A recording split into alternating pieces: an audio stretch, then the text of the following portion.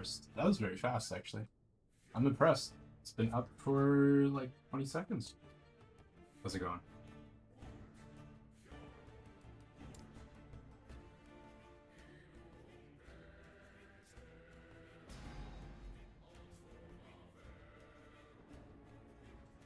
I'm just finishing my lunch.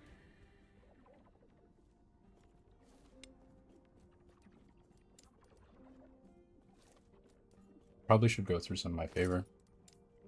Actually, we have a lot.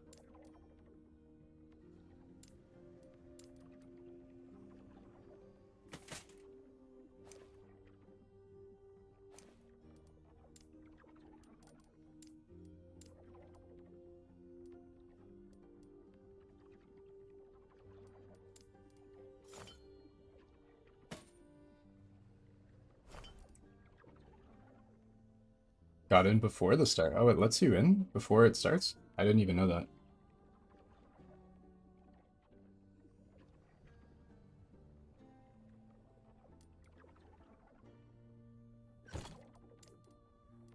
Alright, we'll see what prophecies we want to work on. Probably rings, I think. So we get red ring and we get the phantom grip, which could both be good.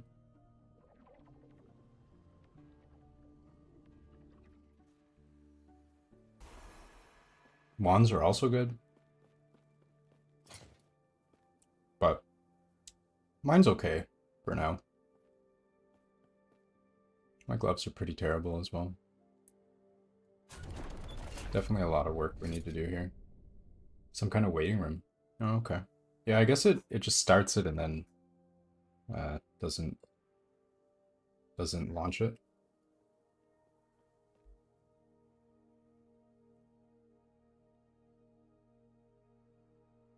Necklace could also be interesting.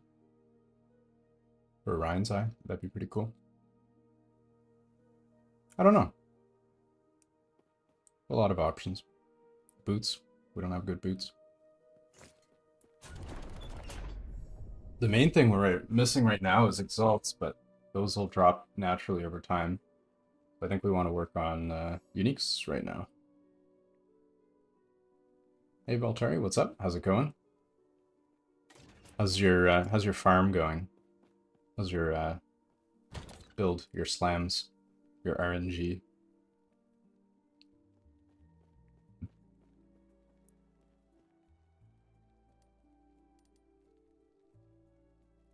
I feel like we do rings. Maybe we just do a mix.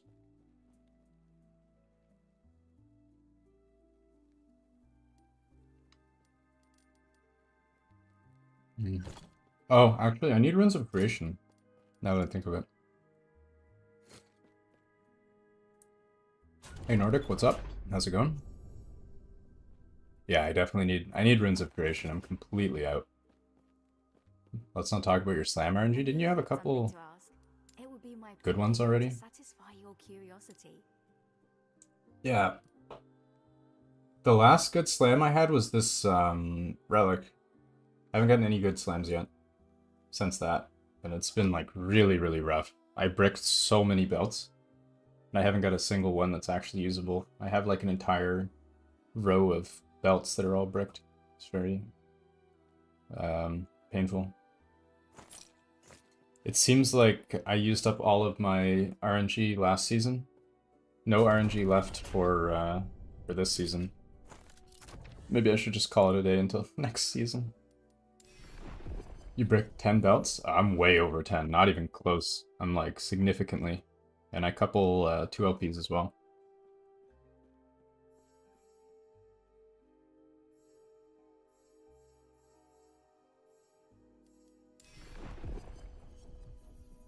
Bolt have a slams for the Riot VK. Didn't hit any. Oh no. Yeah, the slam is very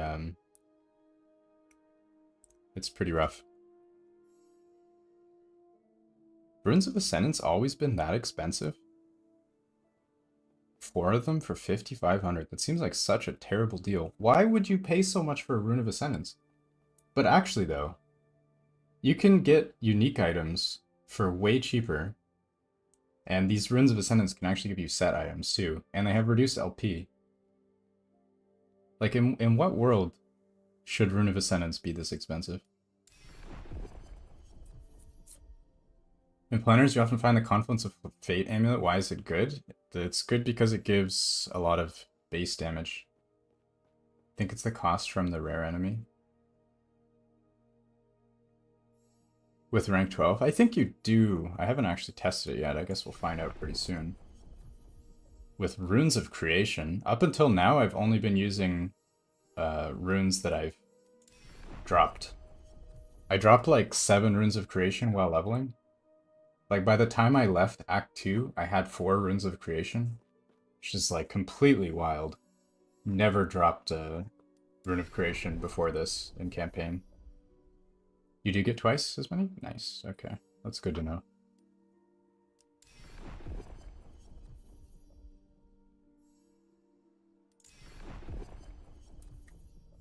Where is my Rune of Creation? There it is. Lagan though. I don't feel like doing Lagan. I'm done farming Lagan. I don't need to kill Lagan ever again. I already have my 2 LP Storm carved. No more Lagan for me.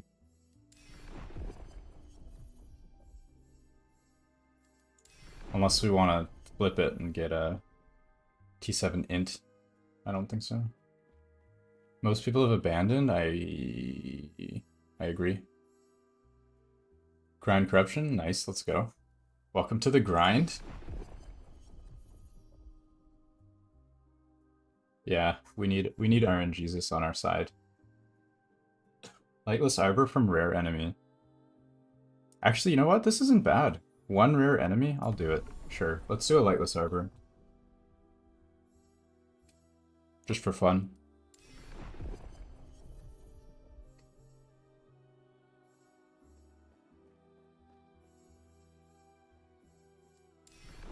Should probably also grab idols while I'm here.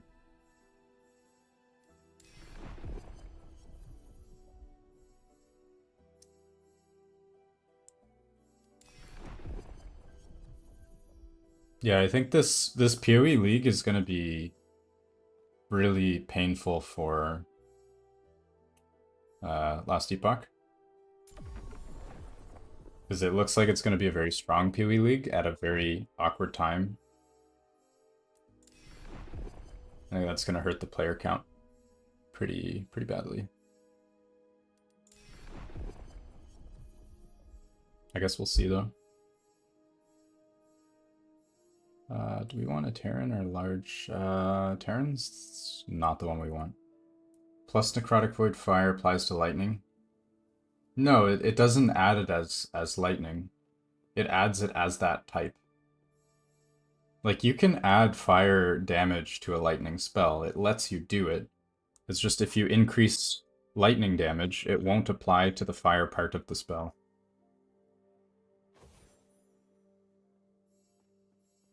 Not very intuitive. I mean, I've probably been asked that by, I don't know, at least 40 or 50 people at this point. So you're definitely right that it's not intuitive. It's one of the most common questions that I get, so.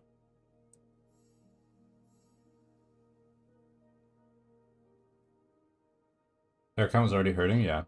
Yeah, exactly. That is true. So these idols are 13,000. Such a ripoff? Wow. Stout idols are so randomly expensive. I don't remember. In PoE, you can add fire damage to a lightning spell in PoE, right? Like, you can use, like, added fire damage or something. Spending favor is 2 to 1 for rep. 1 favor gives you 2 rep.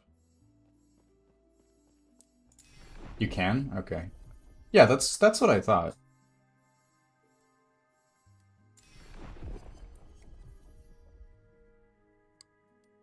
Yeah, because if you look at your skill tab in PoE, it shows all the different elements that a given a spell does, right? Like it'll say, oh, it does like X to Y fire damage and so on. Like it can do multiple, and it actually tells you. It's been a few years since I played PoE though. In last Epoch, you can do multiple damage types, but it doesn't tell you anywhere. Trinity support? I have no idea what that is. That was definitely added after I stopped playing. I have a CoF version. What do you mean? I only have CoF version. CoF is all I play. Hey Captain, what's up? How's it going? How's your grind? How's your favorite grind? You got me thinking with your favor thing. I feel like if you have a very high move speed with the static orb setup, you can just do ritual lake spam and just go through really fast, one-shotting all the rares.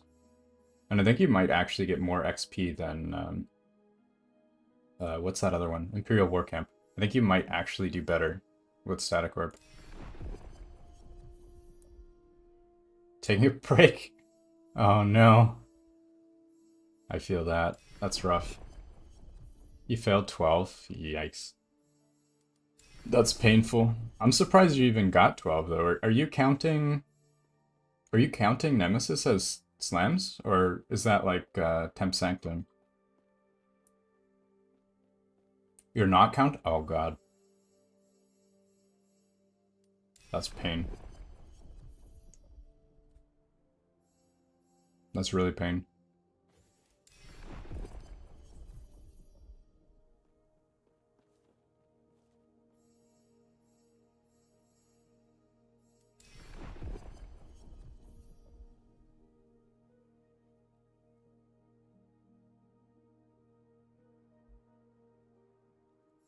You only got...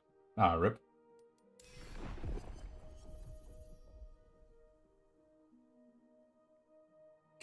You can't beat Jorah to get the... If you don't have good items, I suggest not worrying about the static orb yet.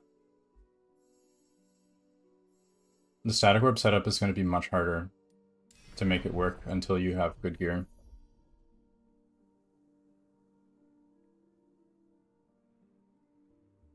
What up, Panda? How's it going?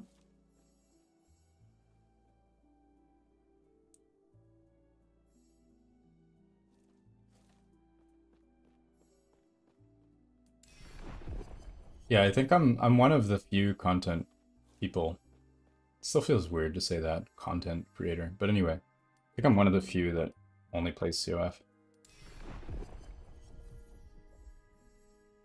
Till you get late cycle, most of the Merchant Guild players are gone by then.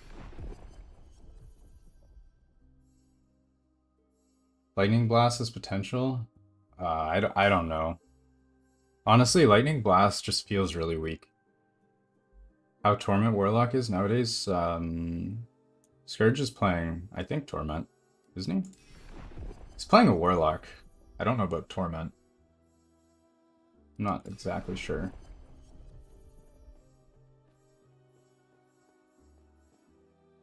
Looks interesting, either way. Yeah, Lightning Blast I feel is in a really bad spot.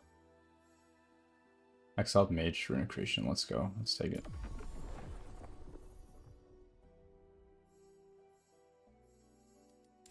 He has like 200% move speed though, and he can just drop stuff down on the ground and it kills everything as he moves. It's kind of a pain if you want to pick up loot, but if you're just trying to get XP for favor, then it's actually quite strong.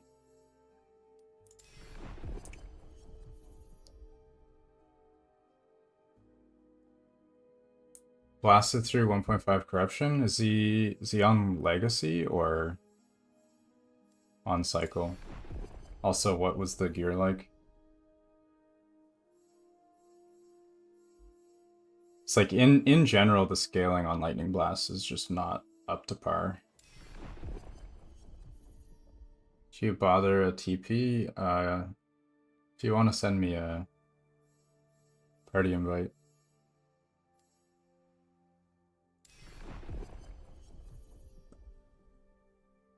Torment does enough? I think it does.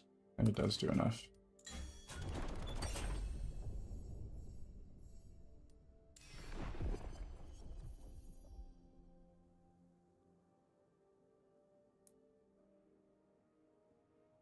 Yeah, I don't know.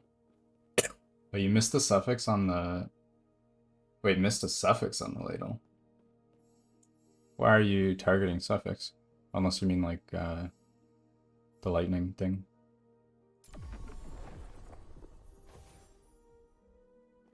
I did try Lightning Blast and I thought it was terrible, personally. But maybe this guy has a better setup.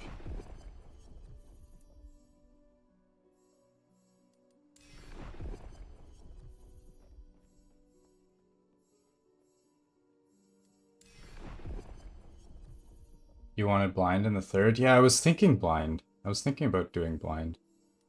Blind feels interesting. Is there a build for my video right now? You can look at my last video on the build. It's the most up to date.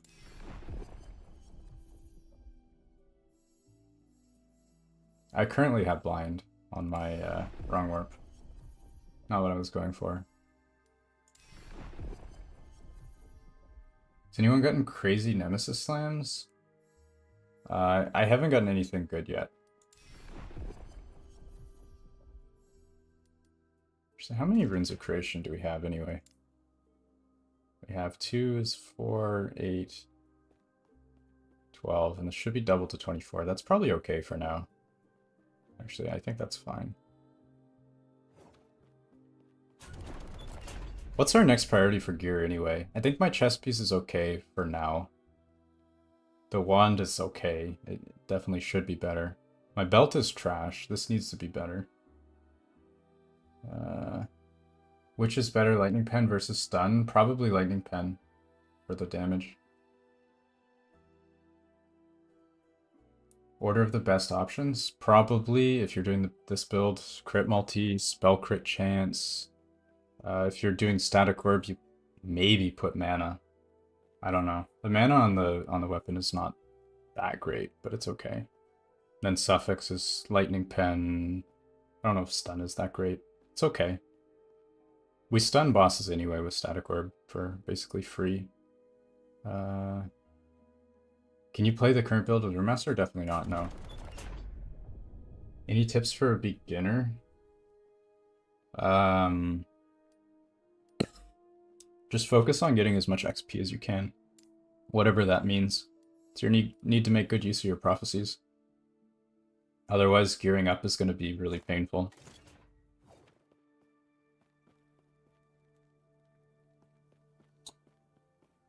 Actually, I might already have the lens I want for this, don't I? You also want to try and get some corruption because you need exalts, and exalts from prophecies is terrible. Yeah, CoF's all about prophecies.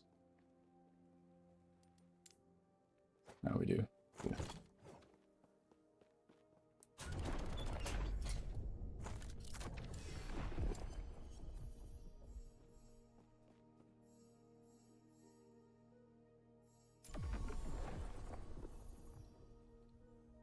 What do they do? If you go back a month or so, I had actually it's featured on my YouTube channel. If you go to the YouTube channel, on my page is my CoF guide. It goes over basically everything. It's slightly out of date for 1.1, but most of the stuff is going to be accurate. We do need rings. I will grab rings.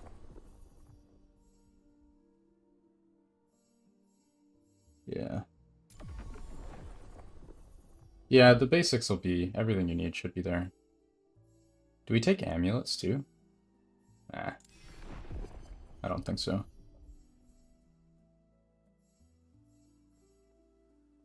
I do need slam bases though. Maybe I do take this. The main thing when you're rolling prophecies, you want to be efficient with your rerolls. You have your number one priority, and then if you take something else, if it's not there, then you save on the reroll costs technically, so. Even if I'm targeting something specifically, usually I'll take other stuff as well. If exalts from CoF are bad, where do you farm them? Well, exalts from prophecies are bad. Like, Just as an example, look at the cost of do we have a comparison here? Yeah, see, this is a good comparison. This gives 12 rings, and this also gives 12 rings. You can see this is 5,000 favor for 12 exalted rings, and this is 7,000 favor for 12 unique rings. But unique rings have significantly higher value. Like, they have a much higher chance to be higher value than exalts. Like, just when you're running a map, like, think about how many uniques you drop in any given map, and then think about how many exalts you drop. Like, exalts are just significantly more abundant while playing the game, especially as CoF because of all the buffs you get. So the fact that the favor costs are very similar for exalts and uniques means that exalt prophecies are very cost ineffective. This is a very bad way to get your exalts. So in general, what you do is you push as much corruption as you can, which gives you rarity. And then while running the echoes, you get the exalts you need to slam into the uniques you get from your prophecies. So you don't get that many uniques just from running maps or echoes. 1 LP 4 crit or a 4 static orb exalted. You can use a static orb exalted helmet if you have phantom grip rings or crystal skull. You need base crit somewhere. Doesn't matter where it is. If you don't have any base crit, then I would use the prismatic.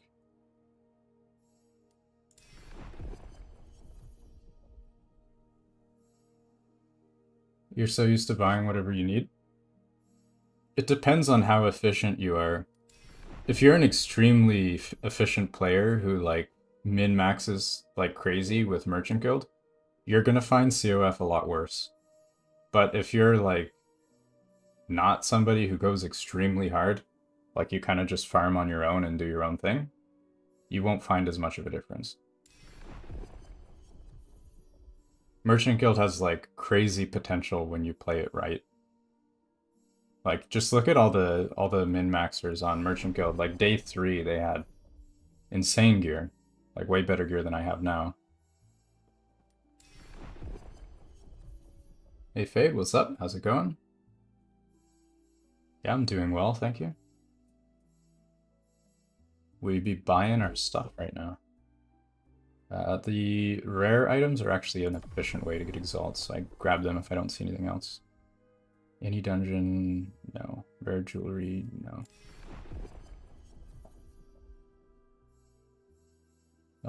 I try to avoid doing uniques in dungeons as well because there's no LP bonus. It's not generally not efficient. A lot of stuff is not efficient.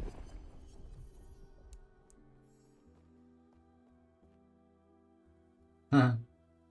You see CoF players, I mean, the problem with that is like, you have to consider the people posting these things in CoF, like for one, a lot of the time, these aren't even items for our specific build. Like they might be insane items, right? But like, it's sort of RNG if they're actually going to be useful for you. And the other thing is that CoF players just grind a lot. Like if you're looking at CoF players and comparing it to Merchant Guild, like you're generally looking at a CoF player that's probably grinded like 5 to 10 times more than the equivalent Merchant Guild player. Like last season, I had LP red rings, like I had crazy gear, but even still, like all of that crazy gear took me like 500 plus hours. And then people look at my gear and they're like, oh wow, CoF is so strong. But then, like, it took me over a month to get the gear that Merchant Guild players had on day 3. So it's like you have to keep in mind when you're comparing between Merchant Guild and CoF, like make sure that it's actually a fair comparison.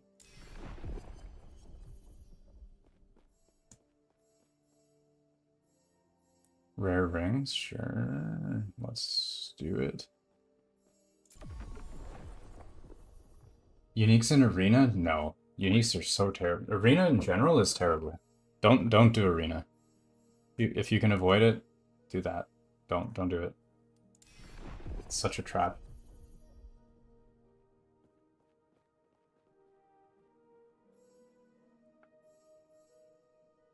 And like for me to get my LP red rings, I had to drop like 38 red rings last season.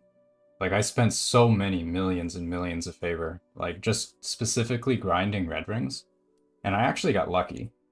Like I hit the slam on my second and third red ring. Like on average, you would have expected it to take 16 slams.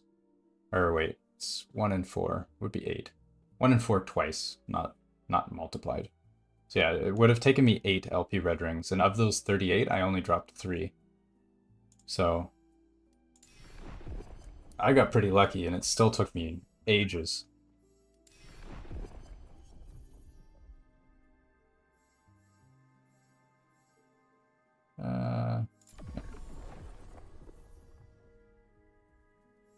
Yeah, I think in general, if you play efficiently, you're gonna get your gear much quicker in Merchant Guild. Yeah, the red ring, I did get the red ring slams back to back.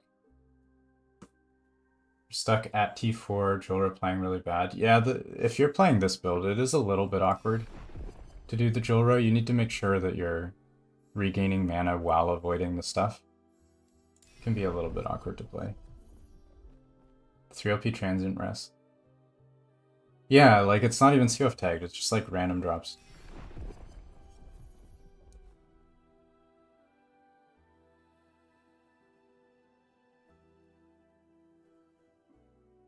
Takes a long time. Yeah, I mean I understand, but like if you go back to like day 3 and look at the gear that the top Merchant Guild players have and look at the gear that the top CoF players have. And then compare. Like it's not even close. Like yeah, you look at like my gear in a month, it's gonna be pretty good, assuming I keep playing, right? But like that's the thing, is like by then all the CoF players are bored and they stop playing. Like I got rank 1 arena ladder last season as mage, but like that was only because the MG player who did it on like week 1, he stopped playing. So like I caught up to him eventually. And then all the other MG players in my Discord just took rank 1 back. So they had better gear than me. Static Orb, Glacier, Meteor. Oh, the Meteor Croc is a bit tricky, yeah. I think that one just like covers your entire screen, right? You can't see anything. It looks pretty rough for boss fights. Should be able to just one-shot it though with Static Orb, right? Maybe take off the Meteor Belt. Just go for the one-shot.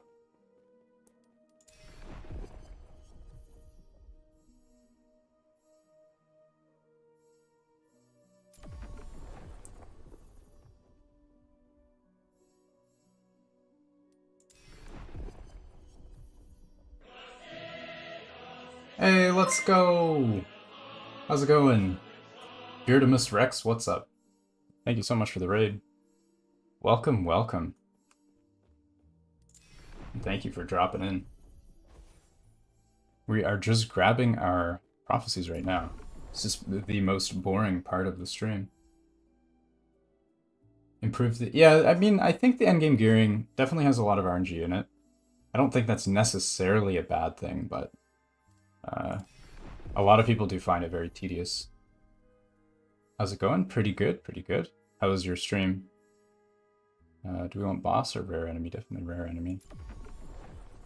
Trying to hunt down a red ring right now. That'd be pretty nice. The dream. It's great. Nice. Glad to hear it. What are you playing? What's your build of choice? RNG, but yeah, you can go days without anything happening. And I mean, eventually that's always going to happen, no matter what, right? Like, no matter how easy it is to get loot, eventually you're going to get to the point where it takes you days to get upgrades. I think the target farming helps so that you're sort of like choosing where you get your upgrades. But even still, like, why does CoF have to be even with Merchant Guild? Nobody says it has to be even. I've never said it has to be even. I don't think that CoF needs to be as good as Merchant Guild. I just think there's sometimes disparities between the two that could be too large. Burning raptors, like fire damage raptors? Sounds pretty cool. I like the idea.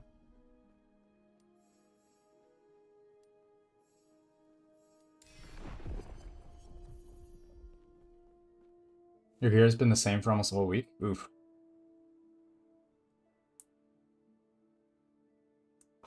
Beastmaster, I like it. Yeah, there's been some pretty strong minion Beastmaster builds the last patch or two. Looks pretty cool. Some of them do crazy damage. You're not crit capped and your belt roll is kind of low. Spark charges to bump the procs. If you're going for the one shot, then the spark charges are probably not going to help you. Just want to like focus on the mana of Static Orb and the crit multi and crit chance and all that stuff.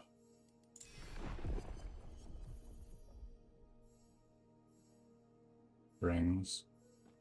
Forever rings. I also just want some stuff to throw into Nemesis as well.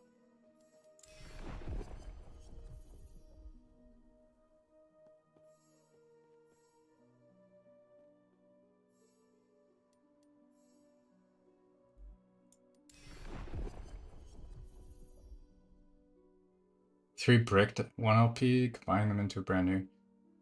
Yeah, I think maybe something. I don't want them to like make everything free, but they could definitely be.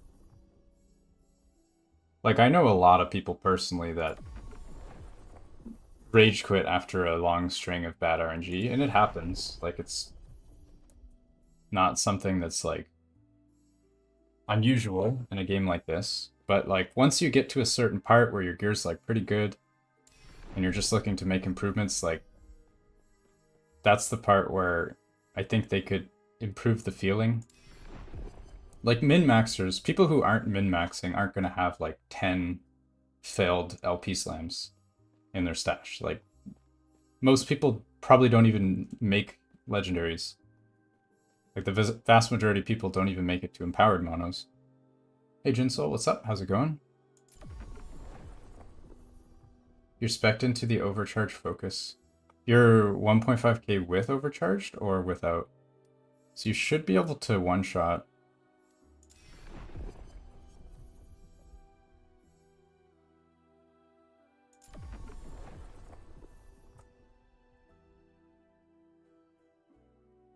Add some way to increase the chance of exalted affixes on items. Yeah, that's what I've been saying for a really long time.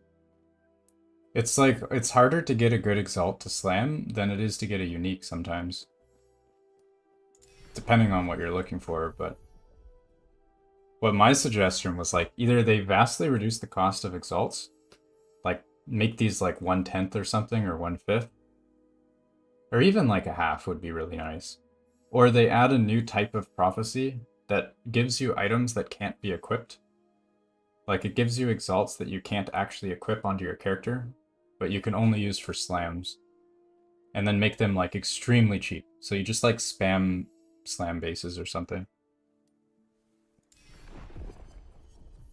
Yeah, I know it wouldn't be free. I think that would be fine. Something like that.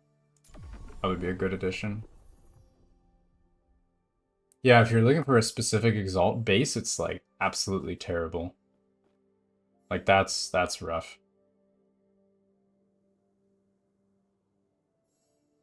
Streaming at work. What are we talking about? We're talking about the bad RNG of Temporal Sanctum and how it can be demoralizing to have a very bad streak of RNG. Exalt base plus experiment. Yeah, it's really rough. Very difficult.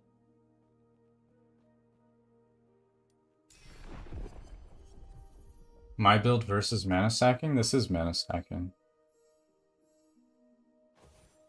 If you're talking about like Glacier and all that stuff, this build has significantly better. Like it has the best clear potential in the game for mage builds at least. As far as single target, Static Orb is basically unbeatable as well. So if you combine the two, you kind of get both. So I do think this is better than the other options, assuming that you have the correct gear. Should be able to put exalted items in the egg? Yeah.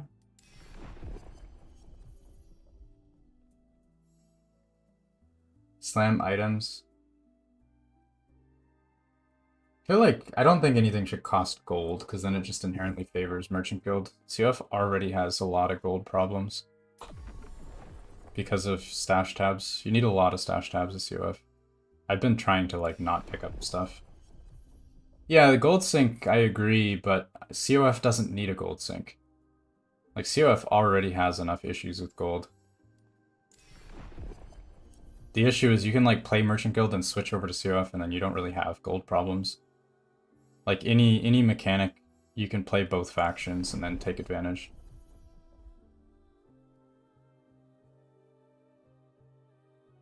You can, yeah, you can link your build if you want. That's fine.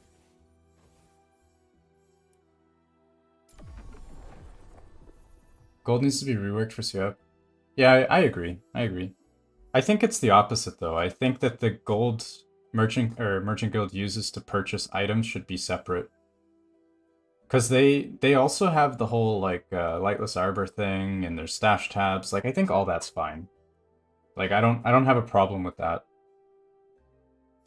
But yeah, merchant guilds should have rework for their currency or something like that. I don't know exactly. You actively pick up uniques and vendor them? Yeah, I mean you can do that. I hate that they did that. I hate that they buffed the gold sell for uniques. It creates an incentive to play the game inefficiently, like picking up stuff off the ground. EHA has always been really good about that, where you're not supposed to pick up stuff you don't want. But now you are. They're like, you're supposed to pick up trash now. Feels a little bit gross. Rank 3 hardcore mage. Let's go. Love it. So happy to hear that. Well done.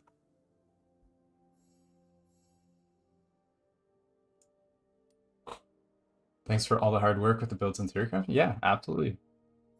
I just wanted something fun to play myself, so I'm happy happy you enjoyed it. Lightless Arbor might as well not exist for CoF. In general, yes, I agree. But if you also have a Merchant Guild character and you have like 1 billion gold, then you can run Lightless Arbor as CoF and you get all your items. It's only really useful if you also have a Merchant Guild character though, which I don't like that incentive. Like the crossover between the two feels a little bit gross.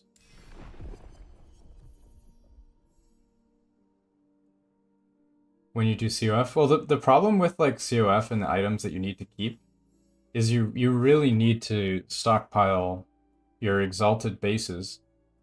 Because if you decide that you want to do some sort of slam as CoF, and if you don't have those exalted bases, it'll take you like weeks. Like you're like, oh, I need T7 int. Okay, well let me go get my T7 ints.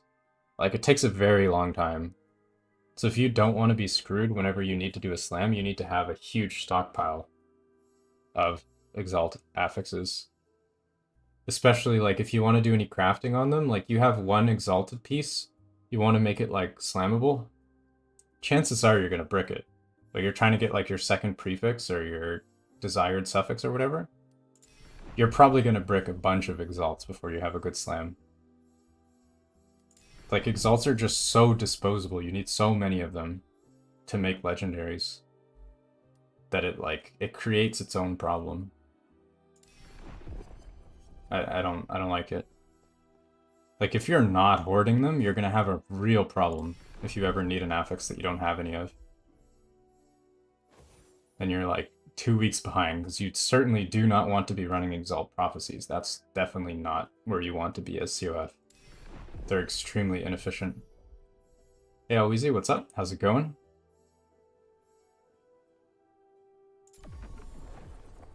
You're not on the PoE train yet? Yeah, I mean the stash is fine. It's also very laggy too, which is another separate issue. Yeah, you basically need to pick up every remotely useful T7. I mean that's the problem with CoF is like it's like I might need this later. Okay, sure, I'm not gonna pick it up. But then if you do, it's like such absolute hell to then struggle to farm something that you need. Yeah, last season I got to 200 stash tabs as CoF, and I don't know how many millions or hundreds of millions of gold I spent on all that, but and then just opening my stash would lag my game so bad.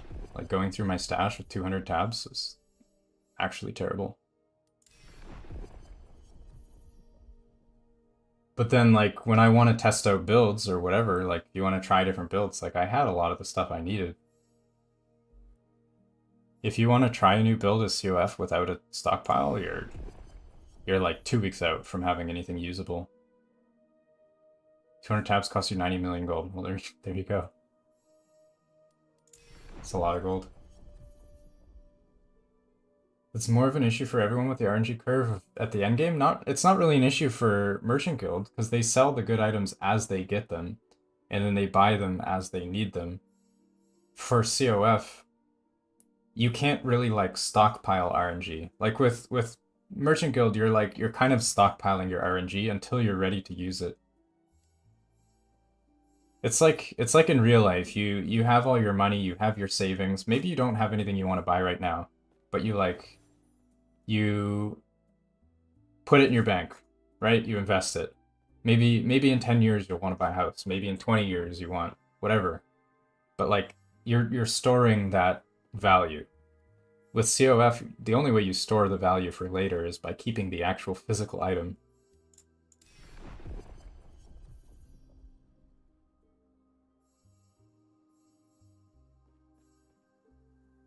Yeah, there's also like the bugs with the Merchant Guild, like the inflation, gold dupes and stuff, but I think the way the system is designed, like assuming it worked as intended, that wouldn't really be an issue, like gold cap or whatever. Plus, even with gold cap too, you don't have to redeem the sale of your item. You can leave it in your stall. You're finishing messing with the Beastmaster. The league starts on Friday. That's going to be a huge rip to the player count. Rip player count.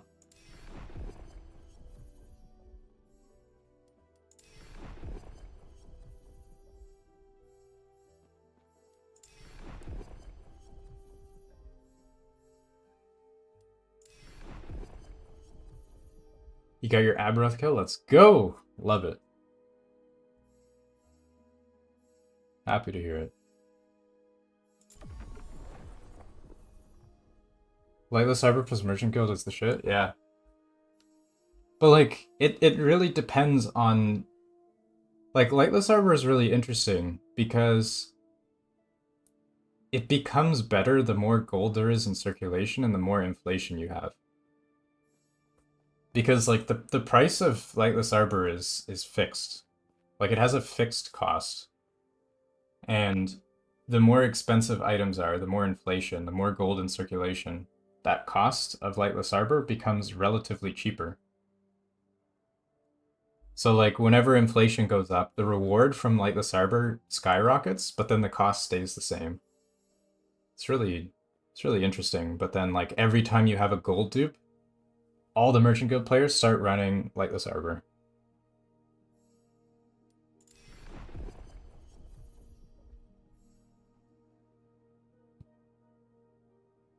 Tabs to be a new currency drop? That'd be pretty cool. Be interesting. I mean, honestly, I think the whole problem needs to be re-looked at. Like the fact that like endgame gearing is about hoarding up many copies of uniques and many copies of the same exalt. Like, it's one thing you have exalts that you're gonna equip, right? But like, I have tabs that are like just full of exalts with the exact same T7 affix. That feels like such a terrible, like it's such a terrible experience. Like you look at PoE, right? You have, if you're trying to craft a crazy item, how much stash space are you actually taking up in that process? Like in PoE, like you want to make your best in slot mirror tier item. How many tabs of storage do you need to finish that process? You need like maybe one, right? You have your base item, you have your currency, and then you're just using the currency on the base item. But in Last Epoch, if you want to make like a, if you want to make your crazy unique, you need like all your tab full of LP uniques because that could fail. You need all your tabs full of exalts because you need to roll the affix to make sure it's the correct roll. Then you need to craft the prefix. You need to craft your suffix. You need to maybe do seals, and some of those are going to brick. Maybe you need to do a rune of removal. That's going to brick some. Like, just in the process of making one, like, really good item, you could have, like, such a crazy stockpile of things. And currency, like, it fits into the affinity tab in PoE 2. In items here, you can't just infinitely store for your next craft. Like, you need to have the items for the craft itself. Like, I don't know. I feel like the whole thing just needs to be, like, rethought. Because, like, okay, like, take all these items. If you're going to use them, it matters that you have all these chess pieces, right? Like, oh man, I'm going to craft on this and then I'm going to use it. But for the sake of, like, slam bases, like, I think the legendary system needs to be rethought. Do I think PoE has a better crafting? I'm not saying a better crafting system. I'm just saying that the current system of Last Epoch, the way crafting works, the way items drop works, is it encourages you to have so many copies of the same thing. Right? Like, I don't know. Let's see. Where's my int stuff? I don't even have that many int things yet because I'm still trying to farm. But like, where's my slam bases? Here. Like, I need so many copies of T7 int. I don't care anything else on this boot. The only thing I care about is T7 int. It feels like such a bad system that I have an entire item, like a whole item that's only purpose is to rip an affix out of it and try and put it on a unique. Right? Like, there's got to be a better way. Like, I don't think it makes sense that items that are going to be used for slams need to exist as an item. Like, why can't this just be like I don't know, like a piece of currency that represents the role in some way, like this could be just distilled into its affix. I don't know, like something like that, right? Special shards, yeah, something. Like the fact that the only thing I care about on this boot is the T7 int. It doesn't need to be a boot. Like the fact that it's taking up space, this one, all of these, right? Like this is just so much garbage. Like, why don't I just put in, like, shards, right? Like, I put my shard into the slam. Like, you build the exalt. Like, why do you need to put the exalt base in? Like, why don't you just have the menu for creating the slams?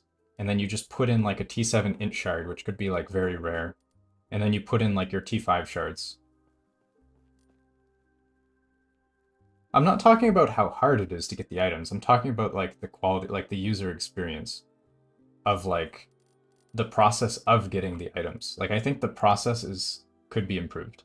I don't think grind is bad. I think it's okay how hard it is to get the items.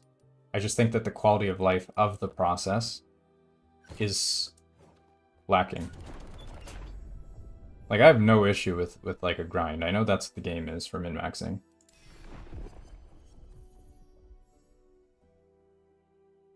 If you fail slams in PoE, I mean, there's not many things that you can fully fail. Like, usually you can, like, reverse or try again or continue rolling.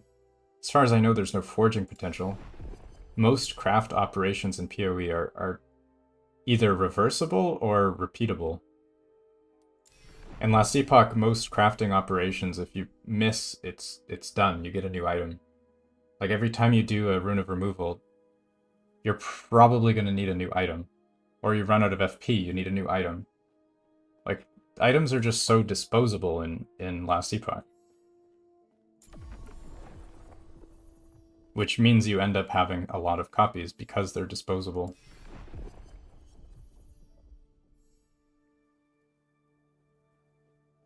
Having a good CO filter, yeah, it's hard if you want to play multiple classes. I have a very strict filter. And if I pick up items for multiple classes, I just don't have enough room. It's just not going to happen. So I gave up on that. It's not really a big deal. Yeah, I don't really have an issue with the last epoch crafting. It's not that big of a deal.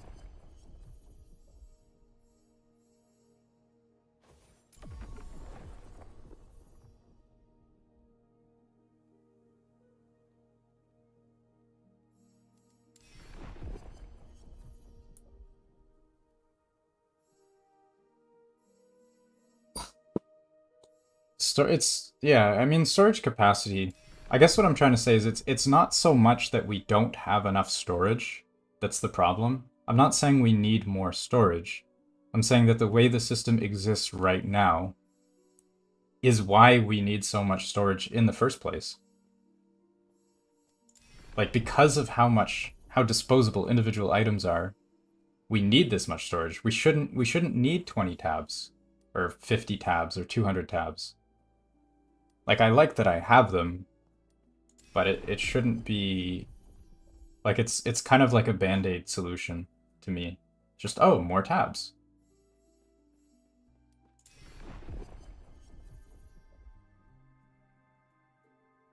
Is it the same if you're hunting for unstable chests on 100 or 250 corruption? You have a higher LP chance in higher corruption. It's not exactly the same. You can't lock items? Yeah, that's something people have asked for. What's my favor strat now? I'm trying to set up the, I forget what you call it, Imperial War Camp farm.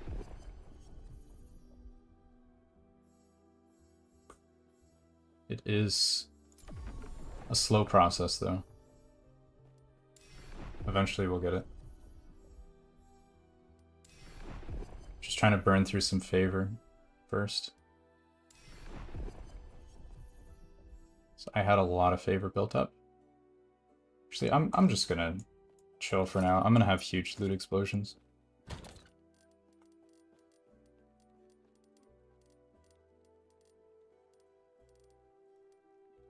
Yeah, I don't have a perfect solution to the issue. It's sort of just like an idea. There's a lot of different ways you could solve the problem.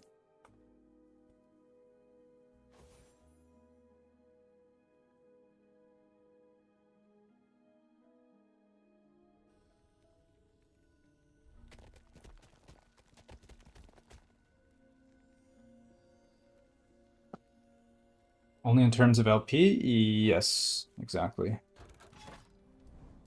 Where are we here? We're trying to find our beacon.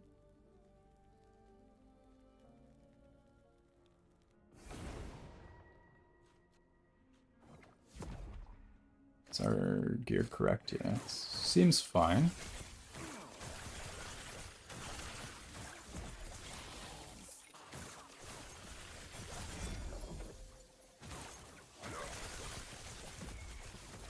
We still need to get the move speed boots. We're a little bit slow. It's a work in progress.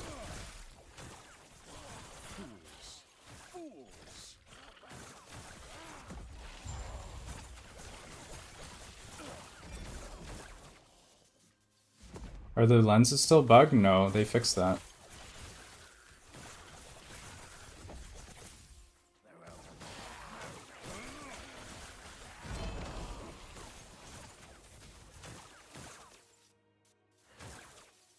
Assyrian?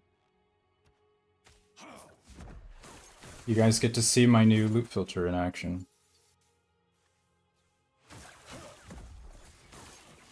As enemies stream in one by one while I'm trying to deal with it. 1% crit? No.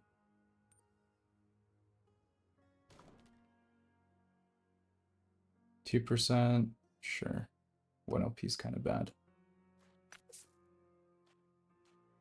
15 gazes? Yeah, you get a lot more gazes of Orbis now in 1.1. They changed how that works.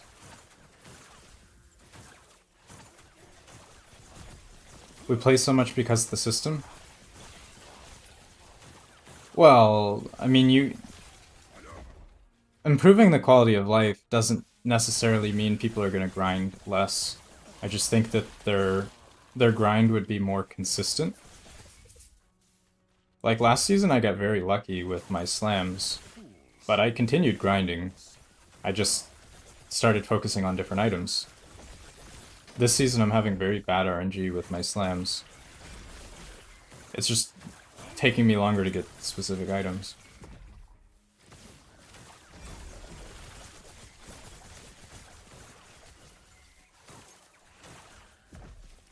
Is the CoF and lens strategy the same? It should be. The Warcamp strategy? Supposedly, Warcamp is just a very high density map. It just has a lot of monsters, rares, elites, relatively good layout.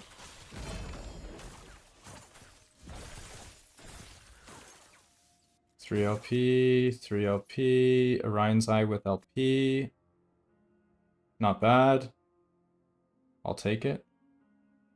That could be very interesting. It's actually a decent roll too. We'll take a look at that after this map. Very exciting.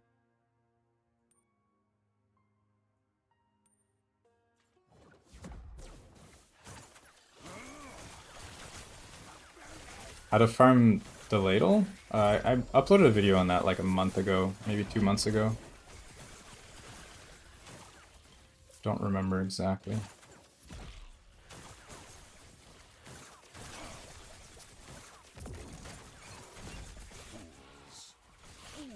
Basically, you just reset a certain echo over and over until you see the mage, you kill it, and you keep resetting.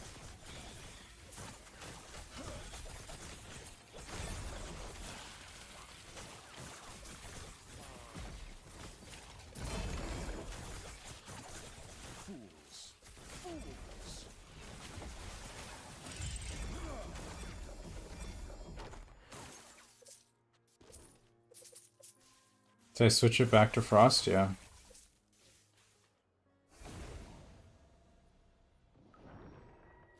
You can stack more Orbis Gazes. Yeah, you only use a maximum of 4 at a time. Exactly.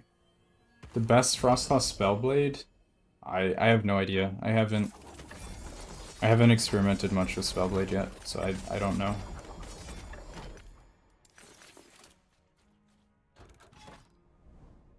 Spend 15 shards? Yeah, I mean something like that would be fine. You just input your shards into the craft instead of inputting exalt items.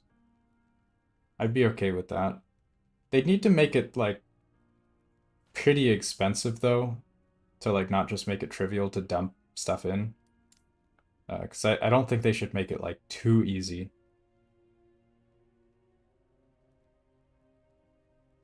Add a boolean, seeing if you completed an event? Yeah, something like that. It's dumb that you can reset. It shouldn't be possible.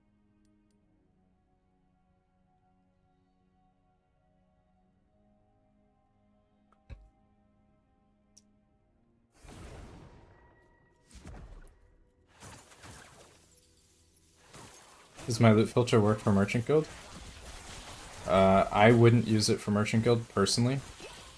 You can take the rules from my filter and make your own Merchant Guild filter though. It is quite strict as far as hiding a lot of unique items.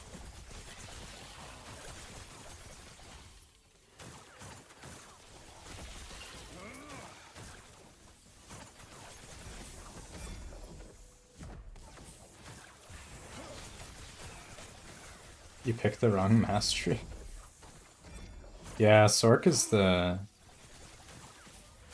Ooh, we just get 2 T7 int rings? Let's go. Beautiful. Did I try Glacier? I leveled with Glacier. Frostclaw is a much better clear skill than Glacier. The clear speed is a lot smoother and faster.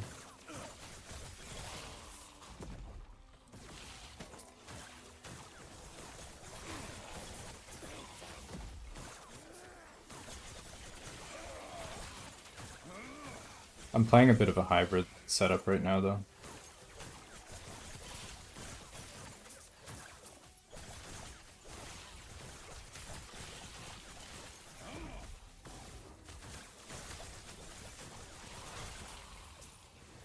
Yeah, I agree. If you could just find a way to solve the need to store so many items rather than just giving us more storage. I also don't think the solution is necessarily to just give us a lot more drops, because that doesn't address the core issue.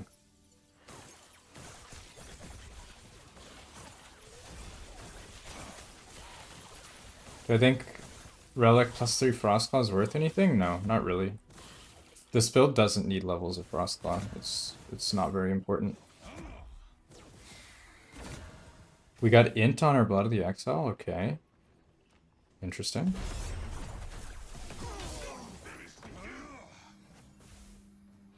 Not bad. It's a good start.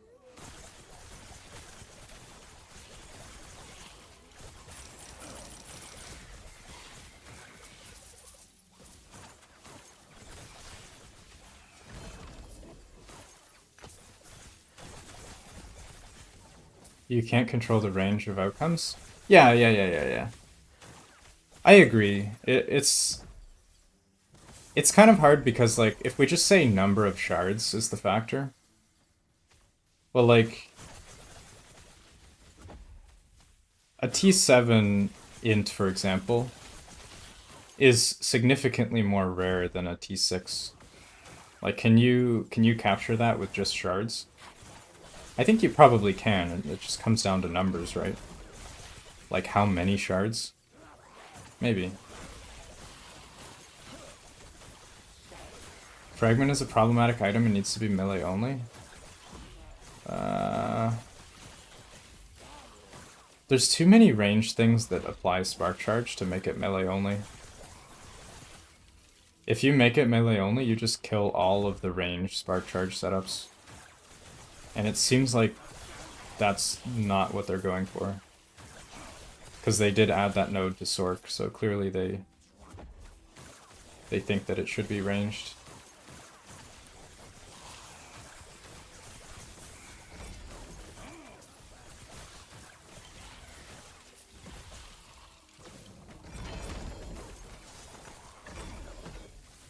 I really like my new filter. I'm having a good time with this. It's hiding so much garbage. Possibly also good things. We won't talk about that, though.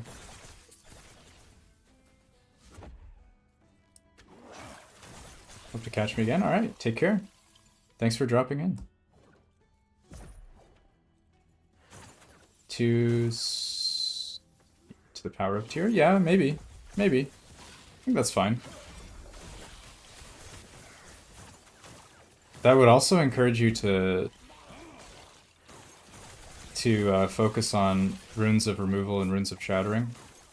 And then you could even make it so that the removal and shatter gives you more for higher tier affixes as well.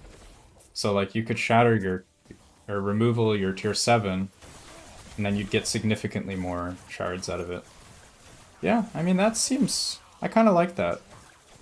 You would just be distilling your exalts down into a storable form, right? Rather than hoarding the items that you don't care about. I like that.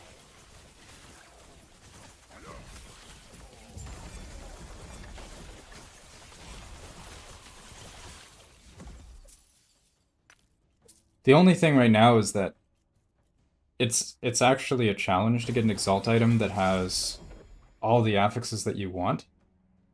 What's stopping you from putting exactly the affixes that you want into the Temporal Sanctum. Like the rarity of having the affixes together is like a limiting factor right now.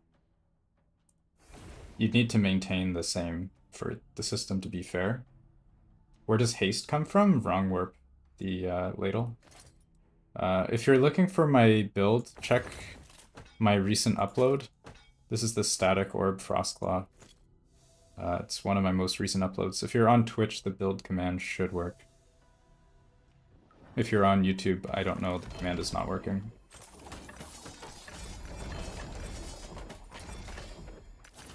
I need to fix that. I'm not sure why it's broken. Chatbot is being lazy. Canyon feels bad, dude. Feels bad. Never war camp. It's fine. You added more rules? I already had a lot of rules. Is Wrong Warp better than Ladle? Wrong Warp's not better than Ladle, it's just different. It's a different option. Ladle gives you a lot more damage with Spark Charges because it multiplies the damage.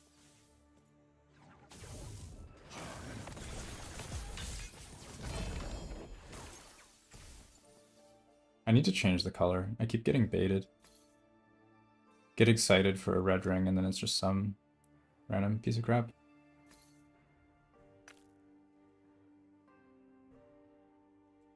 Born of Corruption, you have Despair Glyphs 1 creation? I had 7 creations by the time I made it out of campaign. I don't know how. It's extremely lucky. At least with those specifically.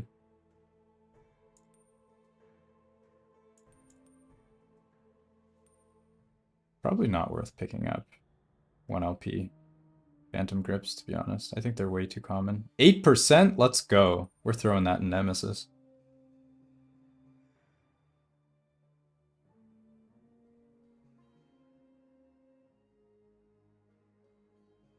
This is starting to give me some PTSD from last season.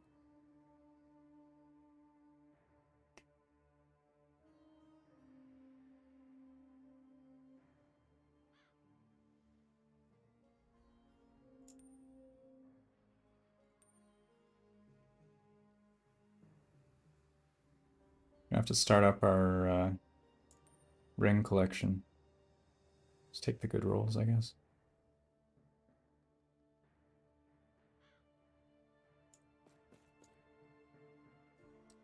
Yeah, I don't know. I don't know why you can't be more specific. You also can't use exactly equal to level requirement either. You can only do less than or more than. It seems like an oversight.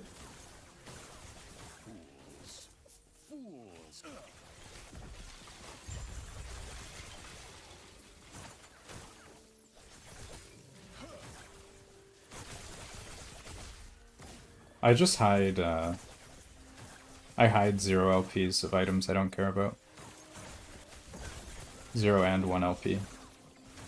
Very strict filter.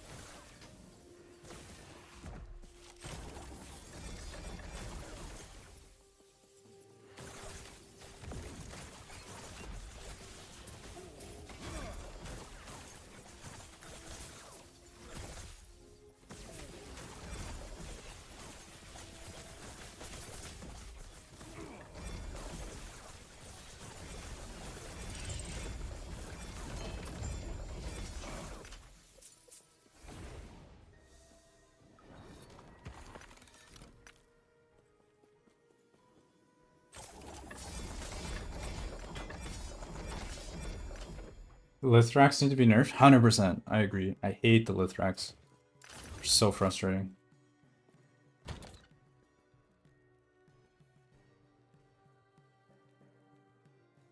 Wrong warp at T4 crit multi? Probably being too specific, I imagine.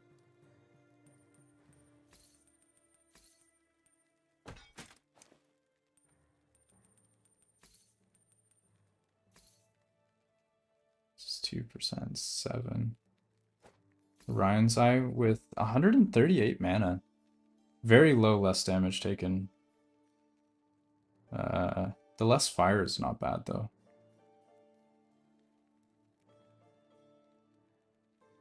That's pretty good, Orion's Eye, yeah. Yeah, that's pretty good. Is there a point where corruption is irrelevant? Probably 1,000. I think beyond that, you just get rarity, which is nice, but not that big of a deal. So we have a 2% 7. We have a 2% 8. I'm going to Nemesis this. If I slam on it right now, you'll cry. What should I slam on it? Probably crit multi, right? I think crit multi is what we want.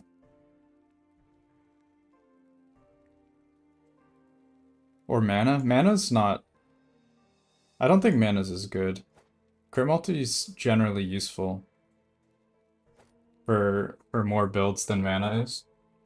So in general, I prefer to have crit multi, because the damage ends up being very similar either way.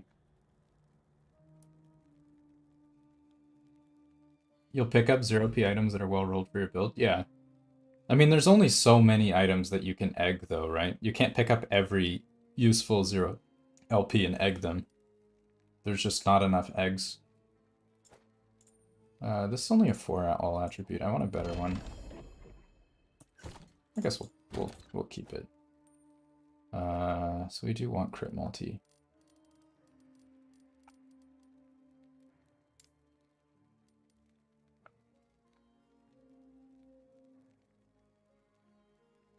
Orion's Eye? I've used Orion's Eye for old school Frostclaw.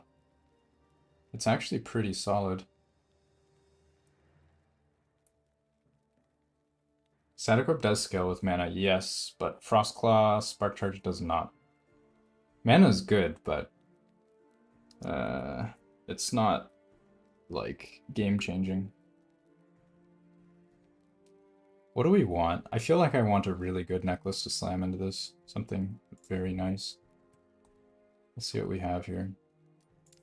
Amulet, I have Spell Crit. Success chance compared to the amount of shards you... Yeah. Yeah, I like that. You put in more shards, you reduce your success chance. I don't know if that's enough, but maybe tweak the numbers a bit.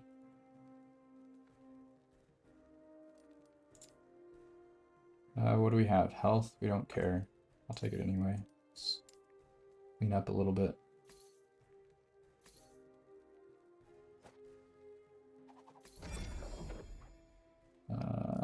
I shouldn't even be showing these on my filter. I don't think I am anymore. Crit multi, mana, cold res. Okay, this is actually perfect. It's exactly what we want. These are the best affixes, aren't they? I think Lightning Pen might be better in general than mana. But mana's pretty strong. And cold res is the res I think I'm lowest on. Because you get fire and lightning from something else. I don't remember what. Passives or something. Actually, where do we? We don't need... Yeah, fire and lightning we already get for free. So cold is the next best. But we get cold from teleport as well, don't we? Yeah, we do get cold for free. This isn't reliable, though. It's good enough. Yeah, this is good enough. And then I think we probably... Next prio would be either Frailty or Shred. I'm not sure which would be better. Why do I use Strong Mind? Because it gives mana and I have a 3 LP. This is like the best base I could get. I get pretty much full stun avoidance, I get extra mana. And I have nice, yeah. I wouldn't be using this if I didn't have a good one. Reroll implicits or affixes on a... Yeah, 100%. I agree. We need to be able to reroll items. Am I using stun immunity on TP? Oh, actually, am I? Yeah, I am. Yeah, true. I forgot. I don't even need that point. It does basically nothing for me. Alright, let's try and craft this. So we have a high roll crit already. Let's try and get a high roll on our mana. 38. I'll take it. Let's order it. Perfect. What's our next suffix? What do we want as our backup? Shred and Frailty are both on Ladle. So either we take a resist, or this is for Wrong Warp. Fizzres we have on our Relic, so we don't care that much about Fizzres. Necrotic Res, I think, is maybe the next best. Void Res you don't need because Orion's Eye is Void Immune. So the only two is Necrotic and Poison for resist. And Poison I think is less important. So yeah, either Shred, Frailty, or Necrotic Res.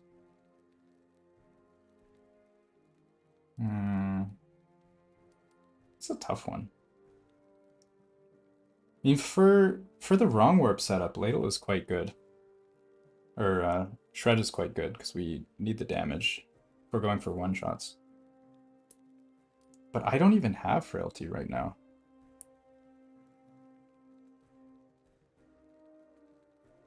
Yeah, I think we do Frailty. Frailty will give me DR. So I don't have any other source of Frailty.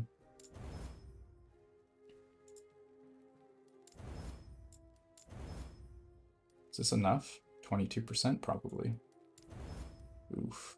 I think we're gonna creation this. This is way too good to not creation it. I'm gonna creation and then I'm gonna slam into the Orion's Eye. I just need to drop my creation. Yeah, Frailty doesn't need a high roll. Exactly. For Frostclaw, with how much we hit, we definitely don't need it. Okay, so we need Exiled Mage. Oh, this is dungeon. Boss. Surprised I haven't actually gotten that. We'll just keep farming. I'm just trying to reveal as many nodes as possible so that I can try and get my beacon.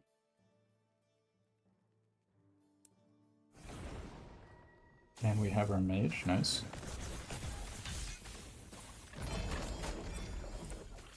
Oh god, lag. So much lag! Thought I was gonna die there for a second.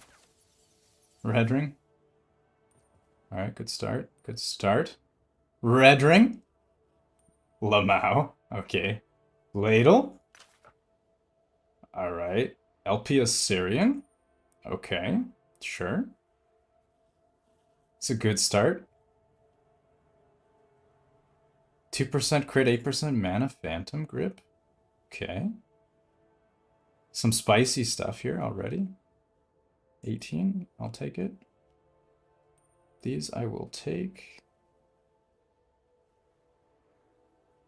2% with 4, not great. I'll take it though. T7 mana. Alright.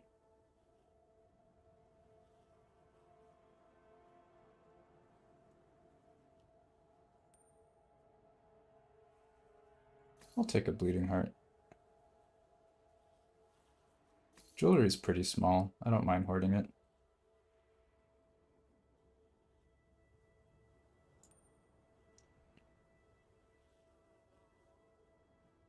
Why Phantom Grip is good? Phantom Grip gives you base crit. So with Phantom Grip, you need much less crit on the rest of your gear. If you have 2 Phantom Grips, you don't even need to run the, you don't need to run Prismatic Gaze, which is what makes it very strong. And why 1000? Because they made changes to corruption in 1.1, where you no longer, what is it? You no longer scale favor gain after 1,000 corruption, it's like significantly reduced, basically nothing. And ever since that change, it hasn't really been worth pushing beyond 1,000. Double red ring though, this is very interesting. They're both low rolls. Both pretty terrible rolls actually. 15 all res, that is painful. Not bad though, it's a good start. Pretty good start. I'll take it. Why don't you just hit the sort button? Because I'm obsessive and I keep my stuff separate.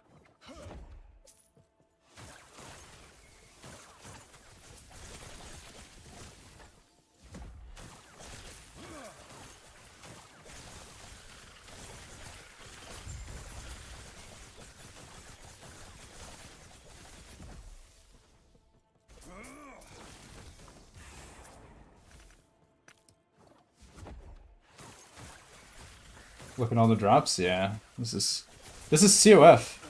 This is the CoF experience. You should see all the ones that my filter is hiding. You thought that's a lot of drops. There is a lot that you're not seeing. I should probably be looking at them to make sure my filter is correct. Now that I think of it. Ah, 4 int feels bad. Sad. How many 4 LP? I don't know.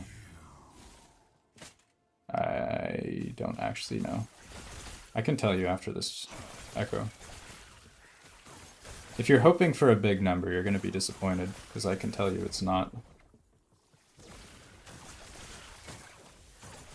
Check your chat history.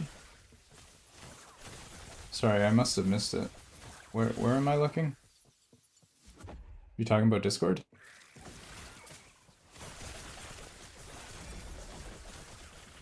You called it? Oh, I missed it. Good call. I mean, you had a pretty good chance of being right. I understand. I've never gone from like a low roll to a max roll with those. Deserving of a ban? Yeah, true. I'm a nice guy though.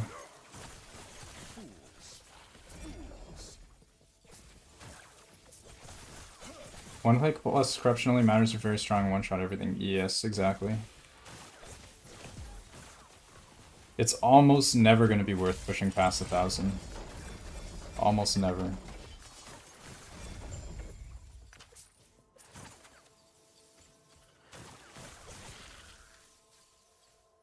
Almost perfect 2 LP strong mind, I'll take it. I don't really need it. Yeah, this is the items that are not being shown on my filter, by the way. Just for context. I did make a video on this yesterday, but they're all like 1 LPs and items we don't really care about. These are all items that are filtered out. If you want this filter, my most recent YouTube video has it in the description, so check that out.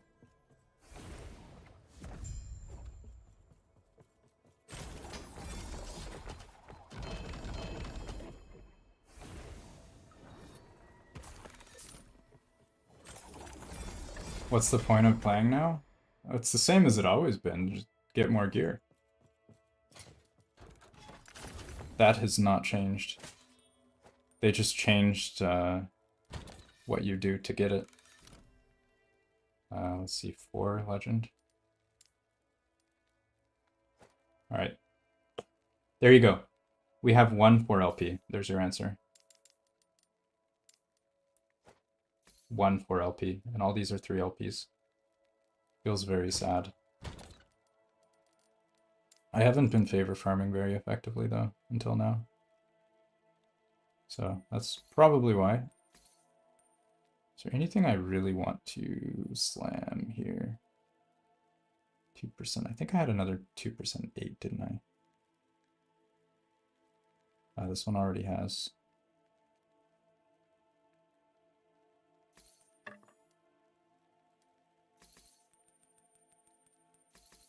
Do you guys feel like they didn't actually fix CoF rank 10 with mages? Like, I'm 90% sure that this does not work with mages. I've killed so many since the bug fix, and I haven't noticed any difference at all. You don't think they fixed it? There or Lightless Arbor? You think Ladle's really... I don't know. Stack the debuffs for higher XP. Yes, exactly. You should do that. That is efficient.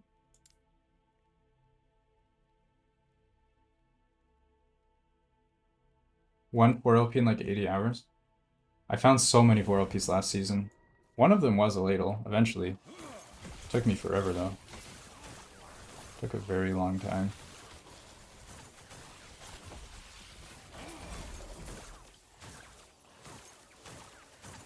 Six ladles, all 1 LP. All of mine have been 1 LP as well.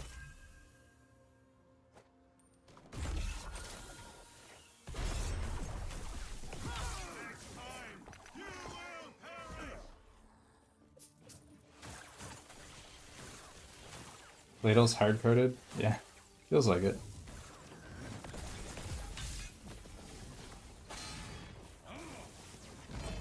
Oh god, I almost ripped myself.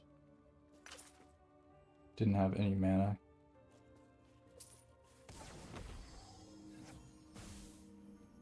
You think it's been fixed?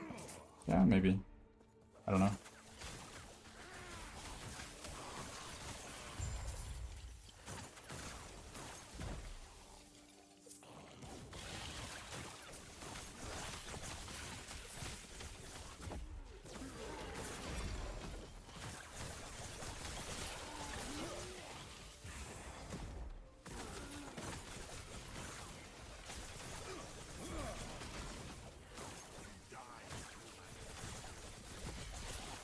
These axe throwers are so rippy. Actually, though. The only 2 LP ladle I have was one that Purse gave me. Every other ladle I found has been 1 LP.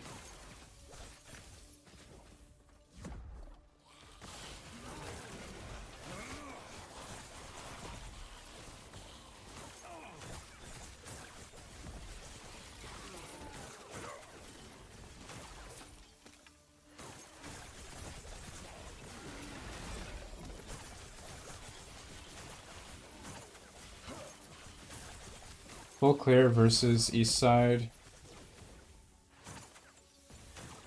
was a 40k per hour difference. Which one was better? The full clear or the east only? I'm guessing east was better, right?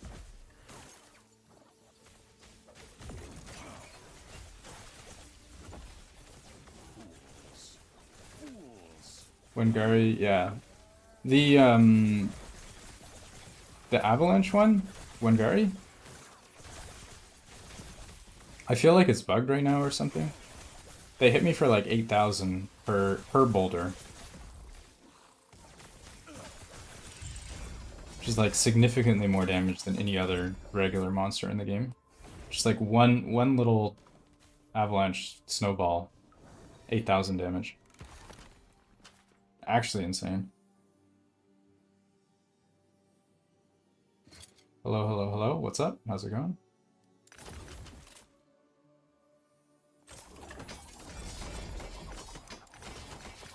Where's my rune of creation? That's what we need.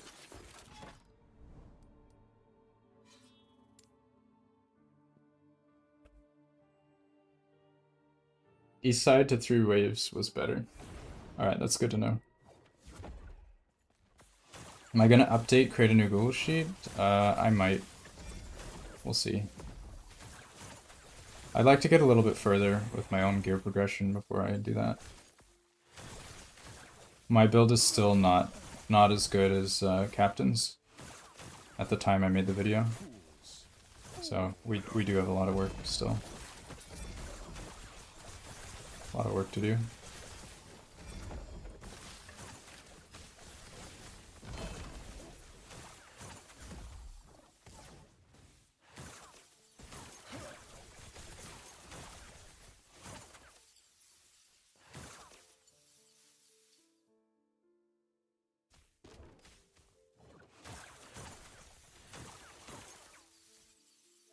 2% and 6, sure.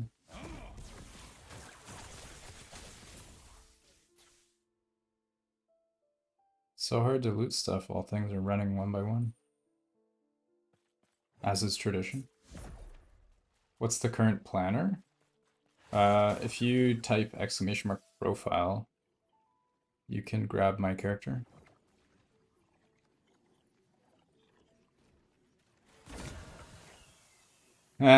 Feels bad. Ally damage on the red ring. Yikes. That is pain.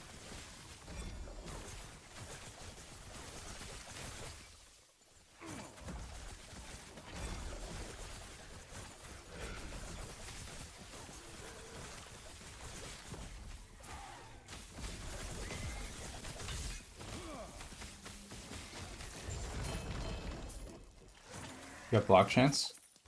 At least that does something. Doesn't do much, but it's a thing. We're streaming? Yeah. We are streaming.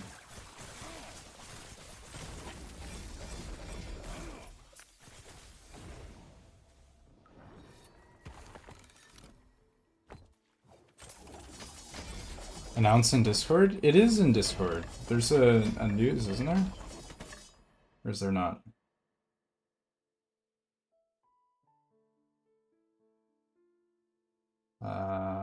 Don't I have a news update? Oh, I don't.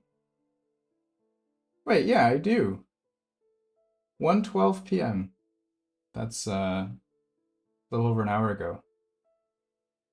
Yeah, there is.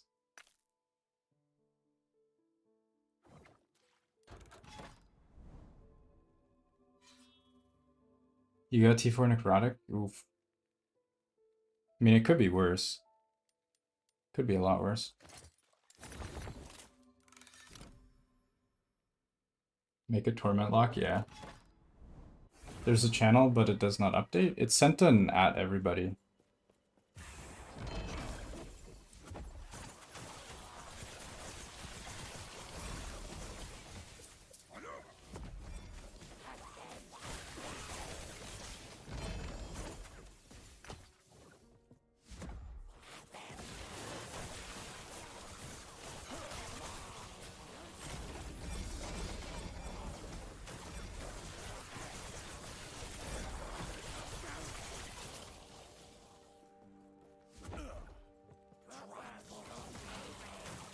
Three for 30? Oof. Yeah, I dumped a few on Legacy just to try it. And it wasn't very successful. How does Dragreth compare? It's not as good. You lose a lot of damage. Sure, I'll take it, I guess. Oh god. We did not have enough mana for this.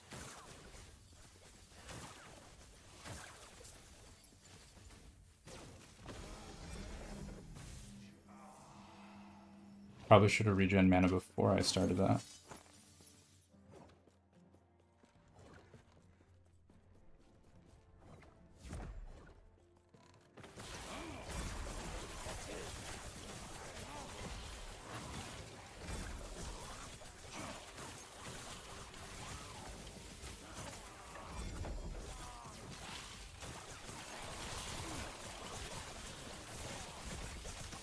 Use Mana Tunnel for a free orb?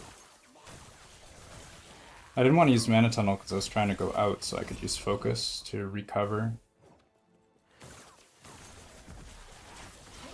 If I'm out of mana, I prefer to just run away and avoid stuff.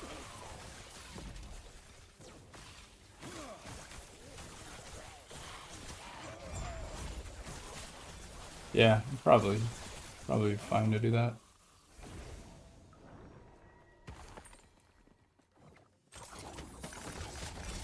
I don't have enough damage to guaranteed one-shot it, though.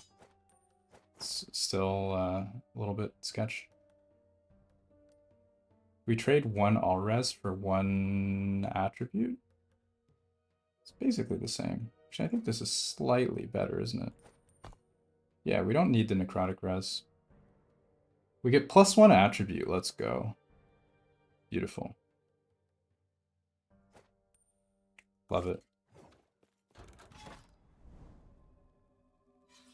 When you put it out for Alchemist 1, you lose 3k damage? Yeah, because you're looking at the damage on your Frostclaw. This number does not matter at all. Like, this number is really, really nothing to do with your actual damage. The number you want to look at is here. This is Spark Charge. This is the number that actually matters. Plus, even then, the more multiplier on Alchemist Ladle does not show in that number. It's not being factored in.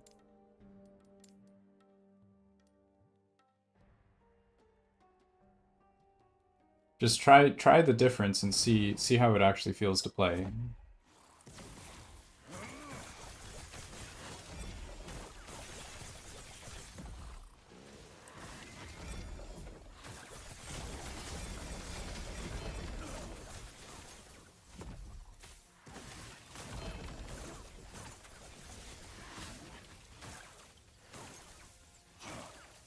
It's annoying that these share a base type.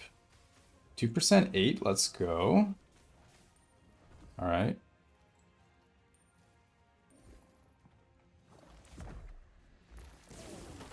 Chat is lagging. Feels bad. Where can you see my actual profile? My profile link is not working on YouTube. But if you go to Last Epoch tools/profile, you can do /FrozenSentinel. Same as my YouTube name.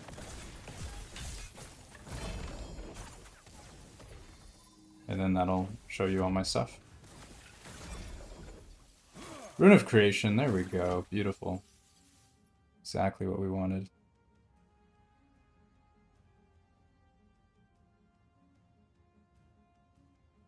%, that's 6.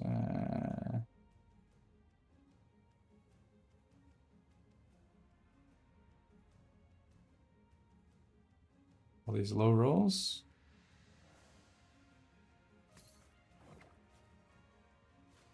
Should probably remove spell damage from my filter.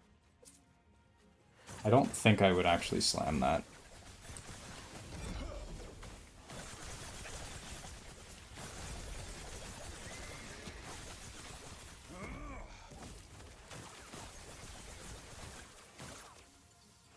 Yeah, I spent most of my favor, like 500,000, something like that.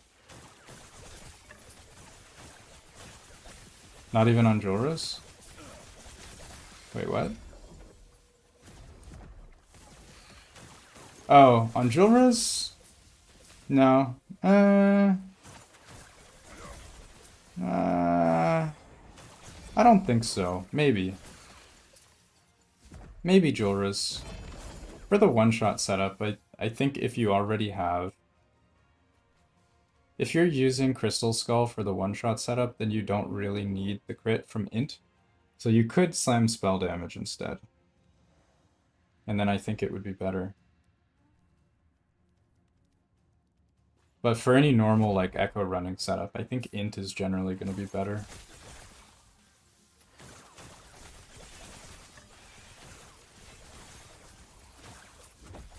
Tier list or advice using unstable core. If you can't get a good one, I don't know. It's probably better to use a exalted chest if you can't get any LP on it.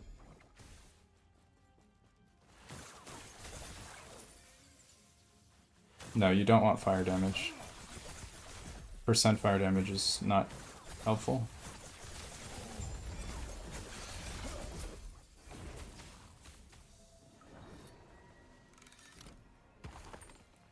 You maxed out a min-max boss setup? Alright. 4 times more damage? Yeah, that doesn't surprise me. You get big damage. Get that big deeps. Alright, let's keep going.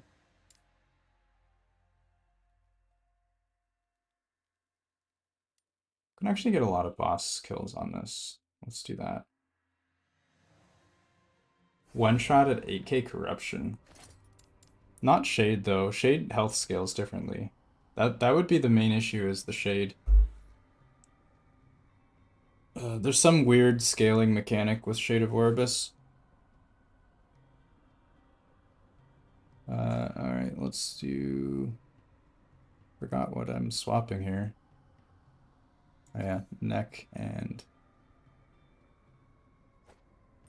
There we go. Yeah, there's some weird stuff. Orbis has like extra scaling.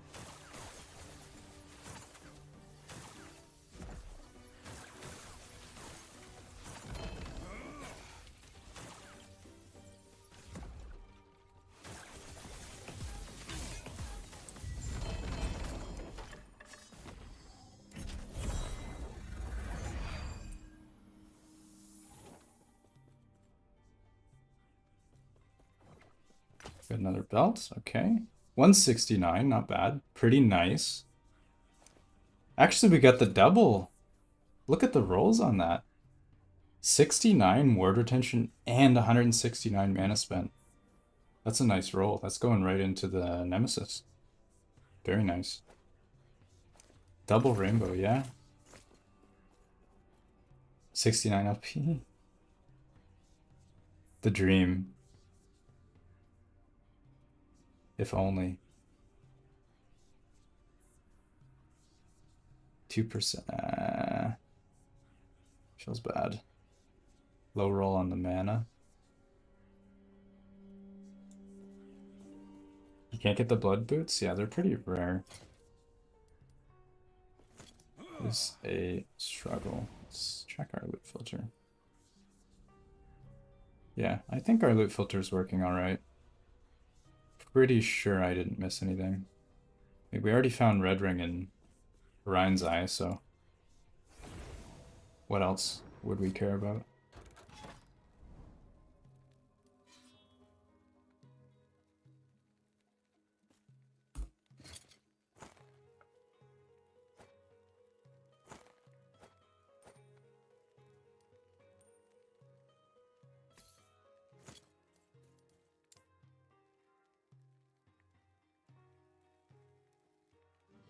Is this the build mashup? This is just like a messy, incomplete build.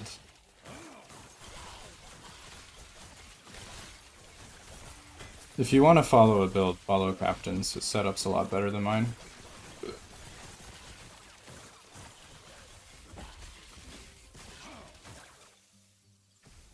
My gear is still very questionable.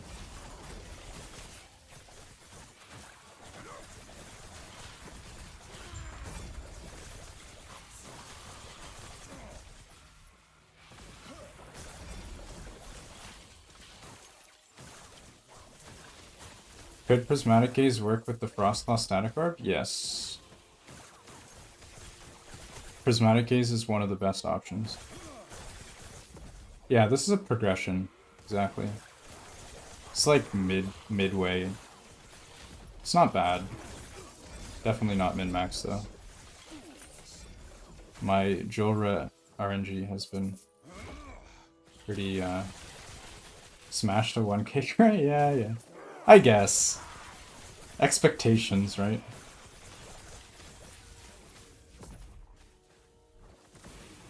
Minimum uniques for the build to work.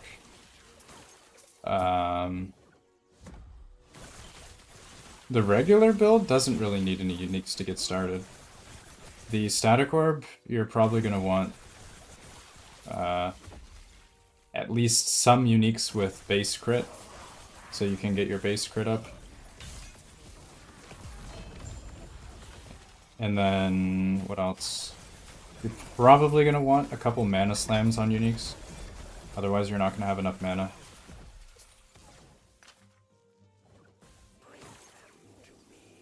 How much mana to switch? Probably like 1500, I think. I'm not quite there. It's a little bit awkward for me still, but it's good enough. I mean, I'm at 1000 corruption with this half-baked build, so it can't be that bad.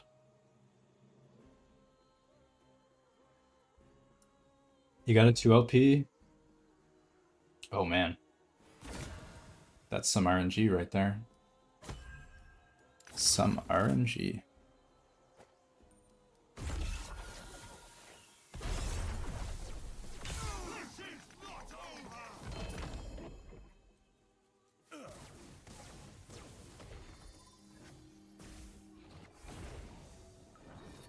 Did I use the creation? No.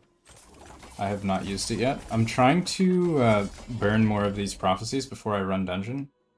Because if you proc a prophecy in the dungeon, you don't have any LP bonus. So I tried to avoid proccing unique prophecies in dungeons. Actually, I might only have one left. Yeah, I only have one more proc. I can go do Temp Sanctum. That's fine. I can start running that already. An egg believer? I am a believer of the egg. Egg crew represent. Where did I put that neck? Is it this? Yeah. Look at this neck. That's a nice neck. Rune of Creation. Yeah. I was looking at that wand. The only problem is it's a kind of a low roll. But I do have that on my filter.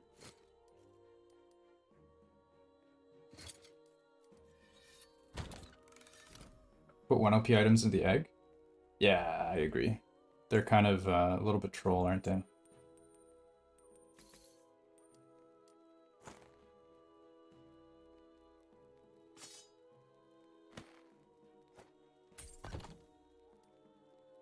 A little bit troll. Alright, how much you guys want to bet that I crash in this Temp Sanctum? Fresh from leveling 70 plus-ish with around 800 mana? Yeah, just use the normal setup for now. The full Frostclaw Spark setup will be treating you better.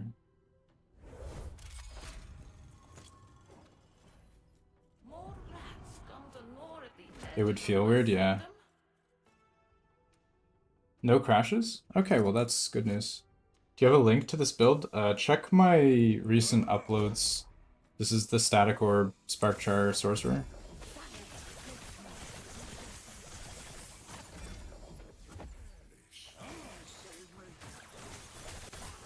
Do I crash? Yeah, that's a pretty common issue. A lot of people have been having that. The crashes.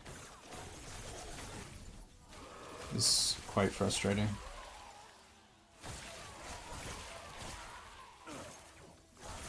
You just crashed 2 hours ago? Rip.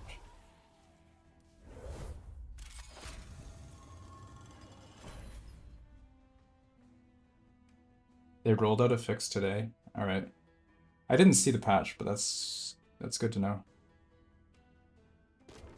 They've been doing a lot of bugs fixes lately. It's good. That was the entire patch. Oh, okay.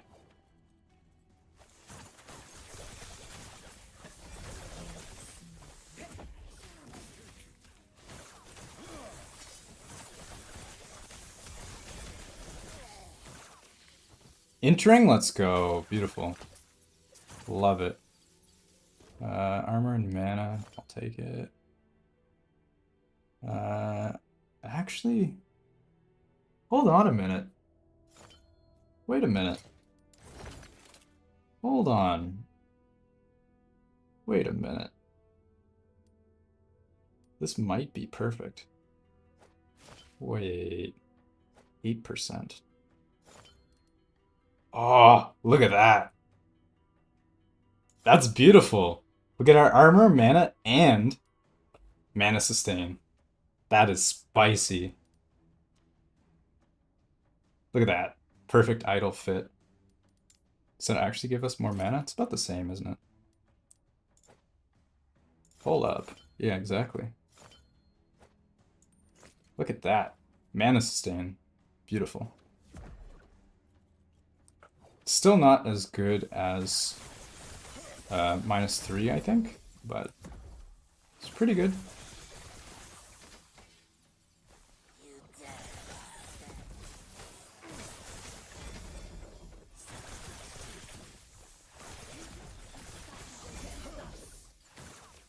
Alright, what else do we have?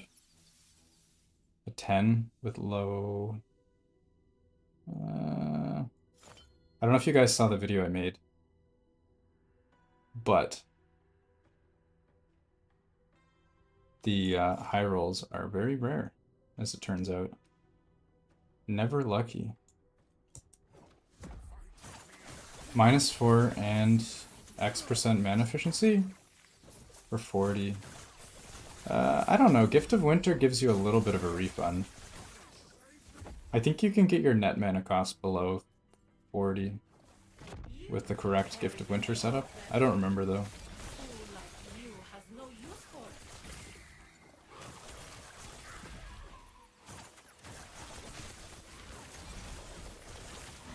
Going through this dungeon is annoying, I agree, yeah. Have we got all of our pops? Rare enemy, not even.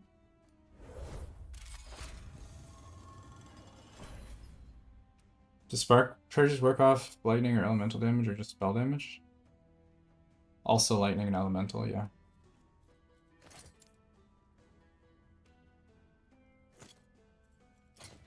Alright. Let's do a switch, even though we don't need to. Actually, I don't feel like switching.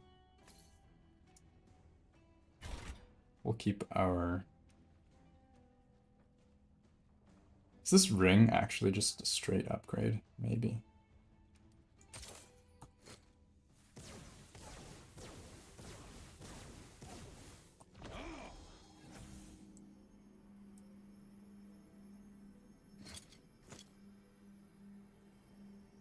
I don't think I need, what do you call it, fractured for this. Oh, actually, I didn't even need that much mana. A little bit overkill.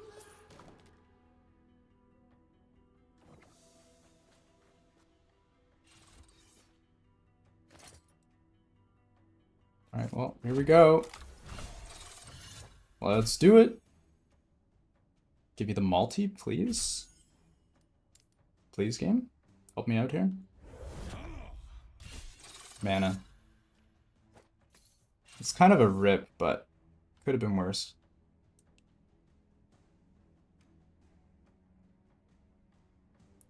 Is that better than my 3 LP? This gives 104 mana with crit multi. This gives a lot more than that. It's 182, 192, right? This might actually be better. Because it also makes me immune to void and I take less fire. Maybe I do use this. So now I don't need void res here. I have a bunch of void res idols. This frees up a lot of idle slots. It's pretty good.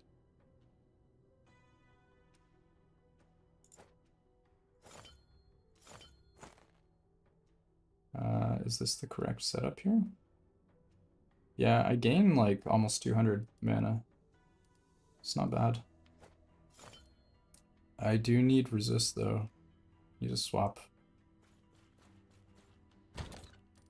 We need necrotic now.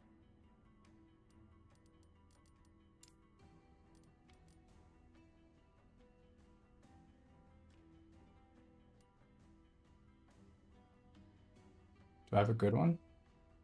17. Do I have one with Vit? 16.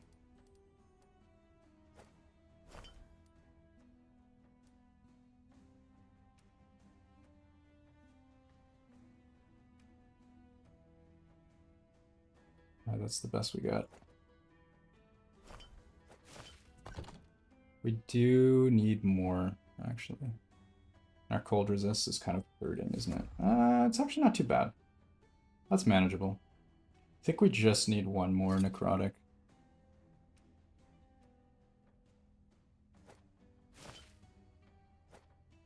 Not ideal. That's manageable. or resistor, good enough.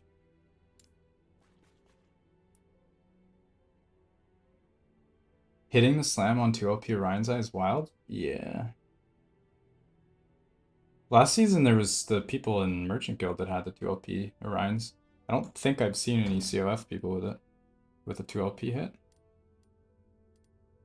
That is a little bit wild, a little bit too wild.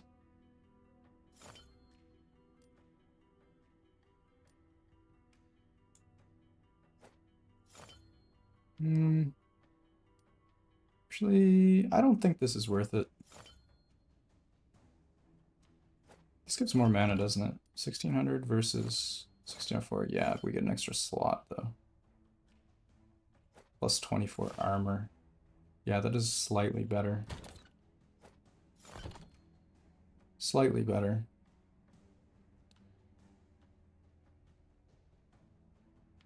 You would consider unrealistic? I don't think that 2LP Orion's is realistic. Yeah. You got 2LP Orion's Eye with Nemesis? That's pretty wild. Yeah, I do get the cap. It's just a little bit awkward because my teleport's not always up, but I can live with that, honestly. This is not really a big deal. To be missing 19 or 21, I guess, only when teleports... Yeah, it's not a big deal. You can perma keep it up. Unstable 2LP, slam T7 int or T7 mana. I have no idea. That's preference. If you want more damage with your clear, you do int. If you want more damage with your static orb, you do mana. But even int does do something for static orb, so I don't know. That's a tough one. Both are good. This is pretty nice. We have some T7 int rings now that I can actually use. So what's our crit chance? 71 plus the lightning. So we have lightning here and here. So this is 52, and we have another 80 in our tree. It's 110. So we're not actually crit capped at all. It's not great. You think int is all around better? Yeah, maybe. You got 3 2LP Confluence of Fates to try. Yeah, Exalts is the problem. That's been the issue. I have a bunch of the Confluences, but it's been a struggle with the Exalts.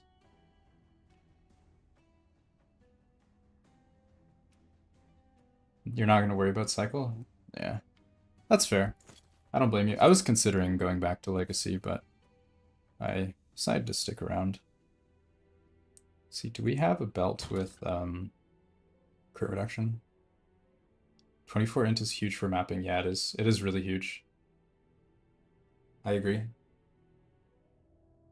I'm kind of on the fence how I want to deal with that. Yeah, so let's use this. This is pretty nice. We lose crit multi though. Yeah, we do lose crit multi. That's fine. It's not really a big deal.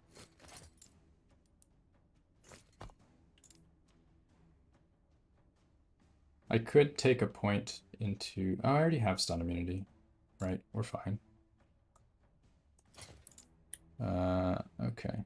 I think I'm gonna put this away for now then.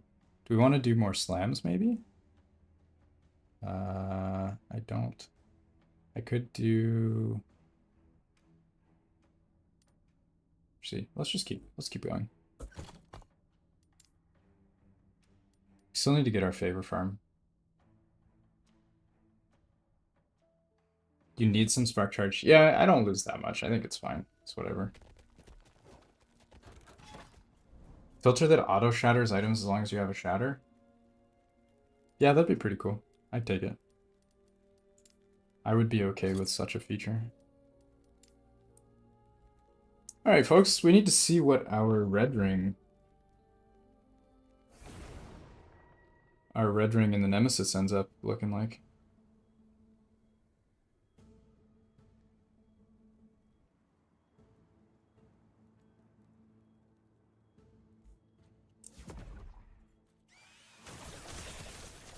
I do really want to get that move speed Blood of the Exile though.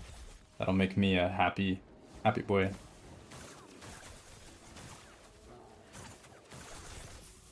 Want to go fast.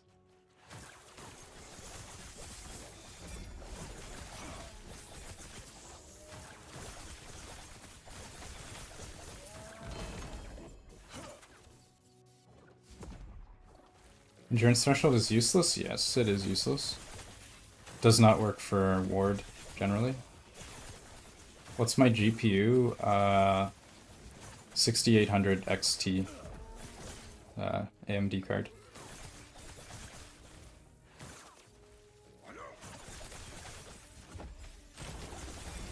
TP on cooldown is 5 seconds. Should be exactly 5 seconds, yeah.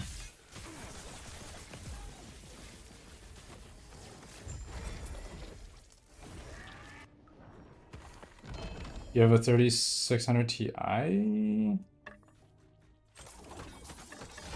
not actually sure which card is better. I think mine might be better. It's a 16 gigabyte card, the 16 edition, so I don't know. I haven't looked at graphics cards in a while.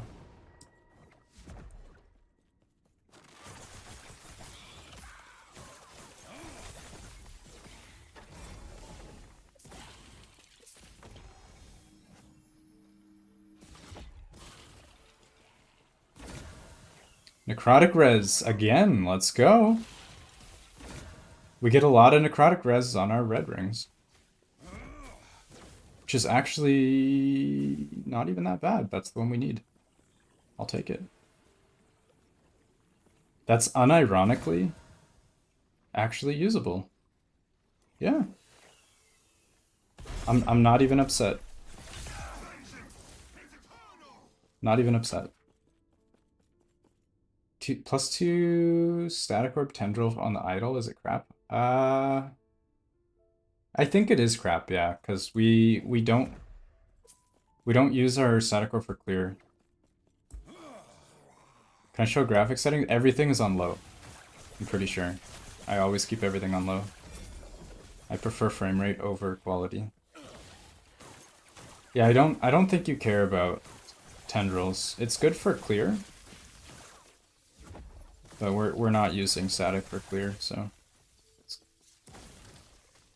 definitely like not important.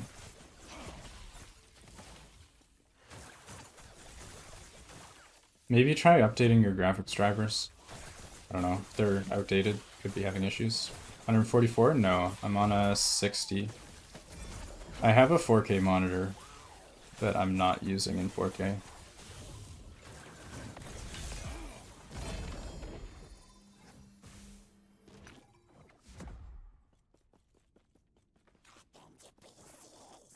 If it goes roll a Warlock? Oh my god. I played enough Warlock last season. I don't think I'm doing it. The best way to get more after Enigma is to just get more int. Int gives you flat damage, gives you increased damage, gives you crit chance. Once you have Enigma, all you need is intelligence. That's it. It's so easy to scale damage on that build. Int on every single piece of gear.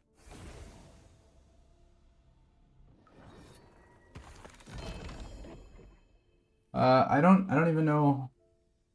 See, my frame rate's 60 right now, but when I'm running in echoes, it's usually below 60. I'm also streaming, to be fair, so that does hurt my frame rate as well.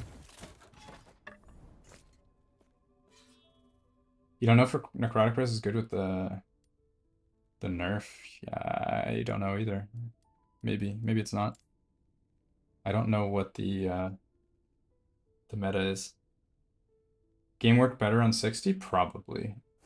I mean, I think in general, if you aren't going to be able to get 144 consistently, you might as well drop to 60. And just get like a consistent frame rate, rather than an inconsistent frame rate. Consistency is usually better for gaming. Is Runemaster garbage? Oh man, that's a spicy question. I think Runemaster's garbage, personally. Hot take. I feel like they just nerfed a lot of the things that made it really OP, and now compared to Sorc, I feel like Runemaster doesn't really have any flavor outside of invocations. And I don't even think the invocations are that strong.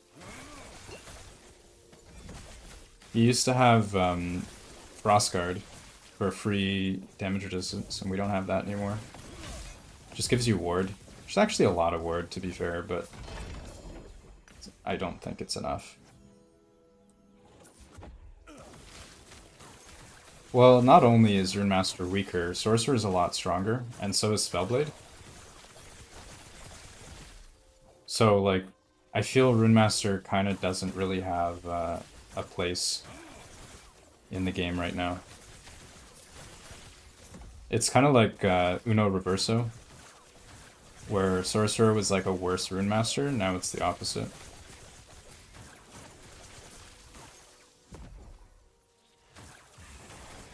I made a video recently where I used the old Nova Frostclaw Runemaster build, and I built it as a Spellblade, and it was unironically better than the Runemaster.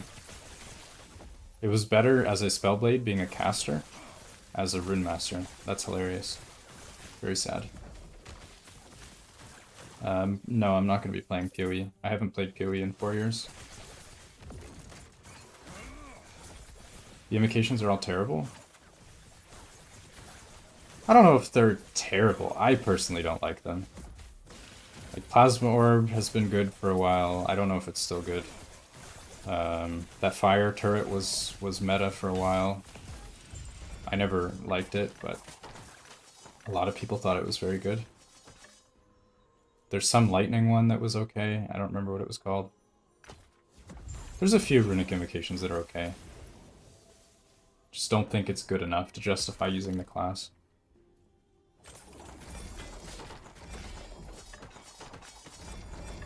What are my main games? Last Epoch and... Well, I started making Last Epoch content in February, and I've pretty much exclusively been playing Last Epoch since, other than a little bit of gaming with the wife, but other than that, it's been pretty much that. Planner link? Does corruption affect egg outcomes? Oh man, I'm like pretty sure they said no. I could be wrong. I don't know if anybody can confirm that. I feel like Mike said no. I don't know if anybody's actually tested though. Planner link, if you want to go to my recent uploads and click the one that says Static Orb Sorcerer, Static Orb Frostclaw Sorcerer, the planner is in the link in the description of that video.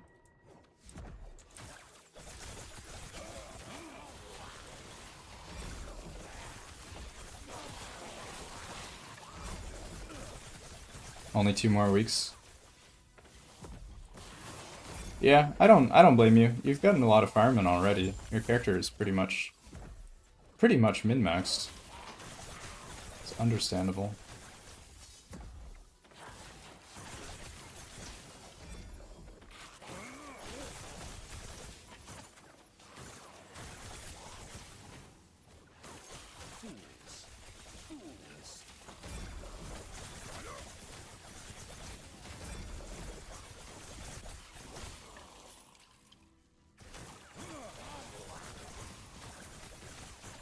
Is this the highest corruption build out there? No, definitely not.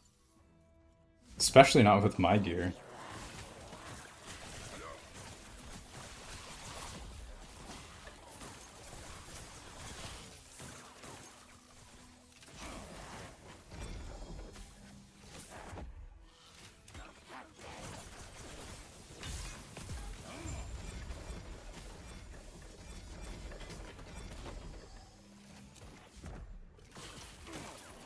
My gear is not good enough to be doing 1000 corruption, which I'm doing anyway.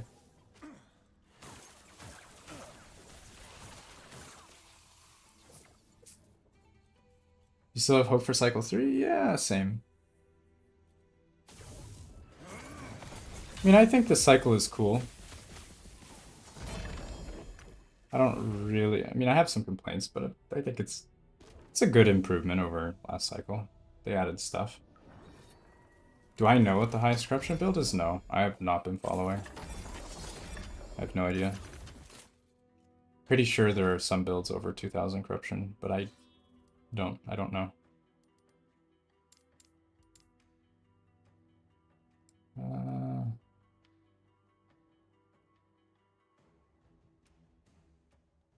You think this build will go to the highest numbers of corruption once min-maxed? I don't think we get enough.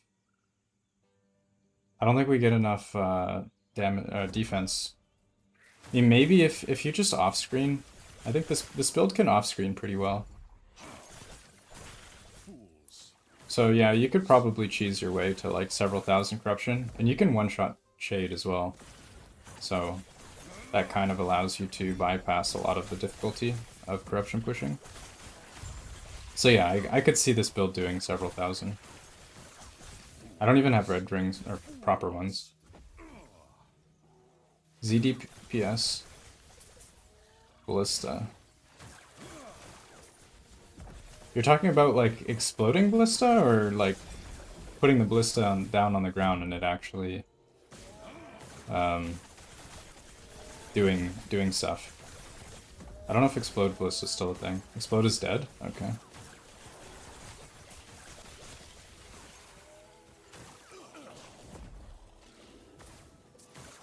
Yeah, I wasn't sure about that one. This is not a build that I played. They cut half the area, right? Hey, let's go! Thank you, Barry, for the sub. Welcome to the crew. Much appreciated.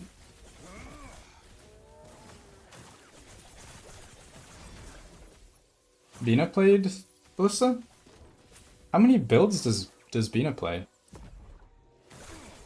I feel like Bina fits in so many builds in like a week or two. I guess he's Merchant Guild, to be fair.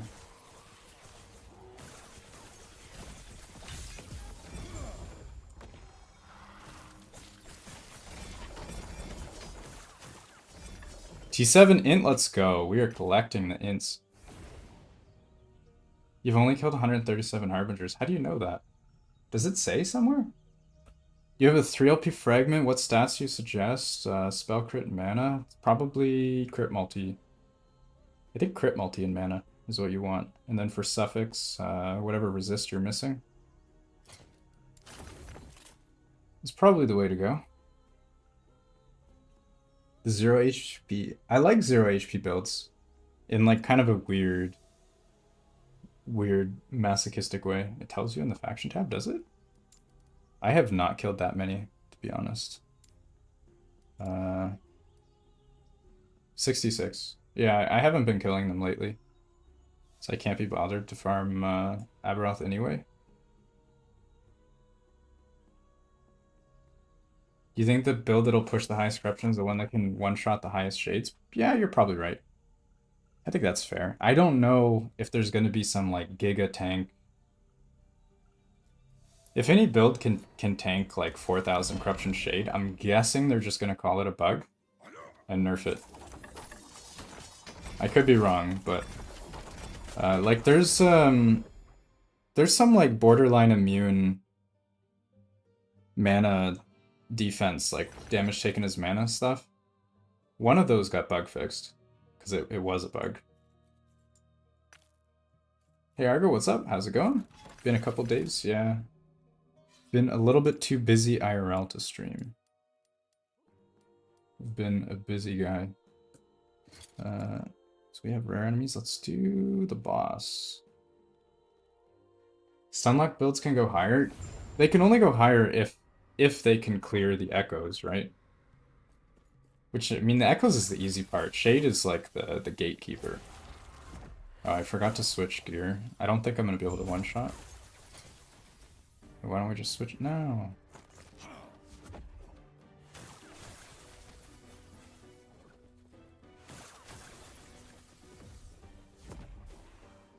Oh. The boss is standing in the pool. Feels bad. I guess yeah, we're fine. 82 feels bad. I'm not even gonna pick that up. If some build can just CC forever, yeah. If you have a perma CC build, maybe. 87 Abros. How many Abros did I have? 11, yeah. I haven't bothered to actually farm it because it is... doesn't really have anything I want. Kind of a waste of time? Yeah, I don't know. What makes Static so strong? It's just the scaling. You get maximum mana into damage. You get more damage per max mana. And then you get another hit damage per mana cost. Like, the scaling on this is actually nuts. You have like a big more multiplier here, you have more multiplier, you have big more multiplier, you have a crazy crit multi if you have plus levels. Like, all the damage on Static Orb is just nuts, but it's mainly these two mana ones that are huge. And you get extra orbs and stuff. One of them are going to be capped. Caps are so lame. Caps are boring. Like, nerf the damage, but don't cap it. Caps are like, oh, you're done scaling. Like, good game. You did it. You've finished. You reached the cap. I don't like caps. No cap, as the youngsters would say. I learned that one on Reddit.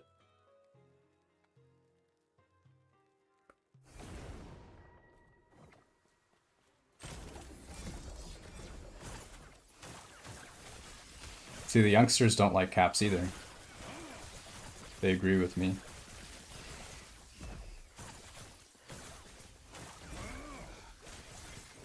They let people my age on Reddit? Yeah. They give us phones in the retirement home. Oh, I didn't have Enigma on. It's like, why am I not doing damage? Because we don't have Enigma.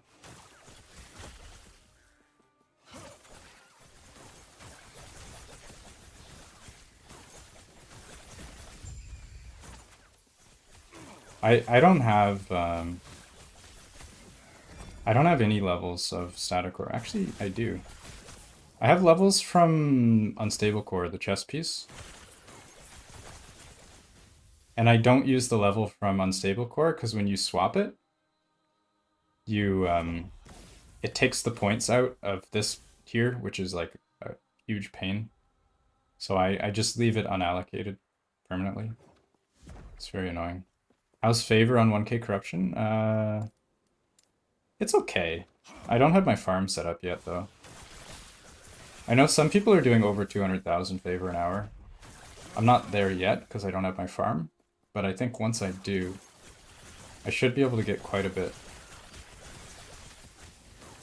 The nice thing about the no swap is you can use the point. Yeah, you're right. Good point. That makes up a lot of your lost damage, actually. I need to work on that. Killed your first Aberoth with my build? Let's go. That's awesome. Happy to hear it. Congrats on your kill.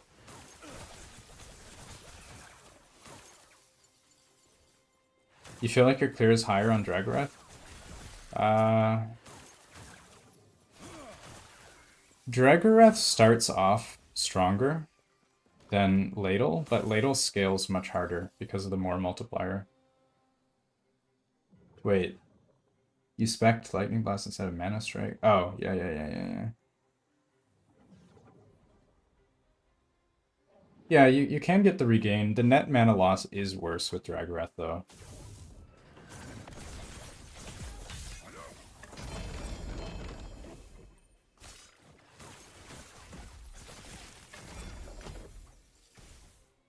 I haven't tried Dragarath Claw in a while.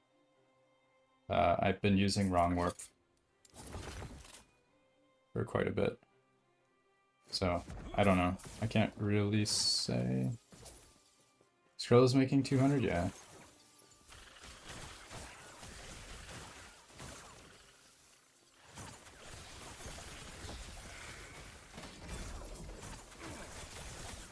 You lost hardcore Sorcs with the...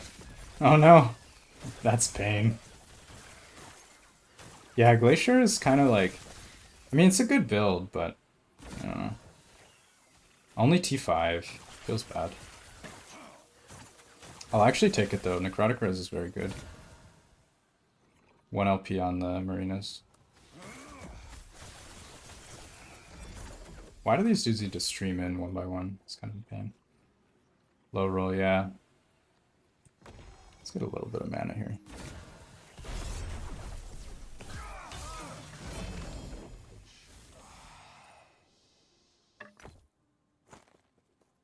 What's the minimum gear to transition? You probably want like 1400 mana, ideally. And I think that's pretty much it. Maybe like at least 100 int so that your spark charges do damage. Otherwise it's going to feel awkward. Ripped at 95 and 98 on hardcore. Yeah, that is painful. I agree.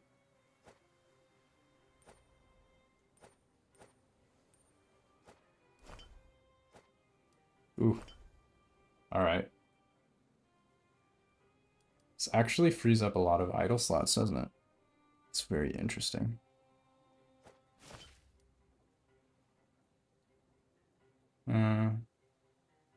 What's my spark charge damage? It's I think like 23,000 on spark charge. How do you do the boss kill? Oh, you just missed it. I did one a couple minutes ago. Yeah, let's put some more mana idols in here. We don't really need resist, but yeah, we'll put some mana idols in there. Get some more mana, some armor maybe.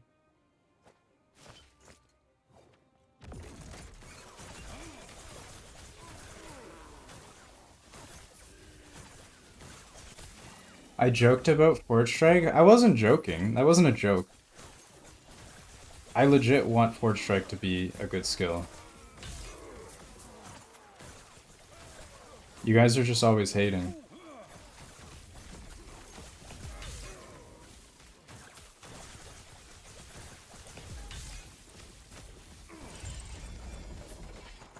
Did I see the Smelter's Wrath one-shot?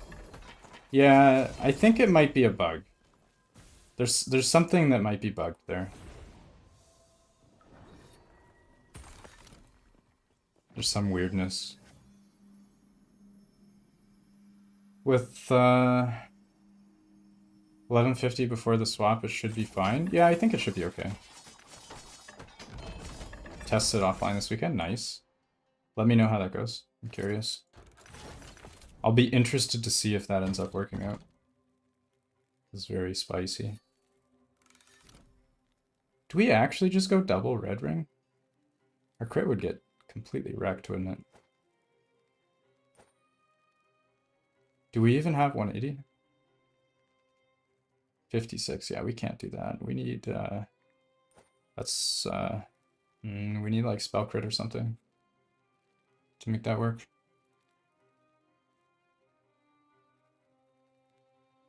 It's a bug with how the rings apply armor. Yeah, there's some weird bug thing going on. I don't know exactly what it's doing. 12% increase. Do I have a 12? Do I actually have a 12? No, I don't. I only have 11s. That feels bad.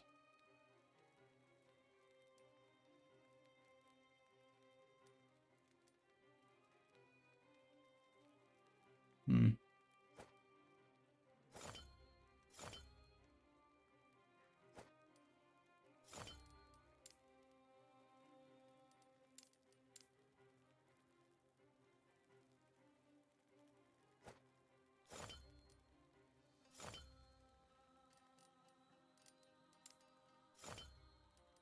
Alright, what's our mana? 1637, okay. So resists are okay. This is manageable. Mana. This goes up to 7. Do we have 7 mana? We do.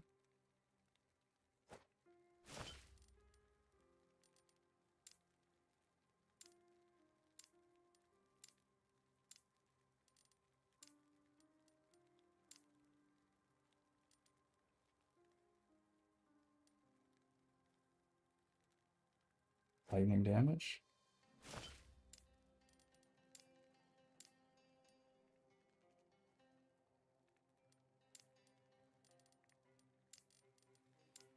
Yeah. Do some lightning damage, sure.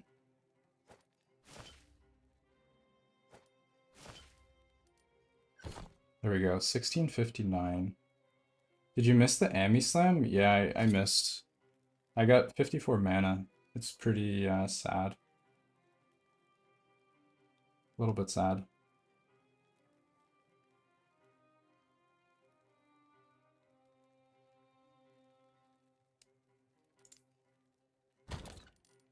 Keep these sitting around.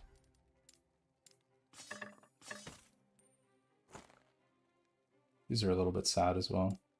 Sad red rings. These we will craft. I need a better ring. Honestly, I just need more int so that I can get crit. This feels pretty bad.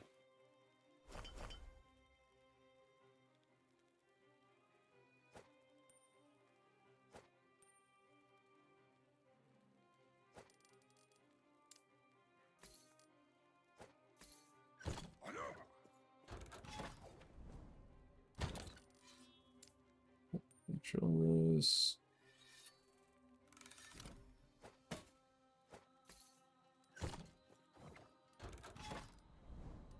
All right, let's keep looking. We gotta find our beacon. Gotta get our favor. Gotta get all that other fun stuff. Haven't had the good luck on the slams. Yeah, same. It's been pretty rough.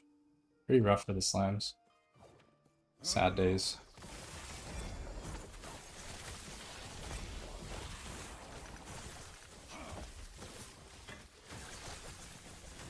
At least more mana gives us slightly more mana regen too.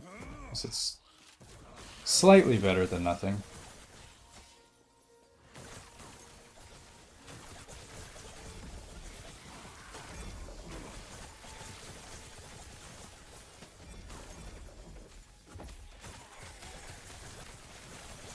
More ward.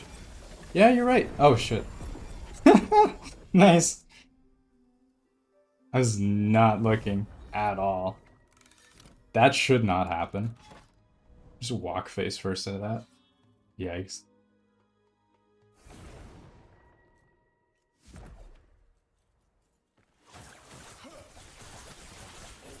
My filter doesn't track the fractured. It does. My most recent update does track it. You're probably using the one that I posted on Discord. The one on YouTube does. I guess we don't have a non-LP for me to drop, but non-legend or whatever. You've been scammed? Yeah. But you know it should be there though, right? So it's fine.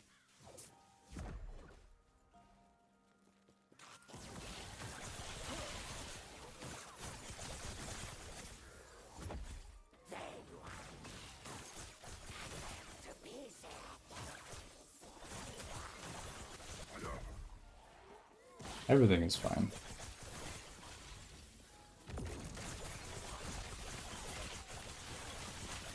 Gonna make a world splitter? Yeah, that'd be pretty cool. With mana stacking. The League of Mana Stack.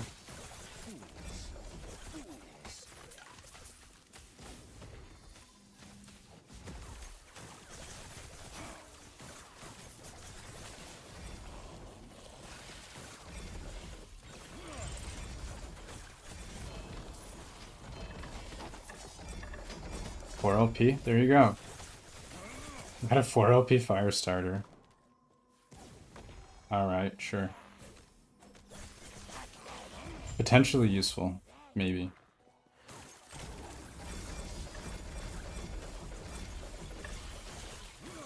What's the percent more? Let me check.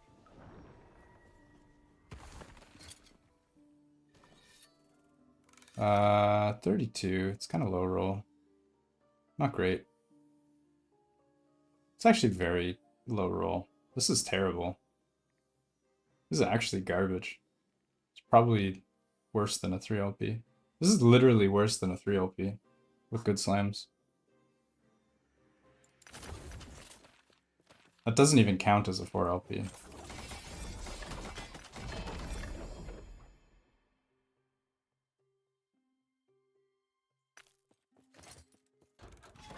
You want to make a bow build? Rip.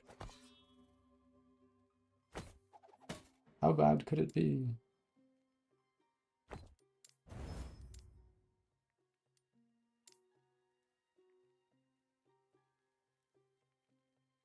Can you see points in Frostlaw? Yeah, just type !"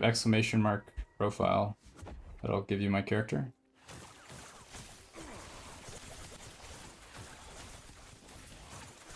Why not use Lightning Claw? You can't. I have -4 Frostlaw. Lightning will not work. Plus, you don't really need Lightning Claw anyway. It doesn't do anything. There's no reason to.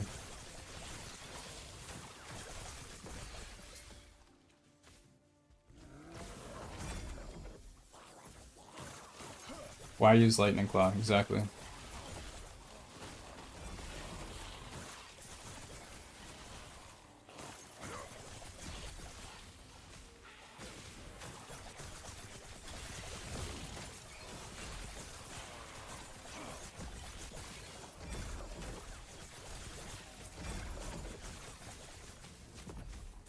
Why not use Fireclaw?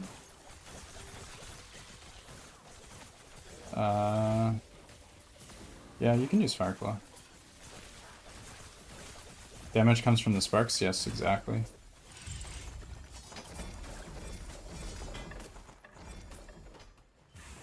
Frostlaw is only to apply things. It does reduce cost of claw, yeah, but it needs to be above 40. If your Frostclaw is below 40, it doesn't work. The build ceases to function.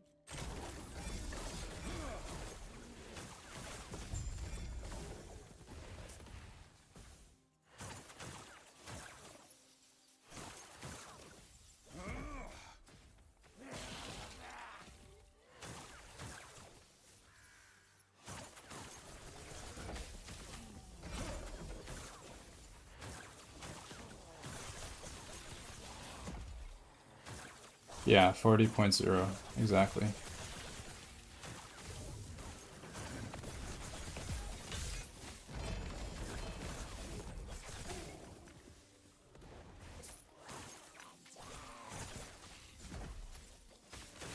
You got a T7 HP to ward? That's pretty good. Pretty good. I've never dropped one of those, even last season.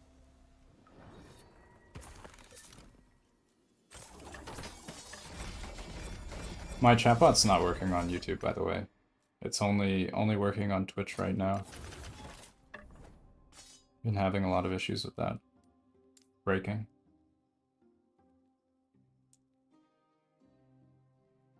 Does any build use it after the ward nerfs? I have no idea. I think Shackle's got like a double nerf, didn't it?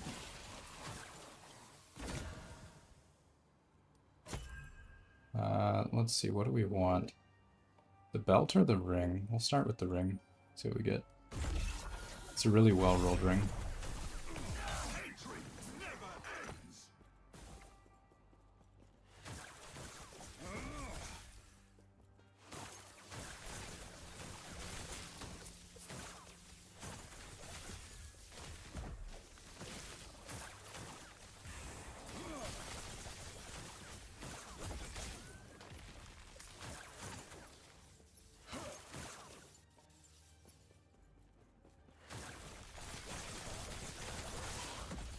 I don't actually believe ladle drop is fixed. I think rank 10 is still bugged, personally. But that's gonna be a matter of opinion.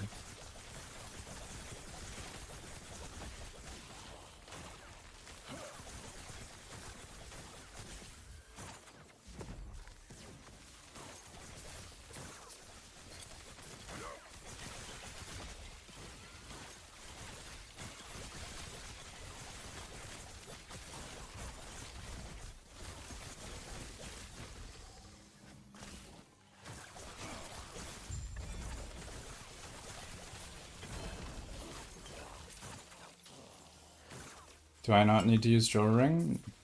I don't need to. I can still kill the bosses without it. You can use Jewel Ring if you want, it is more damage. I just don't really feel like swapping.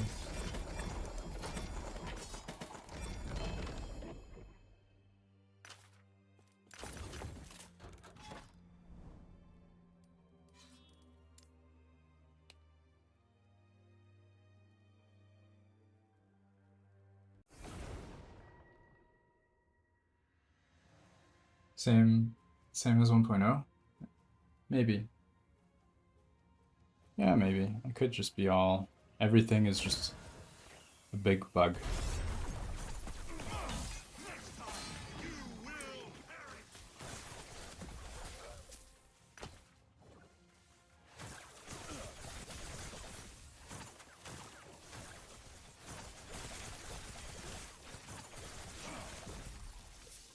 The lightless helmet...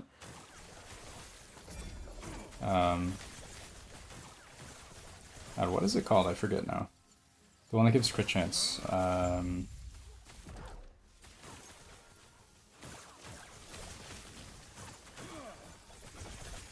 helm of something. The mountain helmet. Why am I forgetting the name? The peak. Yeah, peak of the mountain. Exactly. The peak of the mountain is only usable if you have base crit somewhere else. If you only have increased crit and no base crit, you're not going to reach crit cap. It's like garbage.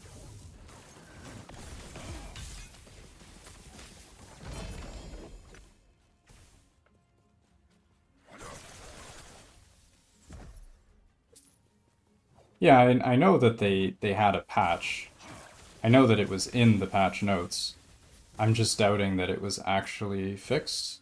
I mean, I've killed a lot of mages from the patch, and 2.5 times loot should be noticeable. Like, I've definitely noticed it on Jorah, is like very obvious. Like, it's been a while now.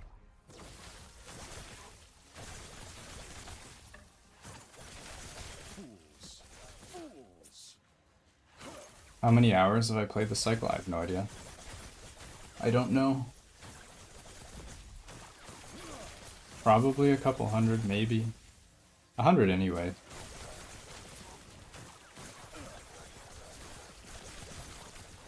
A lot of my time also goes to just testing things and making videos, so it's sometimes hard to say exactly how many hours I've played.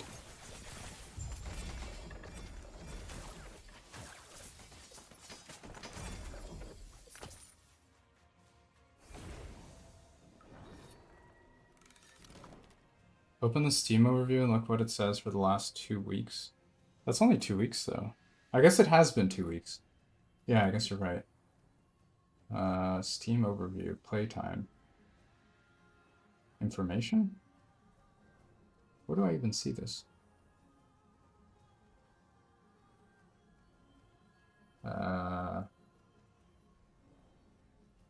seen it before.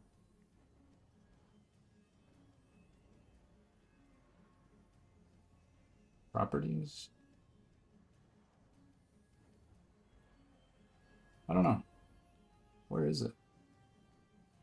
It says total playtime 1,828 hours.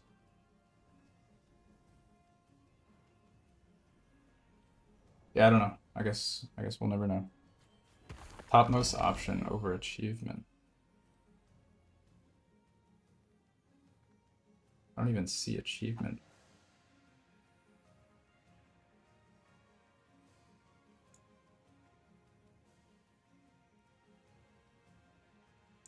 Alright, whatever.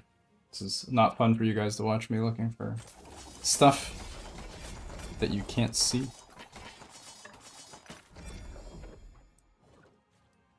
My gear is insane. My gear is terrible. Absolute trash.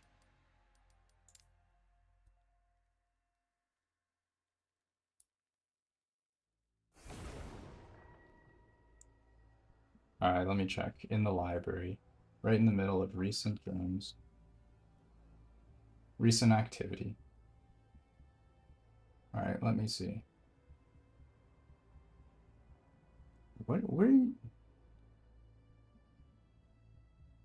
I'm in the library. Oh, okay, now it's showing. Last 2 weeks, 174 hours. A lot of that is me leaving the game on overnight, to be fair.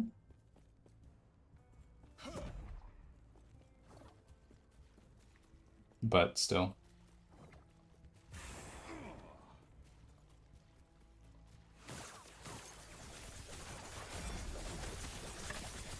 The drops are fixed for...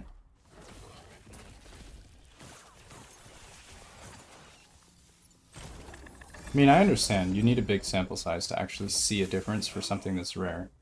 I understand how that works, but I've killed quite a few mages. Like it feels like a fairly reasonable sample size so far.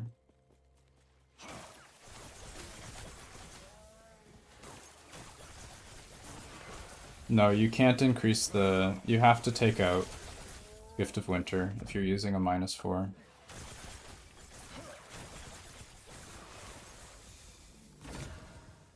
Attunement feels bad.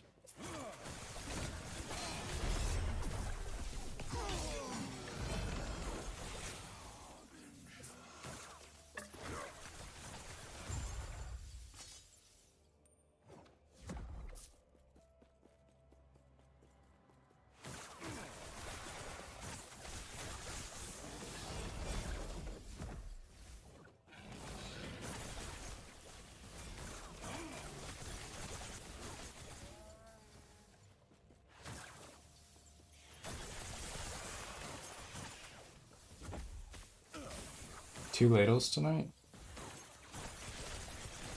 I might have the same, I'm not sure.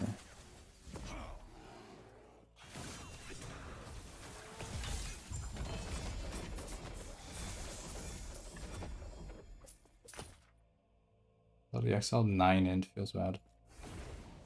Not worth.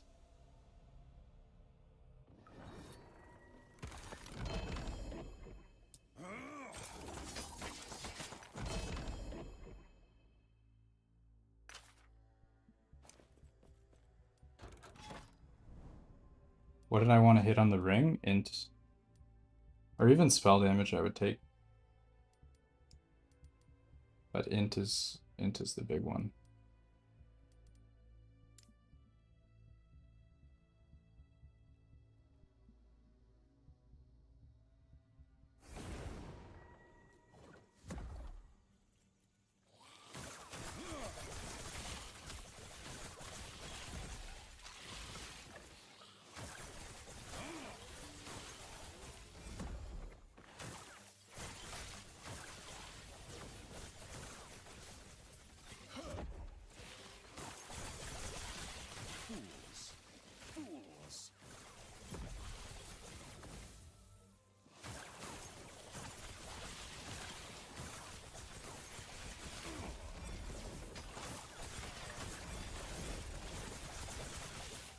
Favor gain buffs? Nah.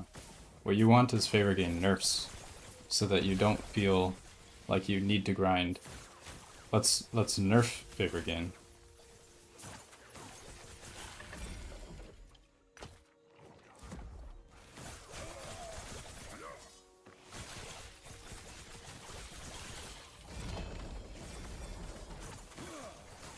Teleport's annoying with wrong warp, yeah. Yeah, it is annoying. Very true. I don't like the weird movement with the wrong warp.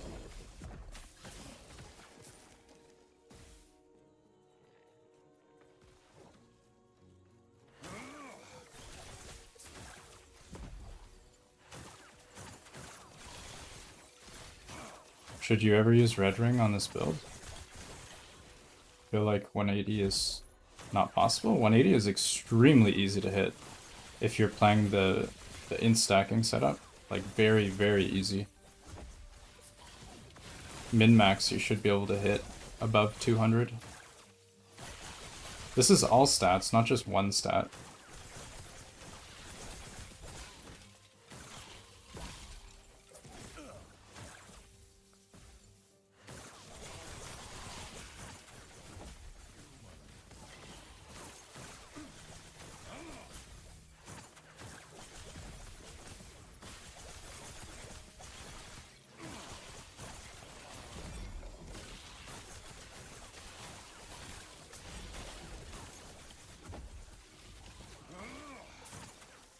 Not allowed to nerf? Yeah, maybe. It does seem like it.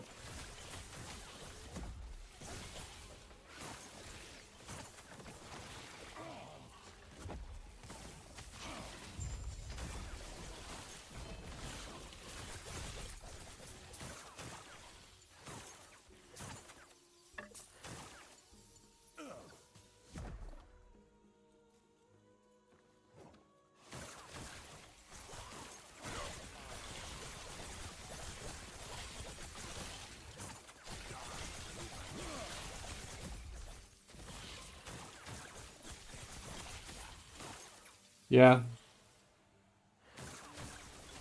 What's with the rule? You can remove it if you don't want. It's just a base type.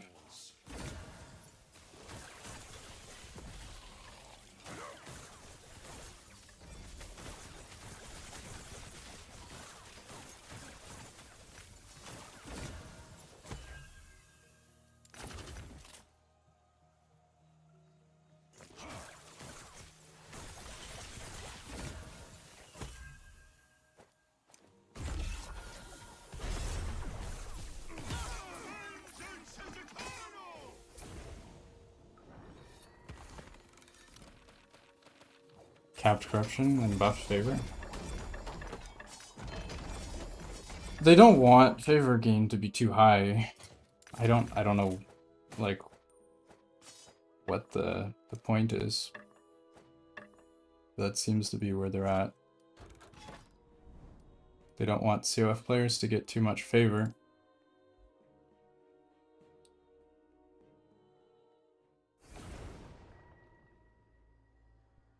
I think Frostlaw is better overall than Glacier. Yes, I do.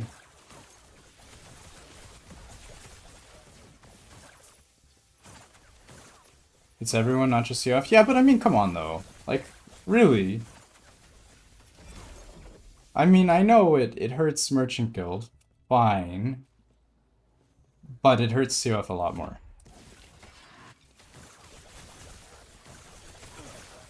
Like, 1.1 overall has been a buff to Merchant's Guild, because there's so many different avenues of making good items. That means everybody's just making good items, and all these items are... Like, every update to loot that helps both CoF and Merchant Guild, just because of the nature of Merchant Guild, all of the loot is, like, essentially multiplied by every player collecting it.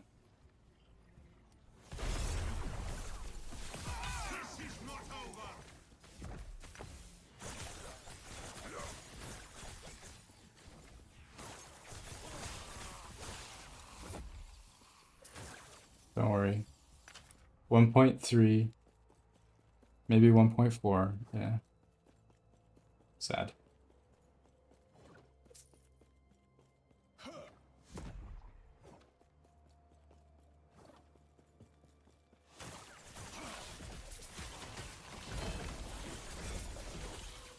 You think it's boring? Yeah, I mean, it's fair. I understand. Other than the pinnacle bosses and harbingers and nemesis and whatever. I think those have some degree of novelty.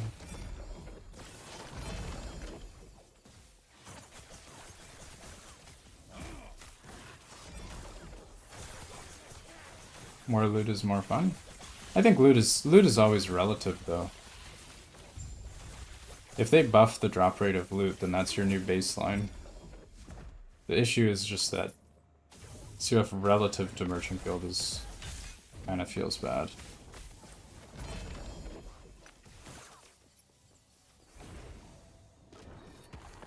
Why did EG nerf favor? I don't know.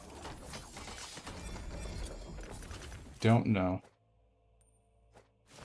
They said, I asked Dev, and they said that the current system incentivized people to, like, grind really hard. Like, people felt like they were missing out if they didn't, like, grind a bunch of corruption. So they made this change. Because, like, they didn't want players to feel like they need to. But, I don't know, it's kind of gross. kind of like big nerf to endgame CoF.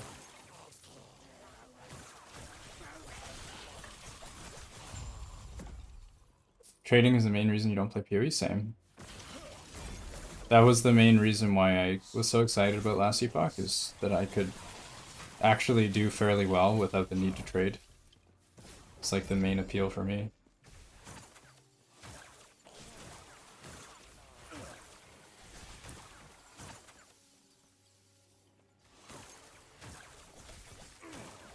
You think you see messages in their Discord about CoF feeling like shit? Yeah? I mean, fair.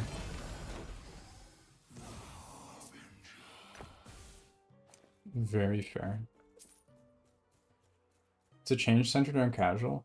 But like, the casuals, whether they can farm favor or not, they're gonna be gone within a couple weeks anyway.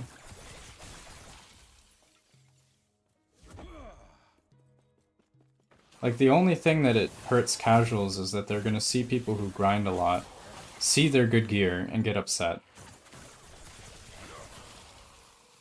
Like, that's the only change, is it'll just make people, like, feel better about their gear.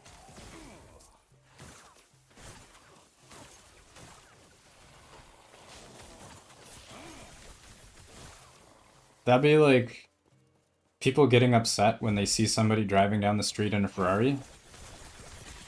So like, how do you fix it? Oh, I don't know.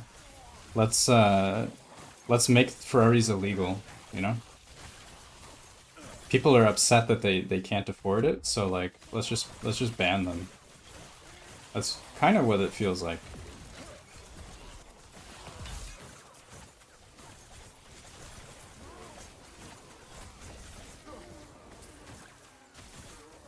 Yeah, they're basically nerfing the tryhards so that the non-tryhards feel better about the gap being smaller.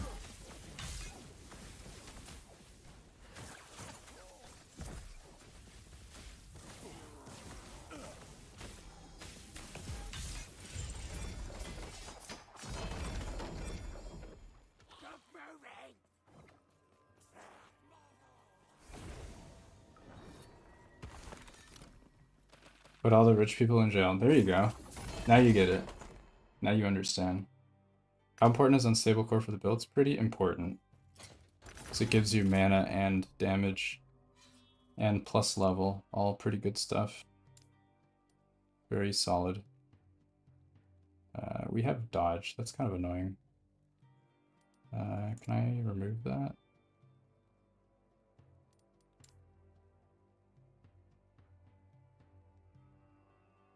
A lot of the hardcore players are gone in 2 weeks. The ones that play MG, so they max their gear really quickly. A lot of the hardcore people that play CoF, I mean, it's going to take longer anyway. They're probably more okay with a grind, I would think.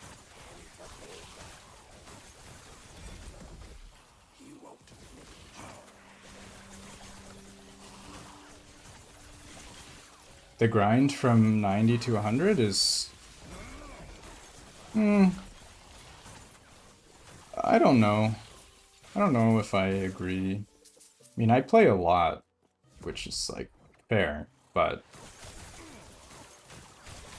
90 to 100 in last Epoch is still, like, significantly quicker than PoE.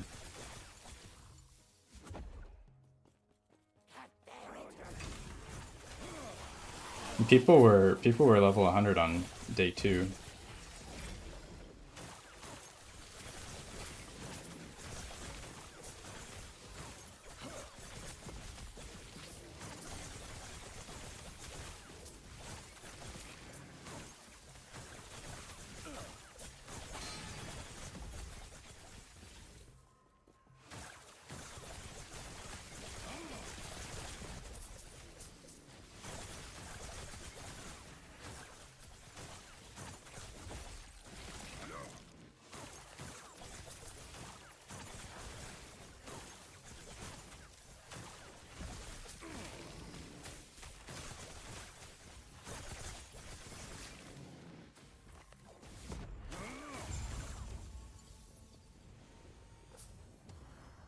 Is my current gear on the spreadsheet?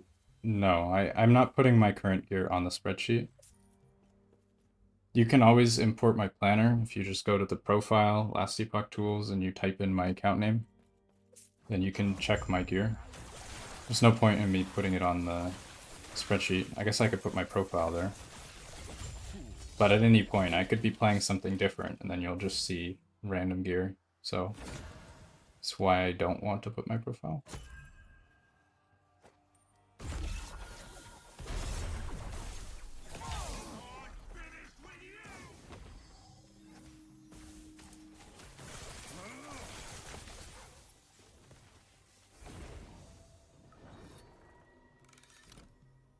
That's my current, yeah. Thanks for linking. That is my current gear. They don't want this to be a typical hardcore RPG? I don't remember hearing that. That wouldn't surprise me, but would need to confirm.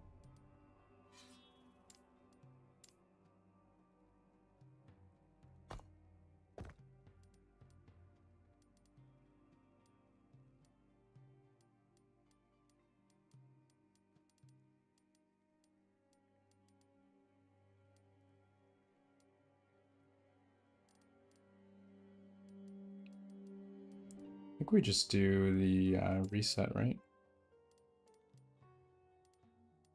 Maybe. We'll do one more. Hardcore players like Snap. Best in slot in 2 to 3 days.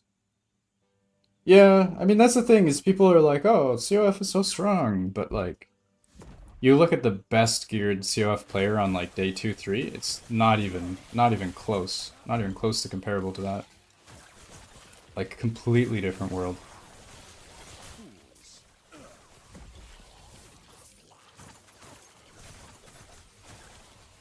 What point should you look at switching? You can switch at 1,000 mana if you want. That's fine.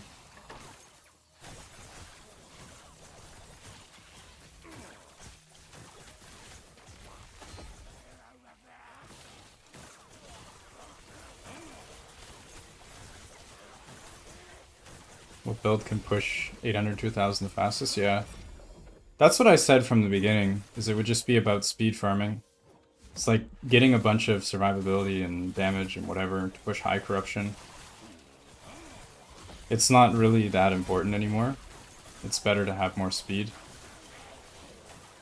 Because the diminishing returns on the favors are so bad. There's no point in even continuing, just get more speed.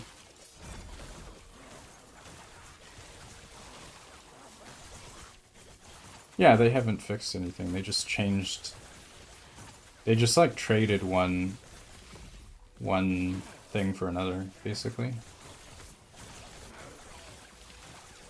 Like they haven't made it so that people don't feel like they need to grind. It's still the same. If that's the goal.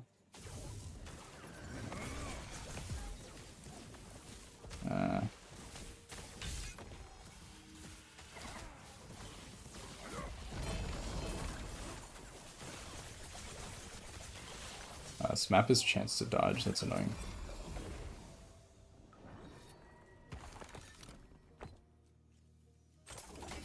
Is Enigma mandatory if you want to do damage in high corruption? Yes, it is. If you're at like 100 corruption, then you don't need it.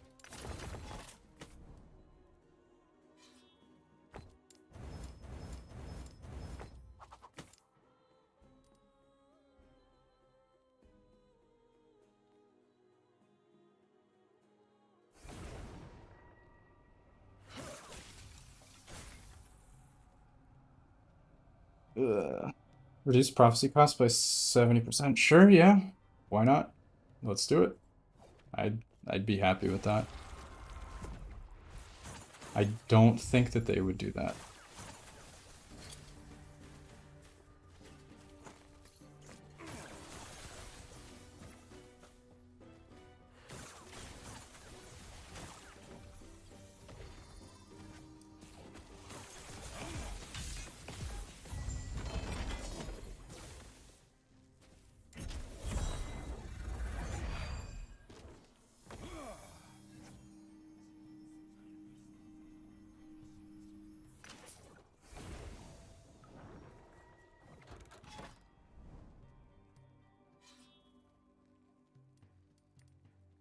Oh, we have another one. Okay.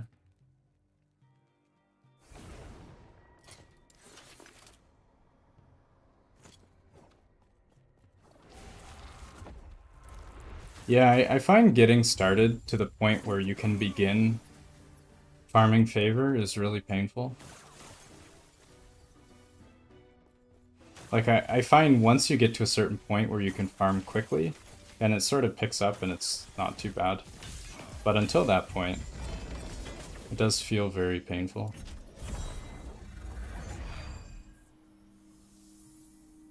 Teleport to random to shorten. I agree. I would like shorten. I think it would be kind of strong if it was just shorten though. Less annoying, but maybe too strong.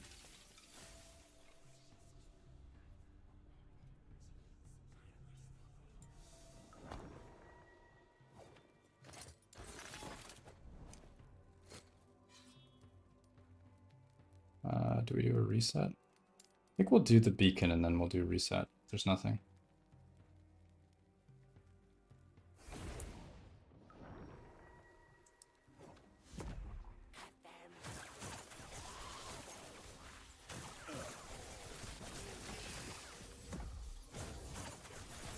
We forgot to switch our gear back.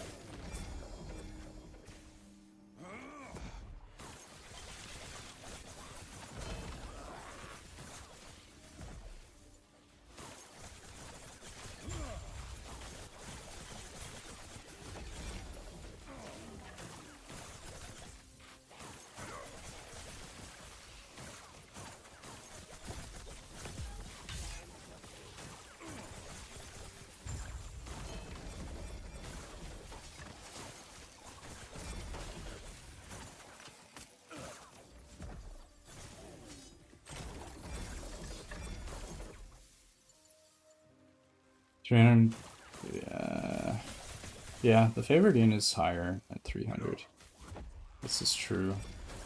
The break-even point is at like 500 and something, where it gets worse. That's only if you're rank 12 though. It's not quite the same for lower ranks, and a lot of casuals don't actually make it to rank 12 because they reroll a lot. Like most players don't make it to level 100. So like obviously for us, people who go really far into one build, rank 12 is like whatever, but a lot of people are like rank 6 or whatever, you know? So the break-even point, I mean, it's still probably higher than 300, but it's not much. Wait, it has to be higher than 300. Yeah, because 300 is the same. But also, no, actually, maybe not. Maybe not even true, because they nerfed XP tomes as well. At low corruption, you used to get significantly more favor because of XP tomes. Like, it's a massive fucking change. The XP tomes are, like, huge nerf. Like, I don't even think people realize how big the XP tome change is.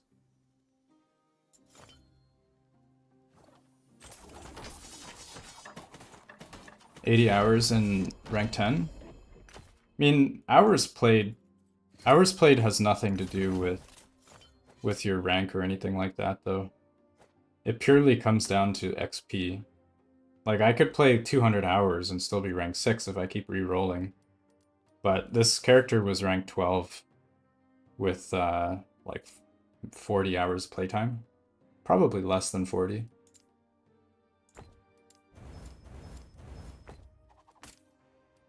I was ranked 12 on day 2 or 3. I mean, I went pretty hard, but to be fair.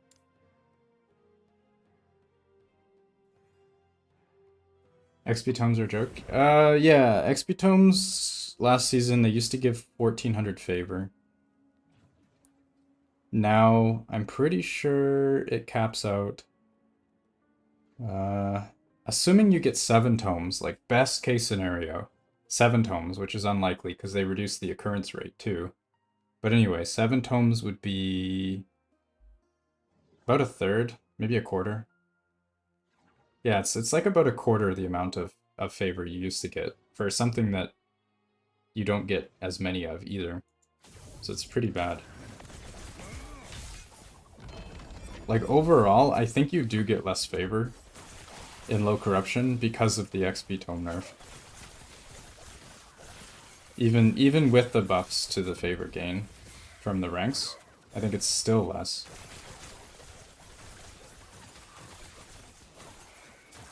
You should be able to get to rank 12 faster. I mean, in theory. That's what I did. I didn't spend until I was like rank 10 and then I just bought my way to rank 12. In theory, yeah. But I didn't have enough XP to get rank 12 until I was level 100, which is 405 million XP now. I guess you used to be past level 100 when you get rank 10. Maybe it is. Maybe it is quicker now.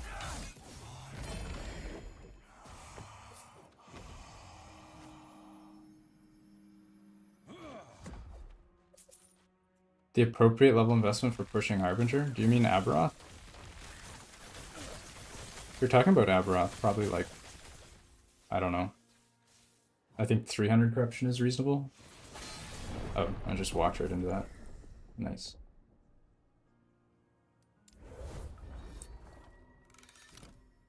Well, I guess we're not doing that node then. There's no point in doing one after you Ripperoni.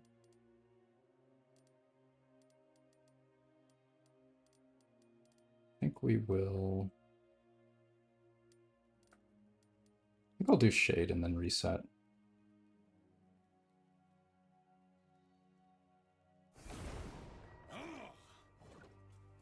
Actually, we're just gonna reset. I don't need to do Shade.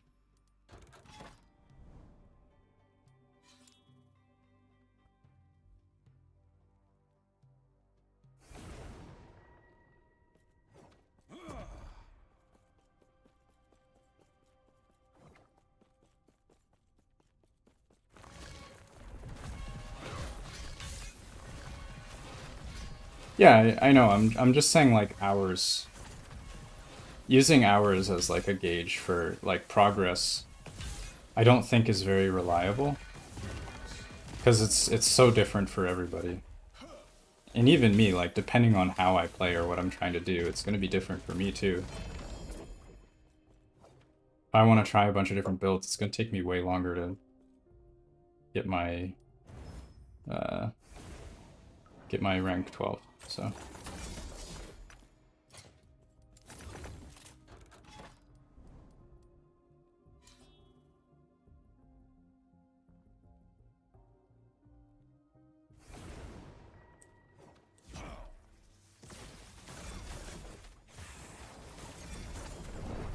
Oh, what? Oh no. We stood in the Lithrak. Alright, I actually have to do that. That feels really bad.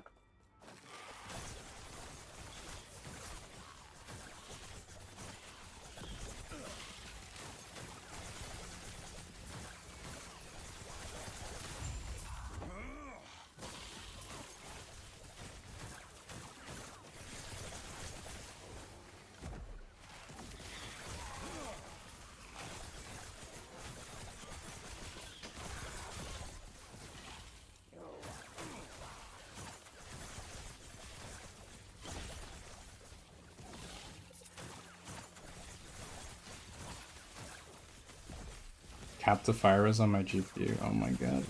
Lithrak is such a rip.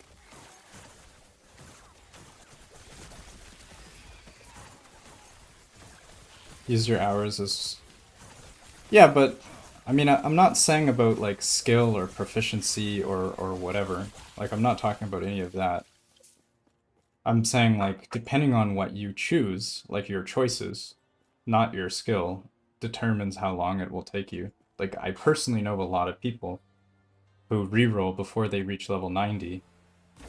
And even if they level extremely fast, they're still not going to get their rank 12 because the XP that you gain is diminished when you're below level 90. Like if you're doing a level 100 area and you're like level 85, you're going to get much less XP. It doesn't matter how fast you are, you're going to have a bad time either way.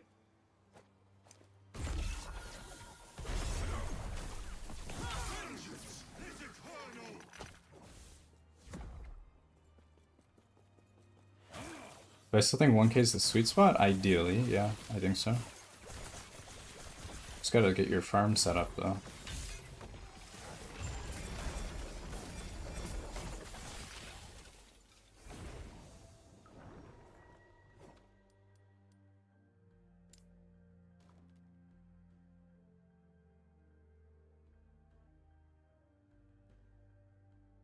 Yeah, I think that's what happens with a lot of people is they like want to try a bunch of different builds and then they level extremely slow. And it's just because of how the XP is diminished. Like the XP scaling is very skewed towards higher levels.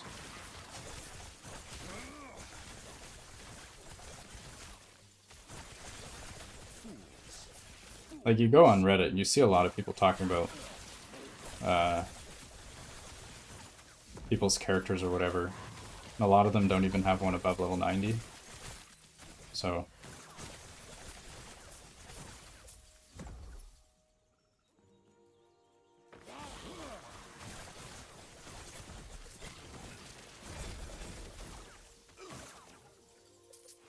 damn, we're ripping.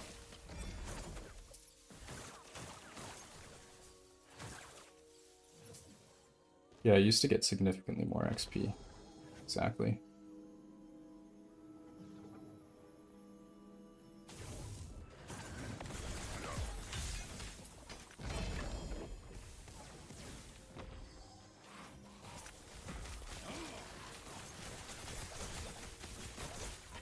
This crit avoid.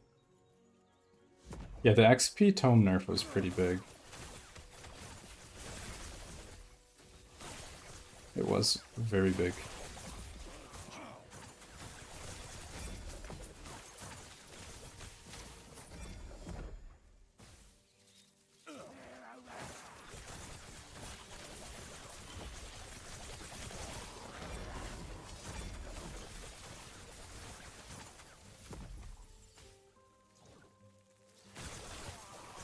I don't really understand the purpose of that nerf.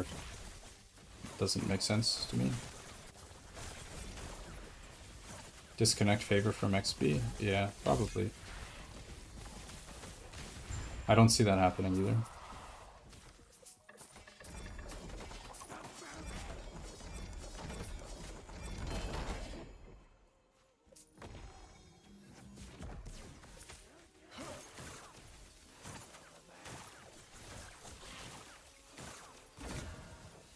Endurance threshold feels bad.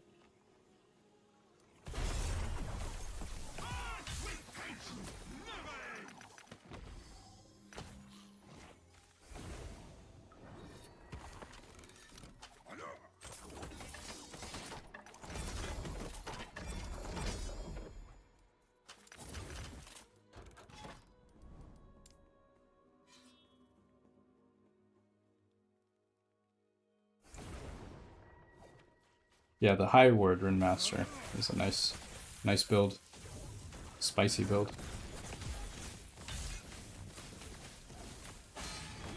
Ah, rip.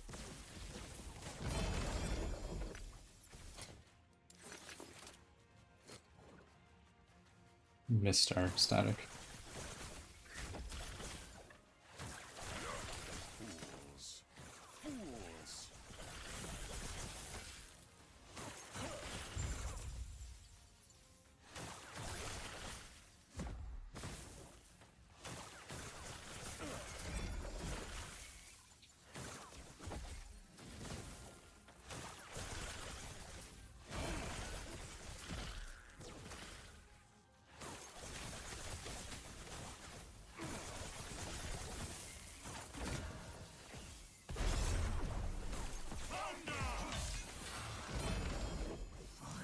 Yeah, they did scale them down really hard though.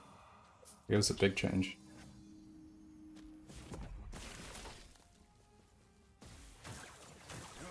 I guess they just don't want people using them in endgame for favor farm. It's the only thing I can think of.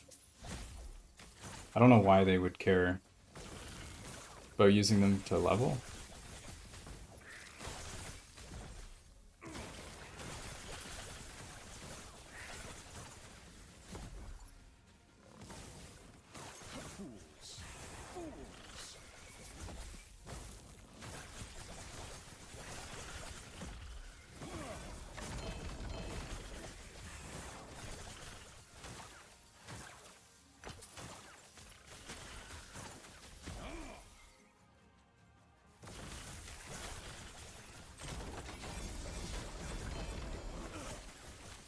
How much DPS is my Frostlaw doing?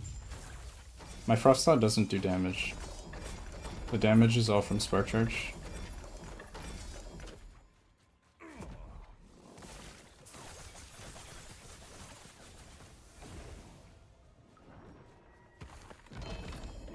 Best way to find Enigma?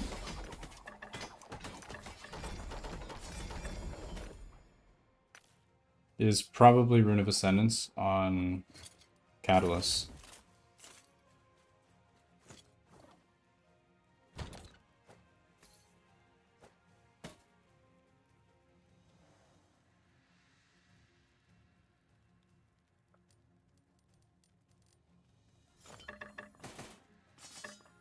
Hey Dark Lotus, what's up? How's it going?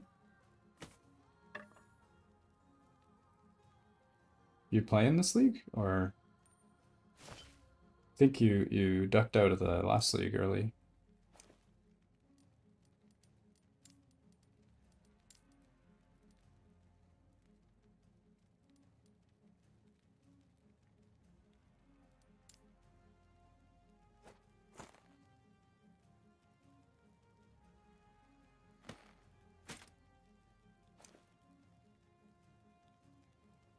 Spoon is a myth? Rip.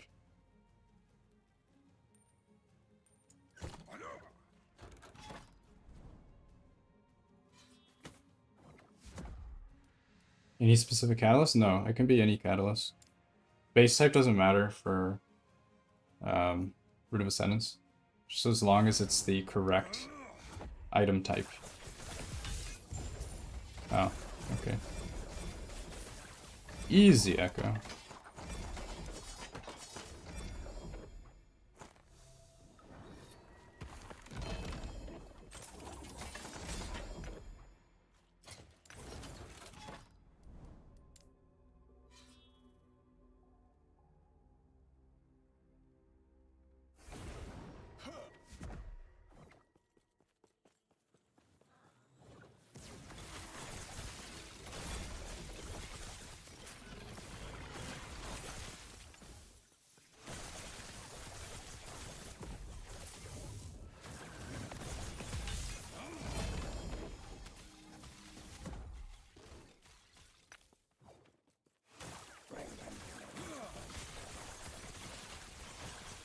How's the Shadow Strike going? How does that build play out? Looks pretty interesting.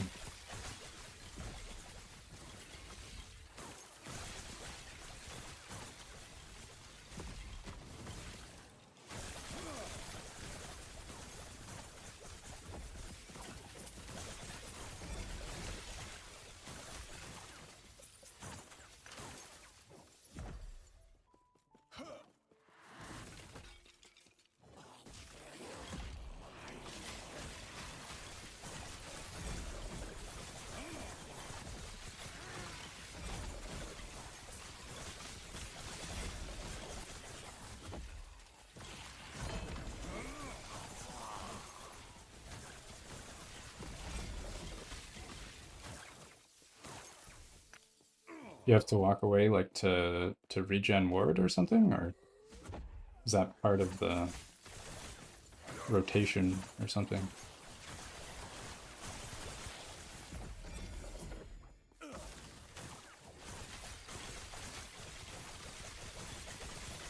Disappointed with how the cycle turned out. I'm guessing you're talking about Forge Guard. I feel like I've heard a lot of complaints with Forge Guard there.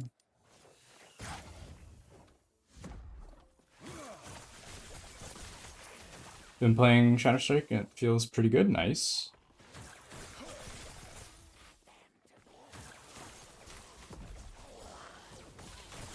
Oh, to avoid, yeah. Yeah, a lot of the new stuff is a little bit awkward for melee, unless you're really tanky. Disintegrate, oh no. Disintegrate got memed. They hyped Disintegrate up so hard and I think it ended up not being very good.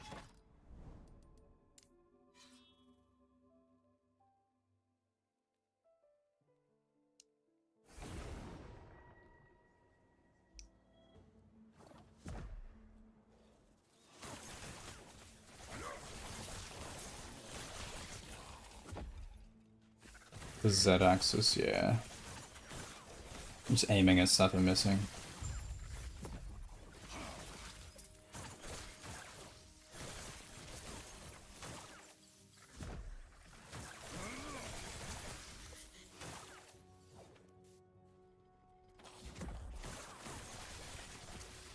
I was wondering if you could do some interesting Disintegrate Spellblade shenanigans.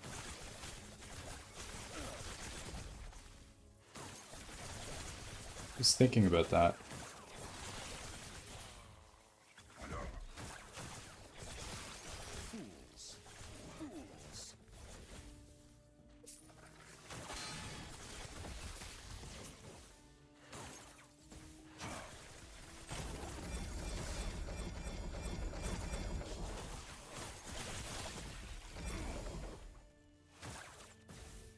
Prismatic only works. Prismatic does not matter at all. Like the line on this helmet, create prism shard, this is completely irrelevant. Like ignore that.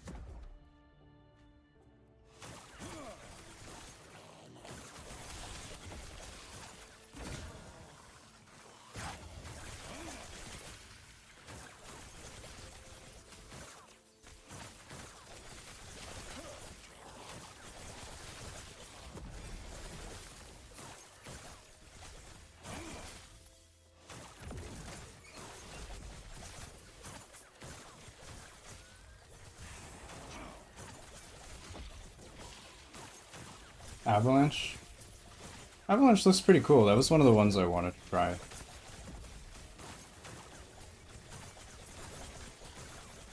If I do make another character, probably gonna do Avalanche.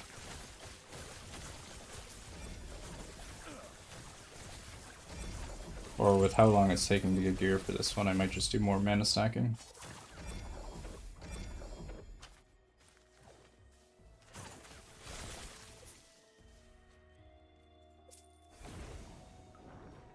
Why go the helmet then? The thing about crit chance is you see that this says plus 4% crit chance. That's base crit. Something like Peak of the Mountain, I don't think I actually even have one to show it. But Peak of the Mountain gives increased crit. If you have only the standard base crit, which you start with 5%, and then you have a bunch of increased crit, you won't reach crit cap. You need both. So like just as an example, if you have no additional base crit on any of your items, you need 1900% increased crit to reach crit cap. If you have plus 4, you need like, I don't remember the math, but it's like significantly less. It's like maybe 1000% increase or something. I think it's like 1000. So for helm slot, if you're just trying to get crit, this gives you significantly more crit if you have no other base crit.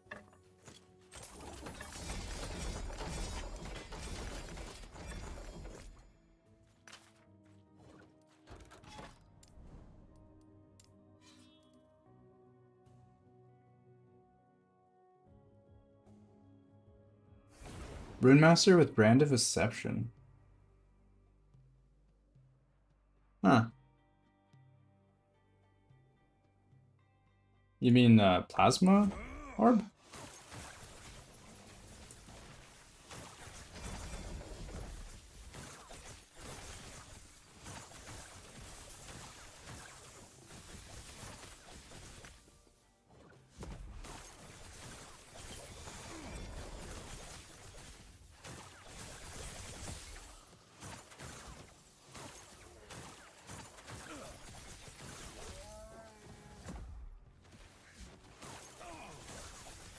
Yeah, exactly.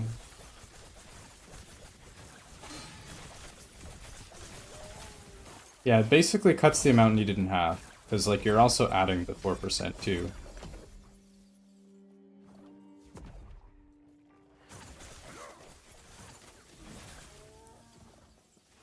Yeah, it's a huge difference. What is crit cap? 100%. You can technically go over though for some multipliers that are scaling with crit. Most don't though.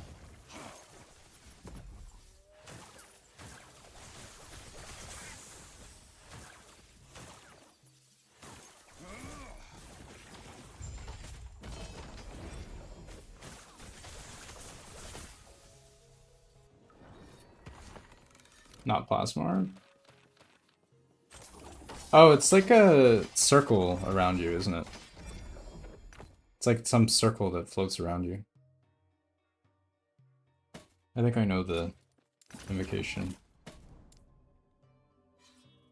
Melee mana stacker? Maybe. I haven't looked much at melee this cycle.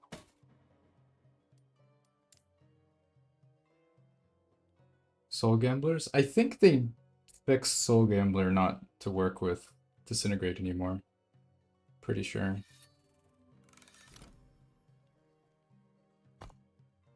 But what I was thinking for Disintegrate is they have the... do they remove the crit scaling? Or no, it's the Ignivars, right? Ignivar... Ed? How do you spell it? I don't know if I even have one. I might not even have one.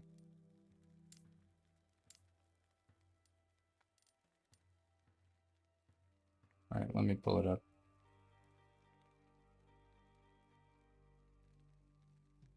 Hold on a minute here.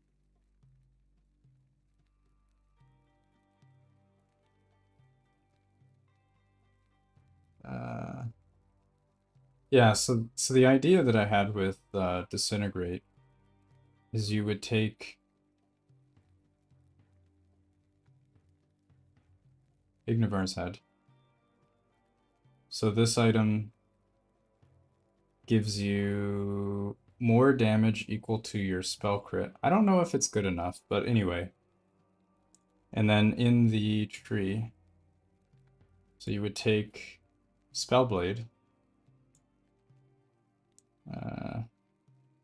You take Spellblade.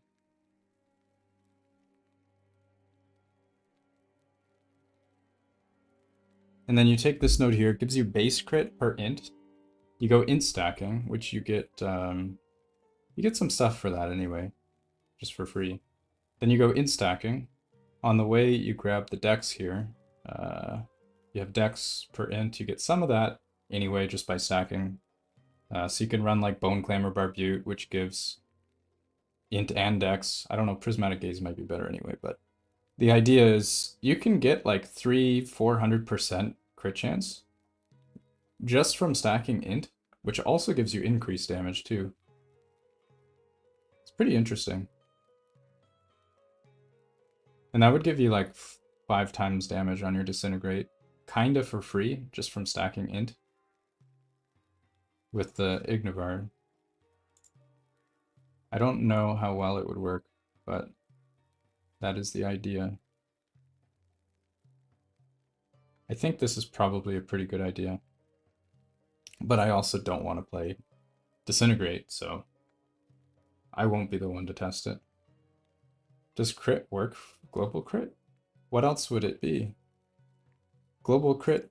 It should be global crit, right? I'm pretty sure, yeah. Spell crit? Does it say spell crit? Wait, hold on. Global spell crit is global crit. If you add global crit, it also adds to your spell crit. Like in your character sheet, your spell crit is always higher than your global crit. Because the spell crit gets all the stuff from global crit, and then it also gets the stuff from spell crit. exclusively. So you should just get all of the damage.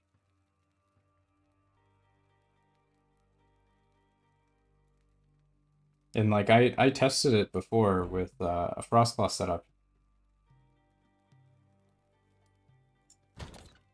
And I got like 250% crit chance with just int stack. Like it wasn't much effort. It's pretty interesting.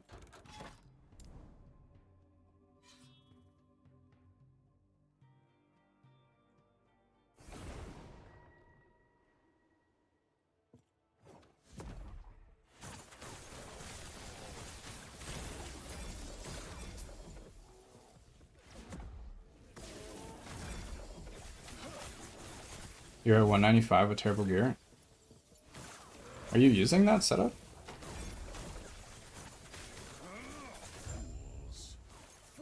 Are prophecy rewards affected by corruption level? They should be.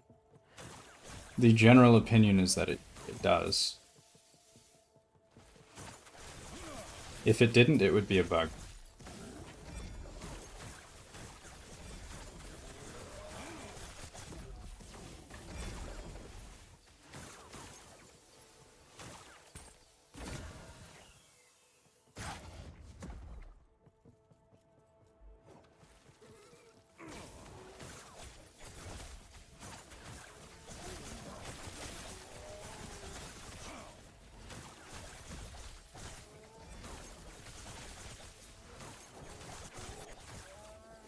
Oh, for ward on crit. I see.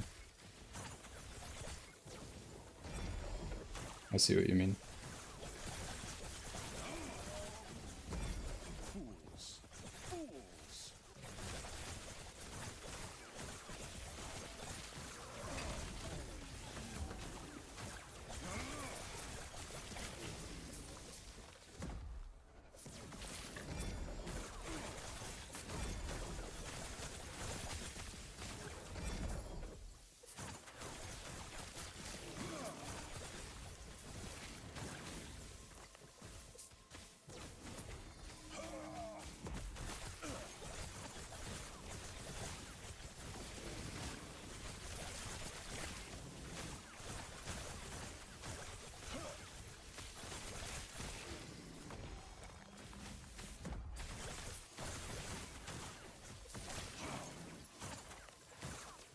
What should you spend Runes of Ascendance on? Definitely the Catalyst for Enigma. And after that, probably Rings.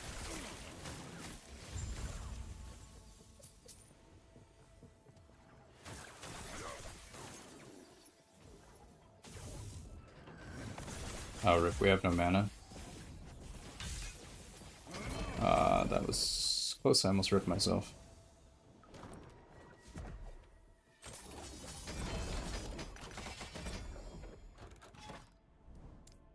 Sinking City, Waste Pools. Feels bad.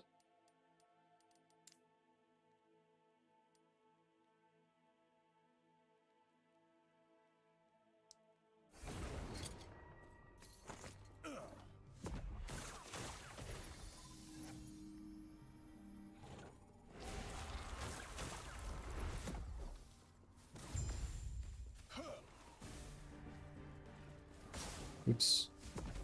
Just trying to get a bit of mana here. So that I can do my one shot.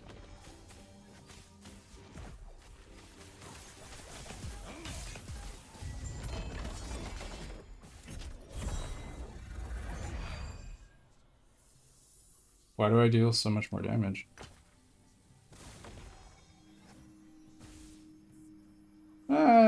Wrong warp is not that crazy. The biggest thing is, I don't know if you have this amulet with flat damage, it's pretty good. I also have crit cap because of the crystal skull. I mean, wrong warp is okay. It has flat damage. If you're using ladle, you don't have any flat damage, so that's probably your issue.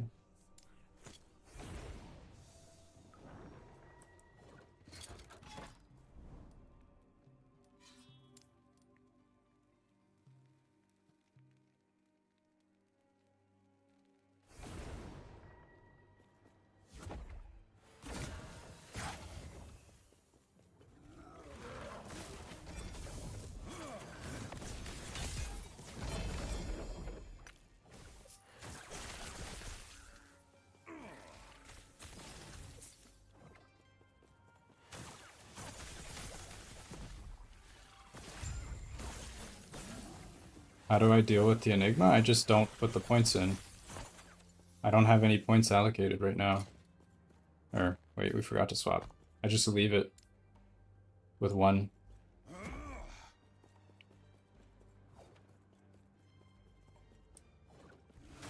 It's a little bit annoying. But it's better than having it take the point out.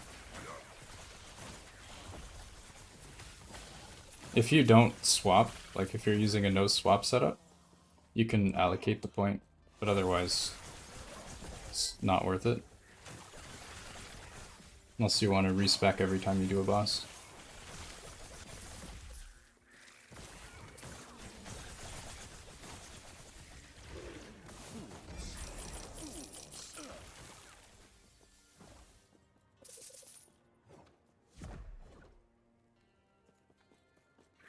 That needs a change? Yeah, it's pretty annoying. I agree.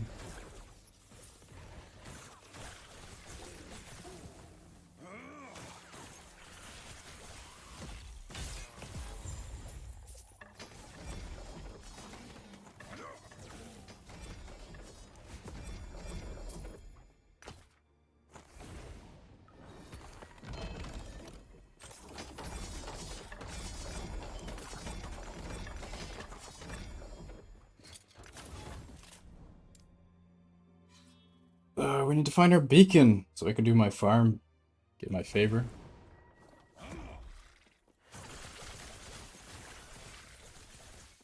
Feels bad.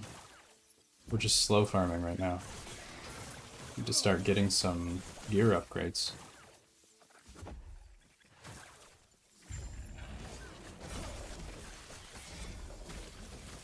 We just spent like 600,000 favor. The only gear upgrade we got was a failed slam on a Orion's Eye.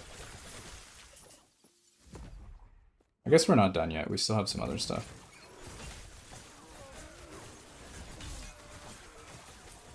For corruption, do you think you'll see friction again? Well, I have no reason to go over 1,000 corruption, so I don't really think that that's gonna become an issue.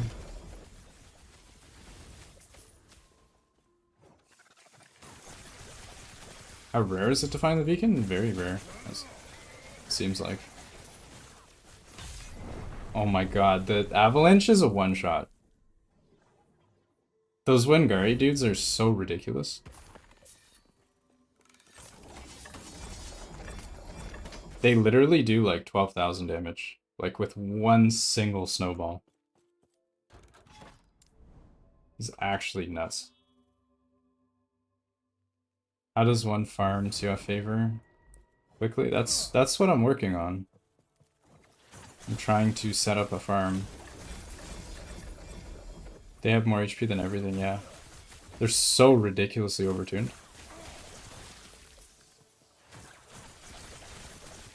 I am trying to do the Imperial War Camp setup and test it out, see how it feels. Oh yeah, I can do a dungeon. Forgot I have a couple prophecies for dungeon.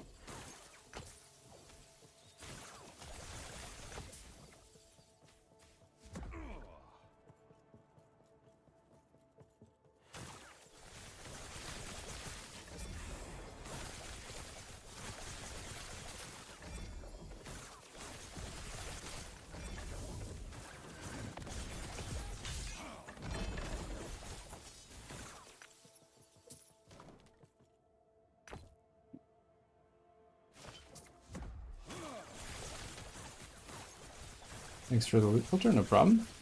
Glad you like it. Make sure to check your boss drops when you first start using it, just to make sure everything is there that you care about.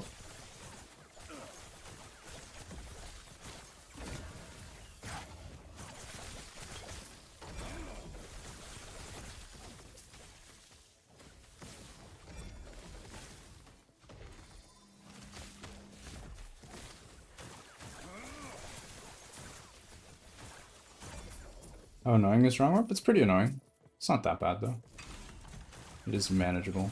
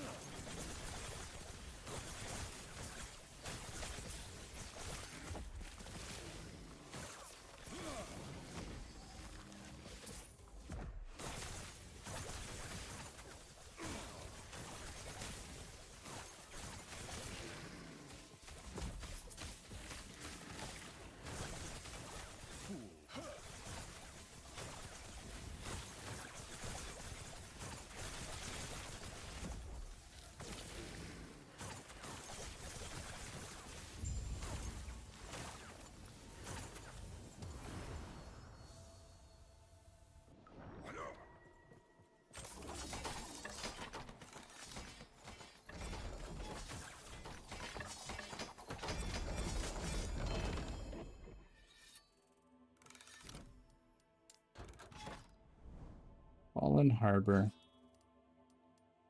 Kind of don't want to push through Arena Echoes. Let's see what we got. We have any dungeon. Just have dungeon left and one Lightless Arbor. We'll do Lightless Arbor. I gotta get my Runes of Creation. So we will do a Lightless. See how that feels. Haven't done Lightless Arbor in such a long time. It's been a while.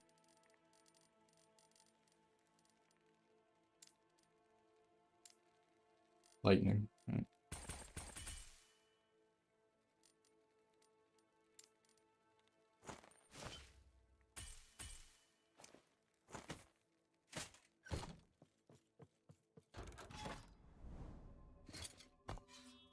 I don't even have it. Oh my god, I don't have T4 unlocked, dude. Can I bug somebody for a T4 lightless open? Or a 3, I guess. 3 is fine. 3 or 4. Otherwise I'm gonna start running.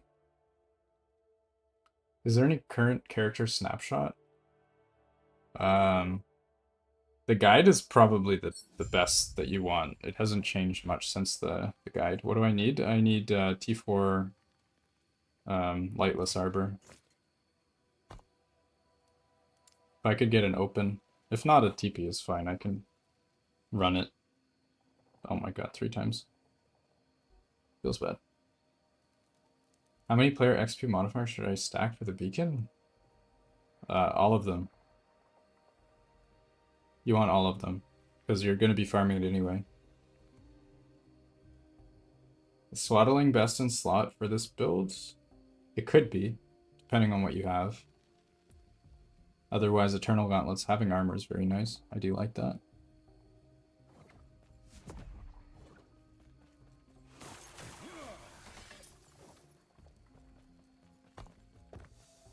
Give you 2 minutes? Okay. I'll run Echo while you do that. You got health regen on gaze, feels bad. That's a big rip. Big rip. Feels bad.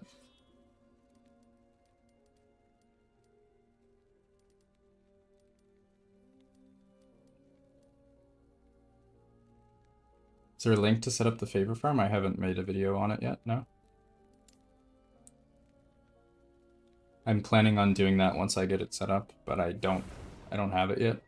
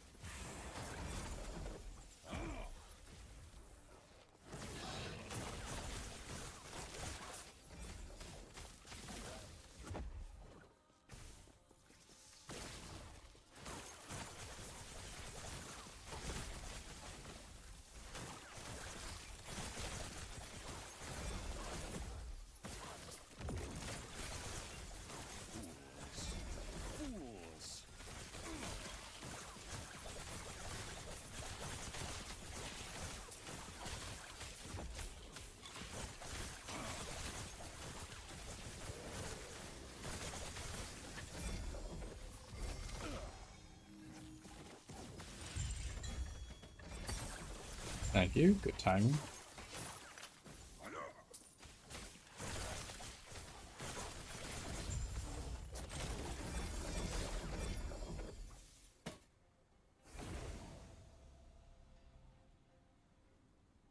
Oh, I hope I don't die or crash. That would both be very sad.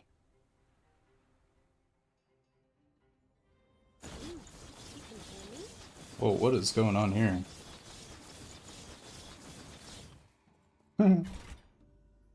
It's a crazy build.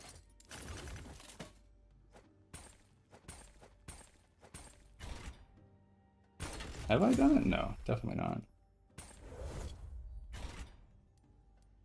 Do you have the T4? You actually farmed Lightless?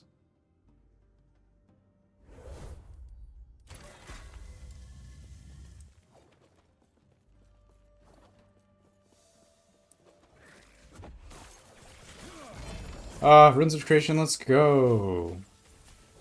I need to actually kill some rares here. More Runes of Creation! Beautiful. Sorry, I'm just picking up Runes of Creation. Don't mind me.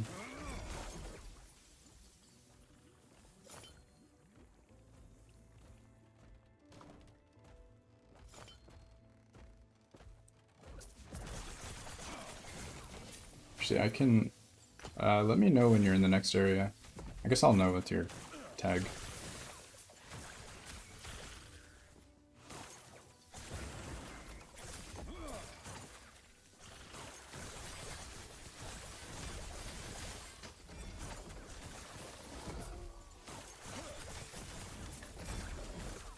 T7, nice.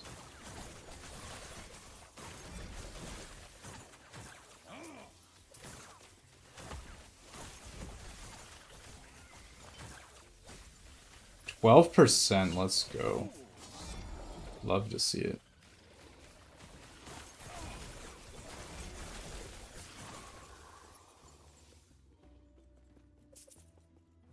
Oh, this wasn't even the right way. Troll Dungeon. You got a natural?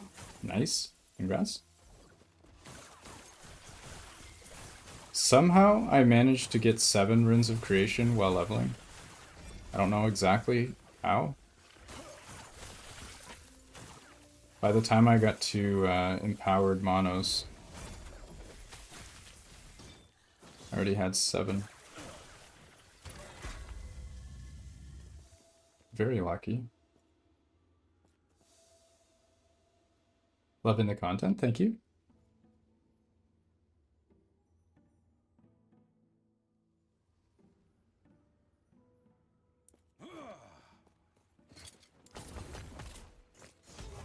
Is that all of our prophecies? Yeah, we cleared them out.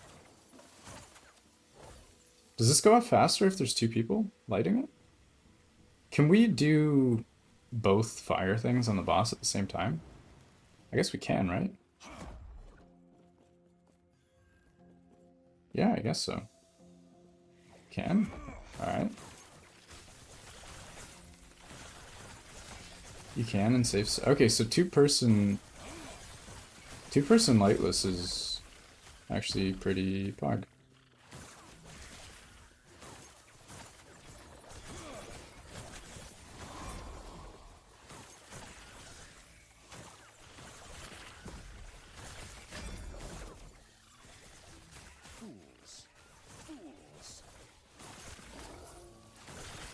I'm probably really bad at this fight. It's with my old Frostclaw build, I just stand in everything and basically ignore the fight.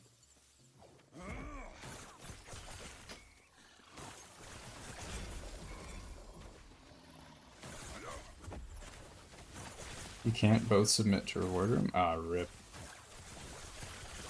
Yeah, the doors are both way over here.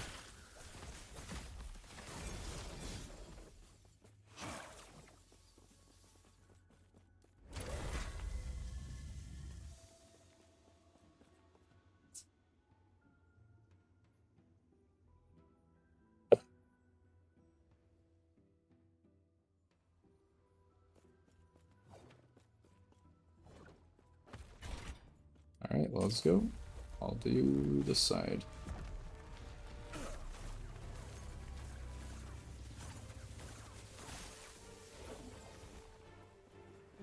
Give us the big slam.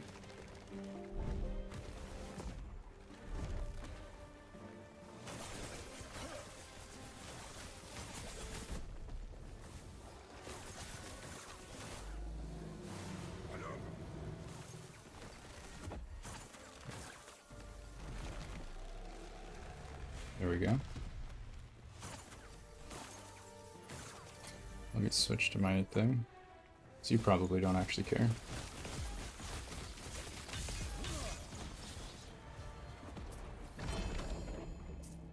Body armor, 7. Core of the mountain with LP. Let's go.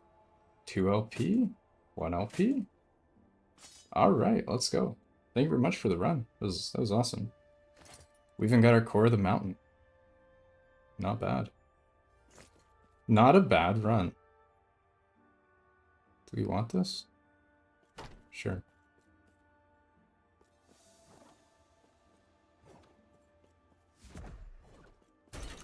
Alright, let's do a gamble.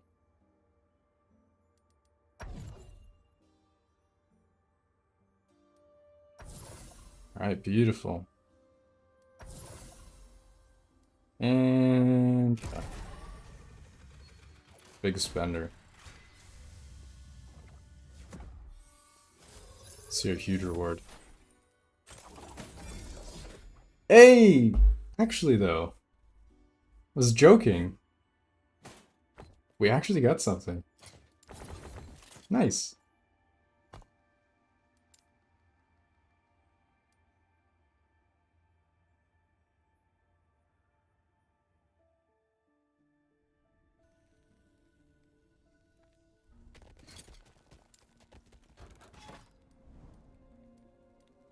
Alright, let's get the beacons.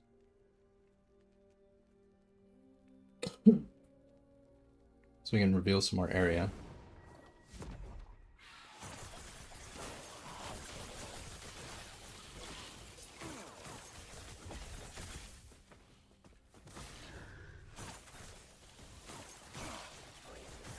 Oh.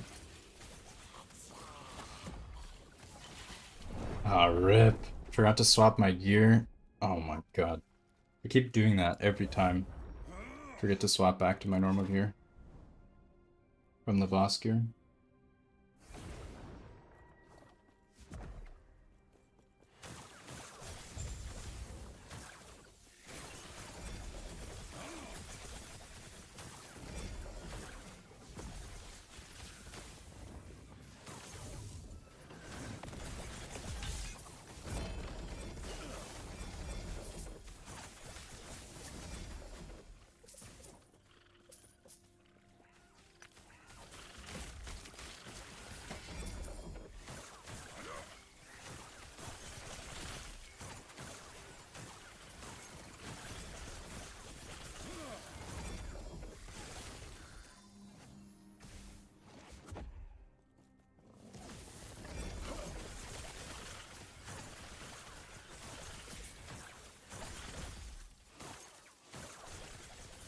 T5 mana regen is better. Shock Chance is basically useless.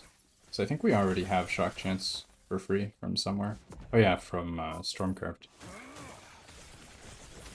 So you don't need more.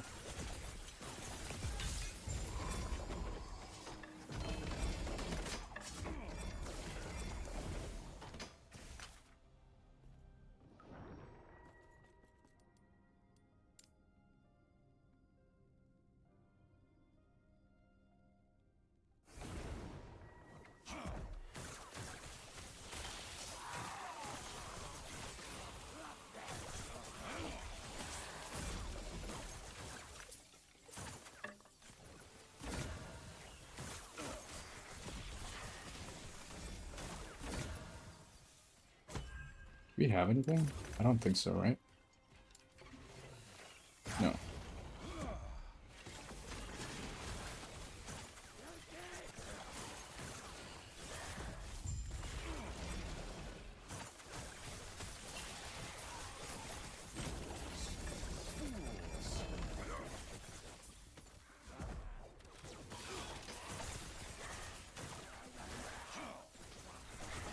items in the egg scale with corruption? I don't think so.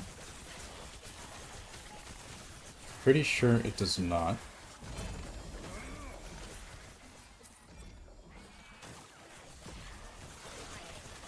That might have been asked in the dev stream.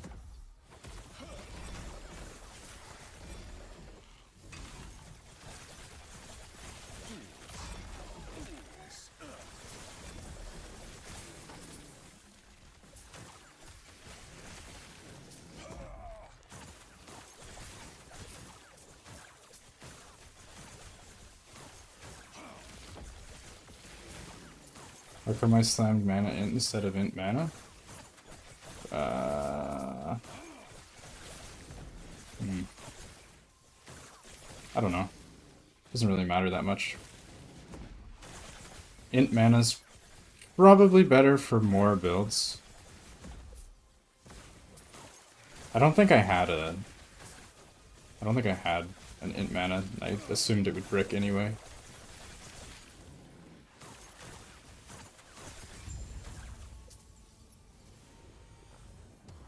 The mana is more damage for Static Orb. Int is more damage for Frostlaw.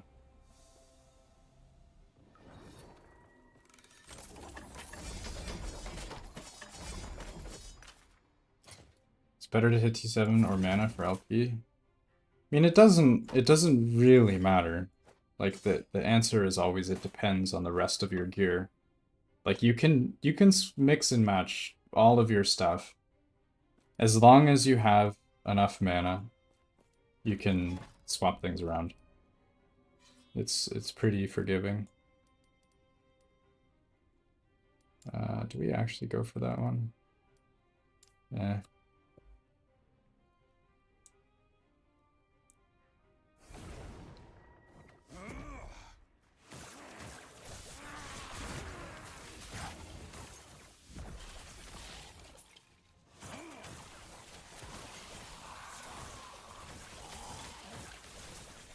Just keep in mind that int gives you more damage for your Frostlaw.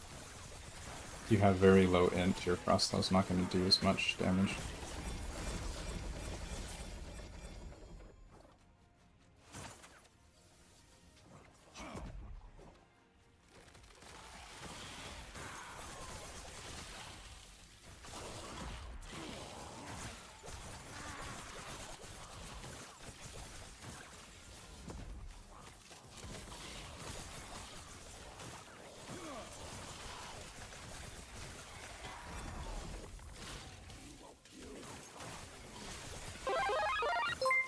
Hey, let's go! I'm not sure how to pronounce that. Thank you so much for the subscribe. Much appreciated.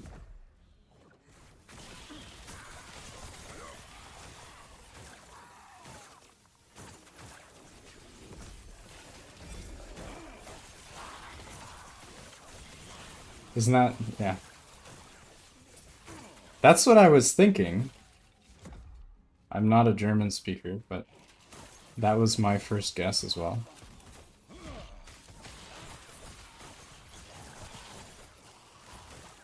I'll just play that one safe. So YouTube is very specific about certain words.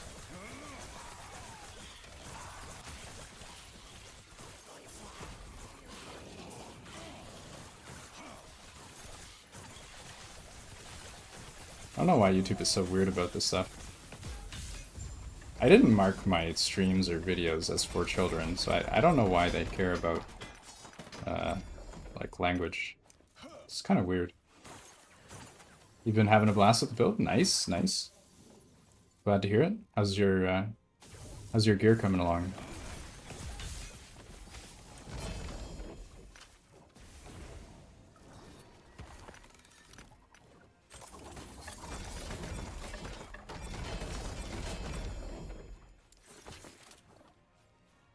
Need purples to... yeah, that's the hard part.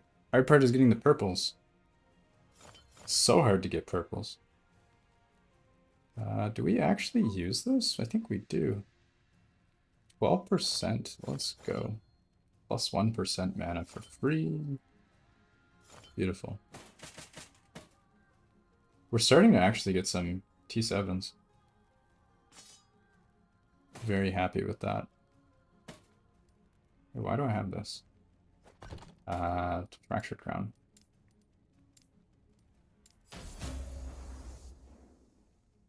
Okay, what are our chances of making a fractured here?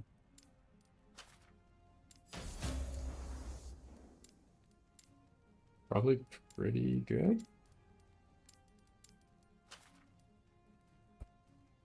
2 T7 int rings. Yeah, the rings has been a struggle.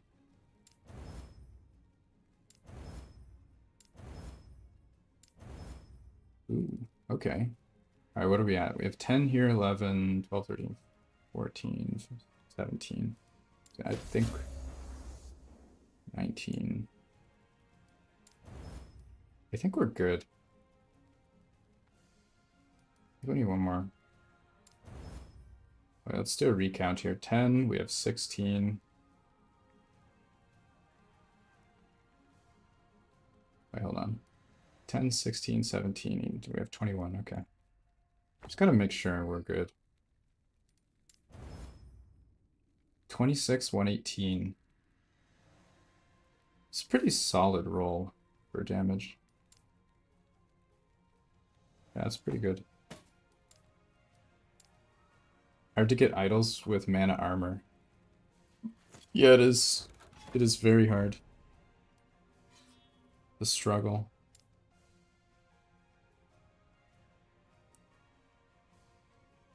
You have as many T7 int rings as red rings? I actually might be in the same boat. I found 3 red rings.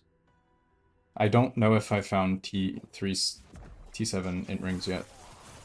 Maybe not.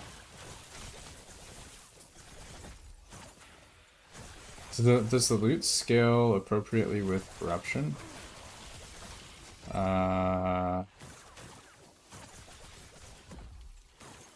It's hard to quantify. Rarity scales more than, like, better than linear. Like, rarity goes up faster than corruption goes up. But the LP gain for corruption is diminished. Like, the LP that you get is less than 1-to-1.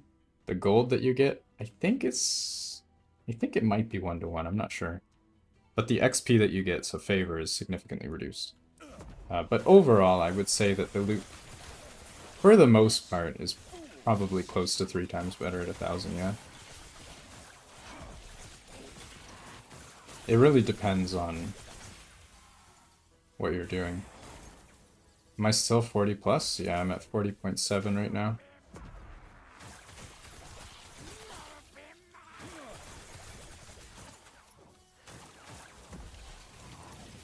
You're having to run Exalt and Rare Prophecies? Yeah, it's so bad though. They're so inefficient. If you can avoid it, just save up uniques or something, right? Save up your uniques for different slots until you get the... Rares are not too bad, no. I still think that they're very inefficient. Exalts should be like 5 times cheaper than uniques on a per item basis. Right now they're like 20% cheaper. And rares, I think they're only like maybe 40% cheaper. It should still be a lot more.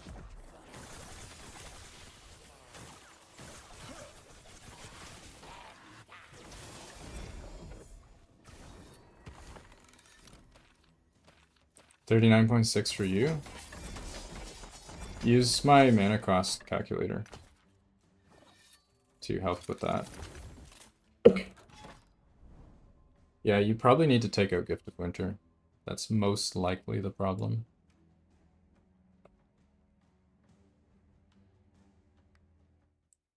First to upgrade? You need Sorcerer first for the Spark Charge node. Without that, the build doesn't work.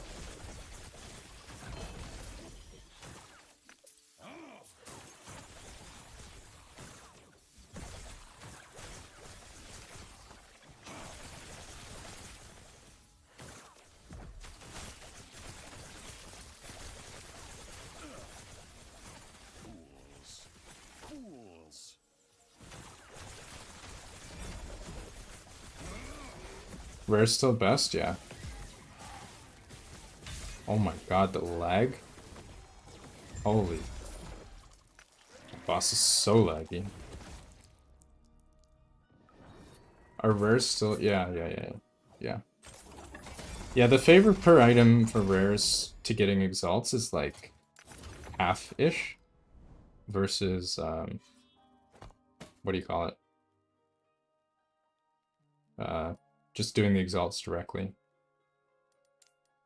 This is going to be a tricky one. Let's see if we can craft this. If I hit seal, which is very unlikely, it's a free fractured crown. Okay, no seal. We still have a chance with removal. That's a brick. We still have a chance, though. There's still a chance. We hit a T2 seal. We hit a T3 seal. There's still a chance, guys. There's still a chance. Oh, not anymore. Wait, okay. Okay, hold on. So we have 9, and 4 is 13. We need a lot. There's no way. Okay. Wait, hold on. What are we at? 10, 15, 16, 18. Oh. Never mind. That was actually pretty close, considering we removed an exalt. Surprisingly close. But no luck. I'll do the boss. T5 Fire Slam on the Enigma is bad? Yes, it is bad. That is not what we want. Very, very bad. Oh yeah, someone was saying these aren't on the filter. There they are. Exaltless Crown earlier.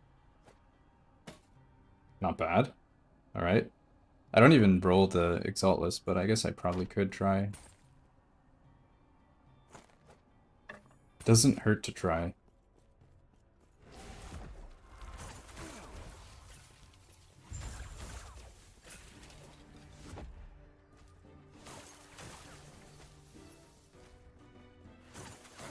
Are you crazy or does it never go to 20? I made a video on that a couple days ago. It turns out there's a massive bug with the RNG of the game, which affects like literally everything. I don't know if you saw the video, but it was pretty insane. We actually were able to confirm that the top and bottom roll on every affix, every item, are less likely than middle rolls. Like, yeah, definitely check out that video if you didn't see it. But I pretty much got confirmation that like a 4% prismatic gaze is actually twice as rare as a 3%. And that's the same for top rolls of affixes. Like 24 int is twice as rare as 23 int. Same with 20 int and 19 for T6. Like everywhere, that's true. Same with idols, same with everything. It's like a huge, huge mess. Big, uh-oh, if you will. Does not exist? Oh, yeah, maybe. I mean, it's the same for dropping, too. Like, whether you're rolling or dropping, it's the same issue. Give you a reason to push corruption? Let's go. Corruption push is always fun. Oh, we didn't swap our gear again.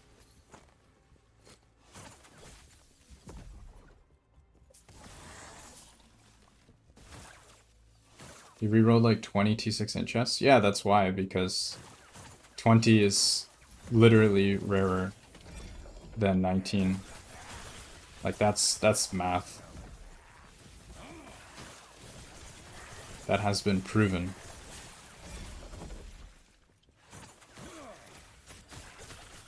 I've actually given up on perfect rolls unless I'm like, I have a huge abundance of whatever I'm trying to roll, and that's the only time I'll bother with perfect.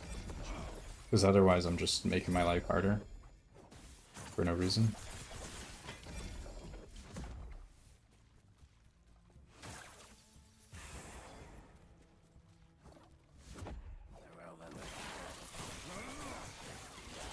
You need the 1 mana? Yeah, true. Without that 1 mana, you're not one-shotting. Feels bad. You got the 24 int on your Unsable though. That's pretty spicy.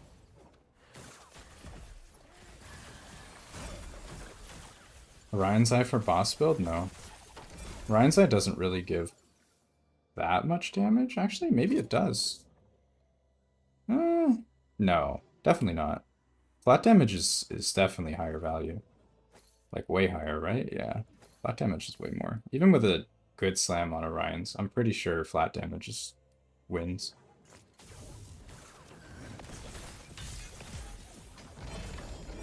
Three LP! Let's go. What is this? Look at this. With a high roll shred too? Oh my god.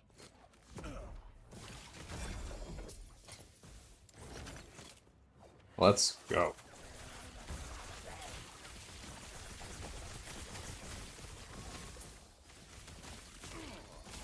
You have 2 of them? Oh, okay. Alright then. Just trying to enjoy my moment.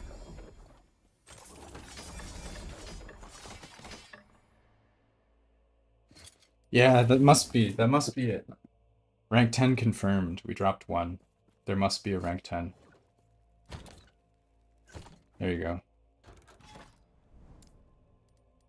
Careful, guys. They're gonna roll back the game now that I dropped an actual ladle. It's okay, though. I'd probably still miss the T7. As is tradition.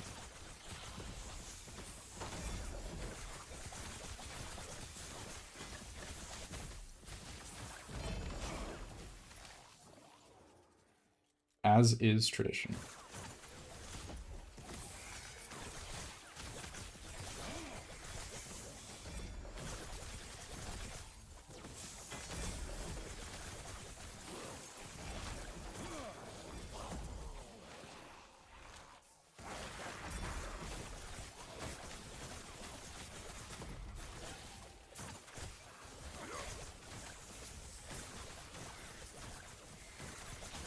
You got 11 mana efficiency? Not bad. I don't know if that's usable. With a -4, I think the most you can have is a 10% mana efficiency.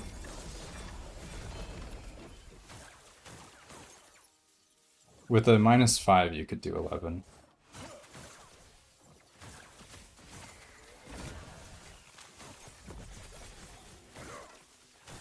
God, these spires are gonna kill me, aren't they?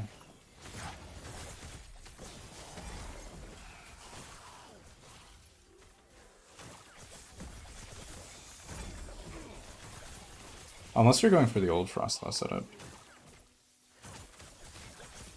Yeah, the mana armor is definitely really important. I agree. Finding idols is really hard. If you're CoF, you definitely want to throw some prophecies together real quick for idols. I know a lot of people don't like using favor on idols, but it's definitely worth it.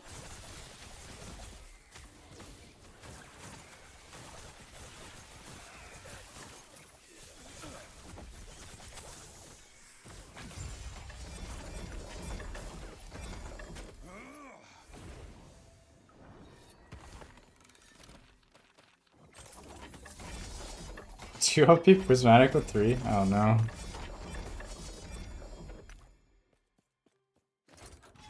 Oh, you get the low rolls, yeah. Yeah, fair. That is the pain.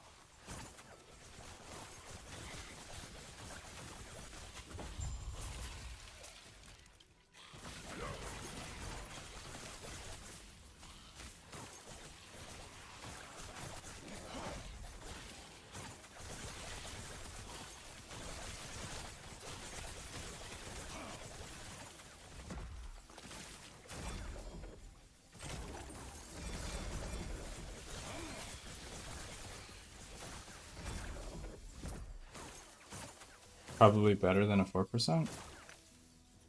Yeah, I agree.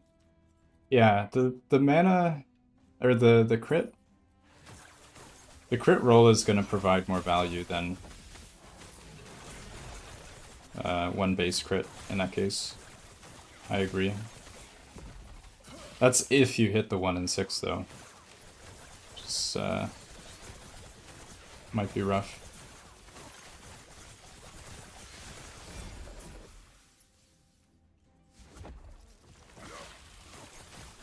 Gaze are always very hard to roll.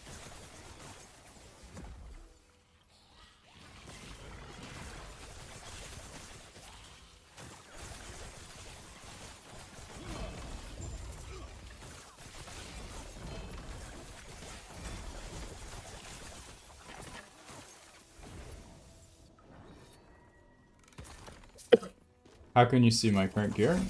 Go to Last Epoch Tools, then go to Profile, and then type /FrozenSentinel. That'll show you my gear. Can we go this way? It's probably not worth it. Yeah. Trying to reveal as many nodes as I can, like per travel. Trying to waste minimal time here.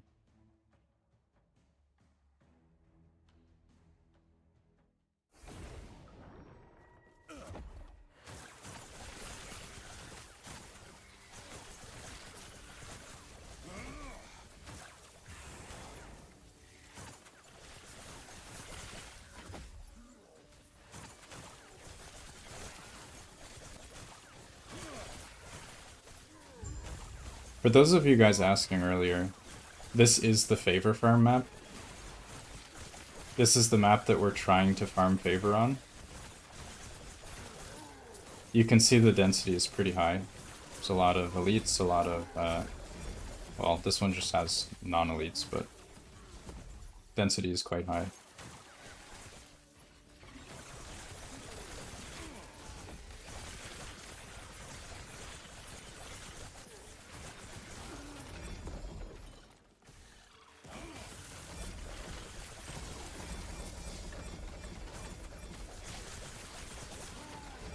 Another option is Ritual Lake. Still to be decided. That one might be good for Static Orb. If you just hunt down elites and kill them as quick as you can. Could be an option for like a pure Static Orb setup. And then just spam kill rare monsters. Ignore the packs.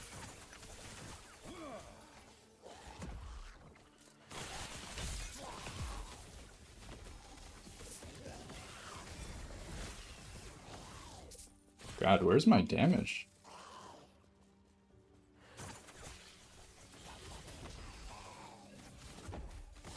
There we go. I think it like bugged out there or something. Or I missed. Probably missed, if we're being honest. Skill issue.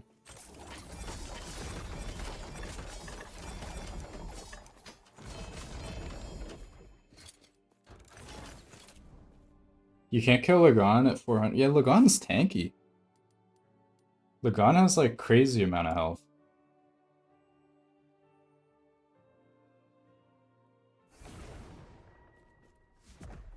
I think they nerfed it though.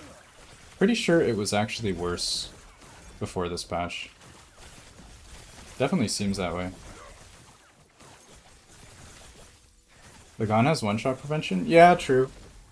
But it still does the one-shot though. Like when you do when you one-shot Lagon and then you go into the little minion phase and then you go back, it immediately dies, I think, right? If you did enough damage to one-shot. It's still annoying. You have to do the minion phase.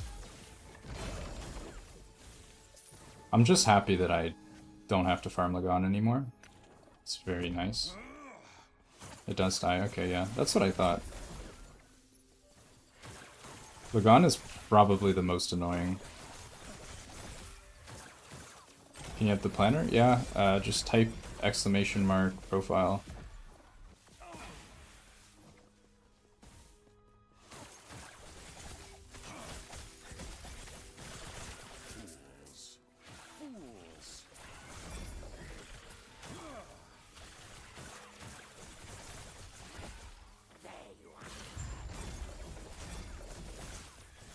kind of like the Ritual Lake idea, though. Feeling pretty good about that. If I get a good one, I might test it out and see how the favor looks. If you go pure speed with Static Orb, I think Ritual Lake is going to be really spicy. I'm actually excited to test out the favor per hour on it. See how it compares. The best part about Ritual Lake, I don't think you even need what do you call it? The beacon? Because it's such a big map, you just like reset it and hunt the rares down. Only problem is if you accidentally complete it, kind of sucks. That's part of why beacon is good.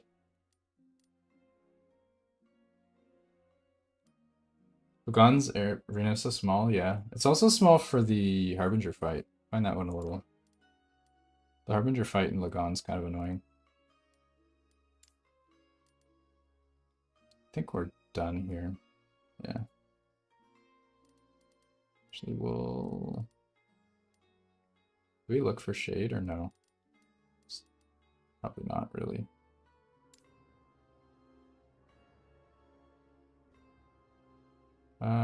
We're missing a pretty small amount of experience. I think it's fine. Do a reset.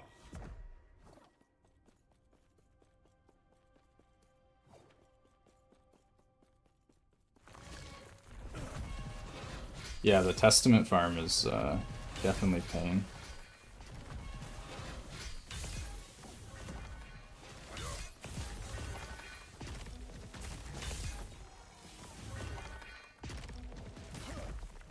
That is pain.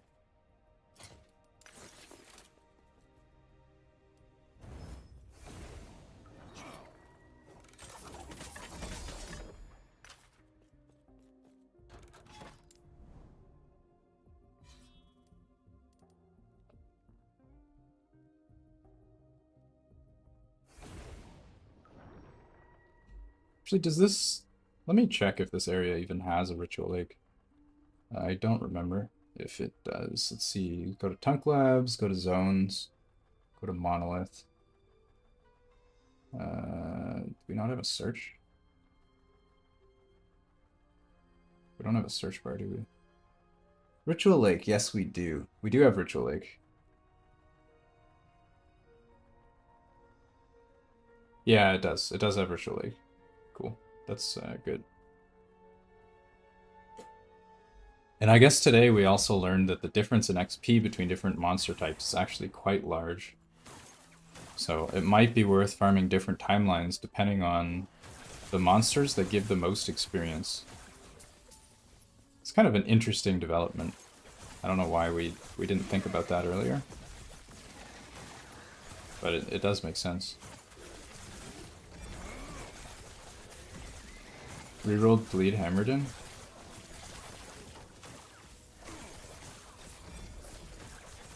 At least it's tanky, right?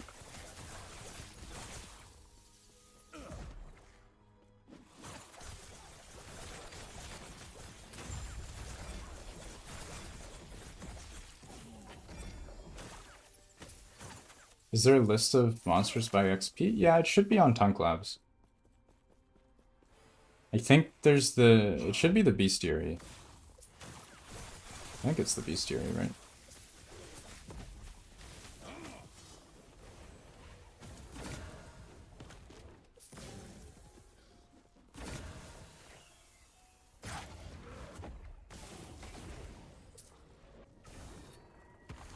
Let me check real quick.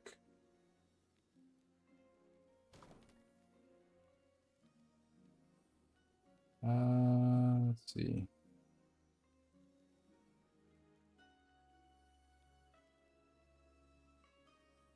Bestiary? XP, yeah, there you go. So it's the list of monsters by XP given. It's actually interesting. Different timeline bosses give different amounts of XP. That's pretty cool. I didn't realize the bosses were also different. This is kind of... Oh, wait, level.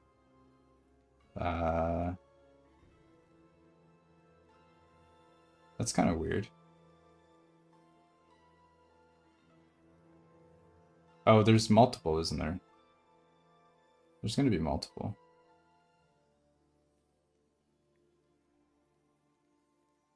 Oh, maybe not. It's a little bit weird. It only lists it for one amount of XP. It's strange. Well, anyway. Oh no, this is misleading, right?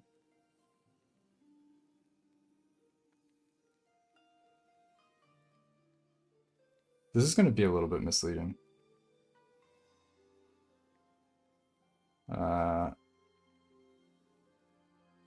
Yeah, it's not consistent.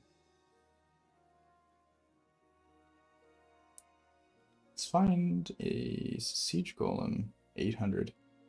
Siege Golem gives 800 XP base.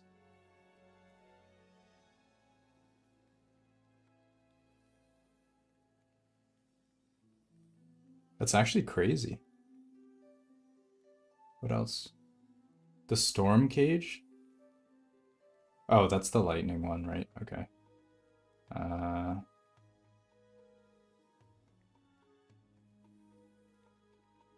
What else is there? Diamond Matrons give 500. Which is even more than this boss type thing. And it's just a normal monster.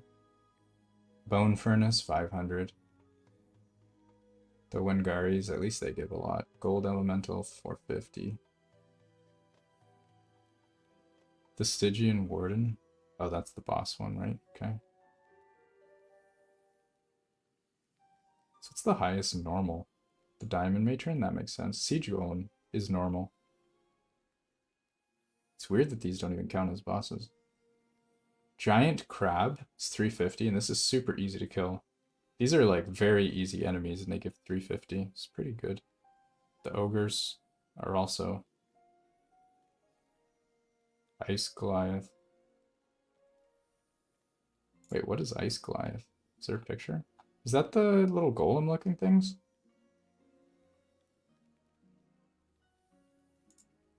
That's a lot of XP for those. And the bears are quite a bit. What's your profile name? It's this, or character name is Secret Weapon. It should be at the end of the list, the most recently created. The big icy golem, yeah.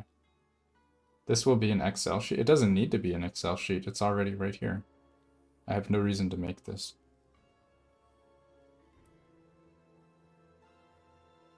This is really interesting. I feel like there's very little correlation between how difficult they are to kill and how much XP they give.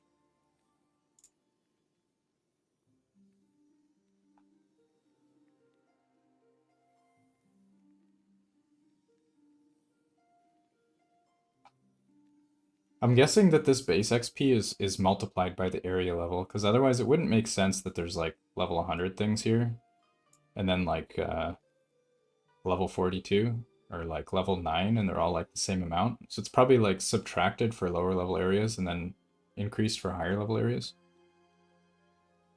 At least I'm assuming that's how it scales, right? Huh. It's pretty interesting. I wonder if there's any like trick you could do. Like, okay, here's an idea. Like, this is a really weird idea, right? Let's say you go into Reign of Dragons with Harbinger enabled, you one-shot Emperor of Corpses, you get 55,000 XP, which is like over 10 times the amount of like any other rare, and then you leave and reset. Is that actually a strat? Am I crazy? Like, can you game this system here? Because this is like 30 elites worth of XP. I mean, we can math it. I'm actually curious.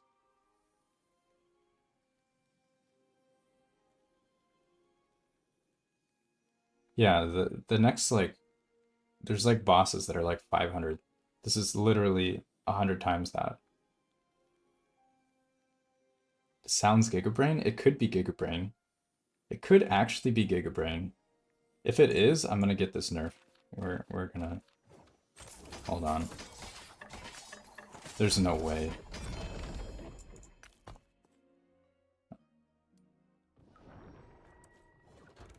There's no way. That would be insane. So these experience gains should actually apply. Math it? I don't know. I don't know the math yet. I'm just gonna see how much XP I actually get. I could do it with a bomb. Yeah, you're right. I could do it with a bomb. But a bomb gives 10k, so like even at 100 corruption, Reign of Dragons should literally give more XP than 1000 corruption abomination. Assuming that this works the way I think it does. It'd be pretty nuts if it did. Anyway, let's check. Let's see. Let's do a test. Do I have non-favor here? Yeah, okay.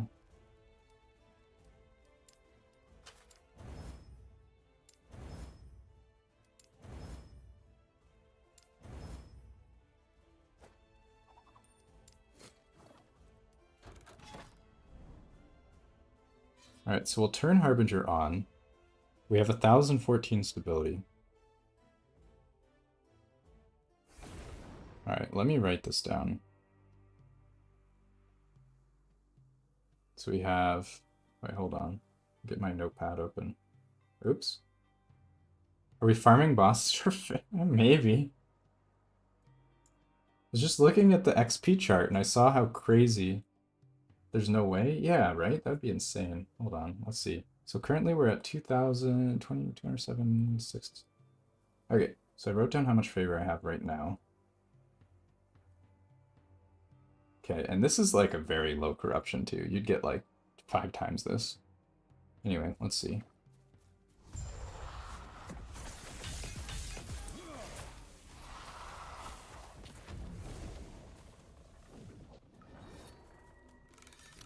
Stability's still there. Alright.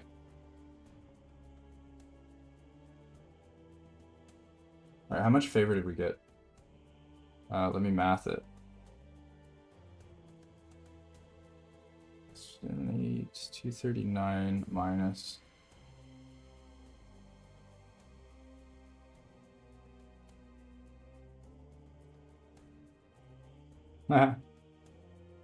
Okay, maybe not. Actually...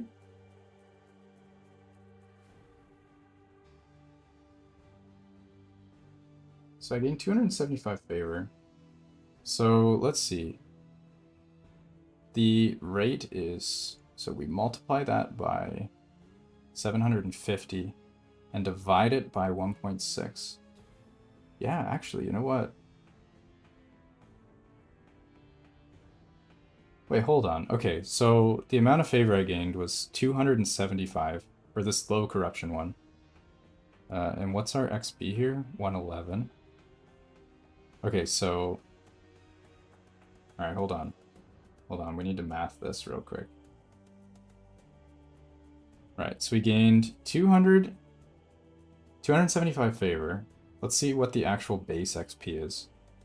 So that was with 111% increased. So we will divide this by 2.11 to get the baseline. This would be the base XP. So it's 130. XP per favor is 750. So this is the amount of XP.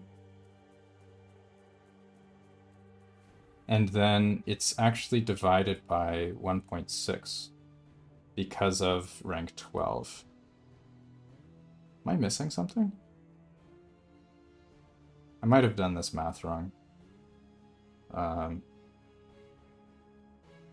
Yeah, but anyway. So this would be the amount of XP. My math could be slightly off here. But the Tunk Labs is saying... Wait, hold on. Yeah, Tunk Lab says 55,000. So it's actually only off by like 10%. Seems to be correct. This boss literally gives this amount of XP. So killing the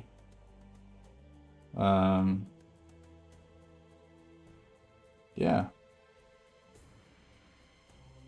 Killing the Reign of Dragons boss is literally equivalent to killing what's a good example here? Diamond Matron. 110 Diamond Matrons is one Reign of Dragon boss. That's pretty insane, right? Like, you can do multiple of these per minute. And, like, I don't even have proper setup here.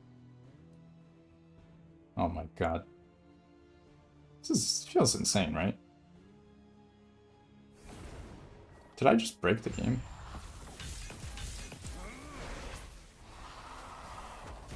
Yeah, I still get favor. Oh my god. I almost don't even want to bother, because they're just going to immediately change this.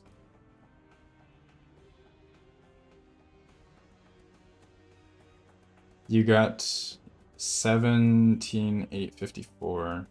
I'm going to guess you're at about 510% increase. So 10% difference from the blessing. Oh yeah, you're right. The blessing. Yeah. It's the blessing. Good call. I totally forgot about the blessing. You get almost 1,000, actually.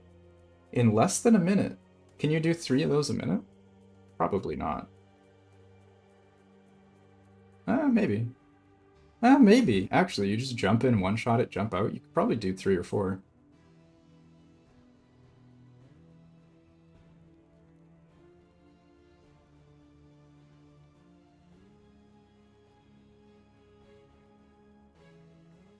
Yeah, maybe. It's interesting.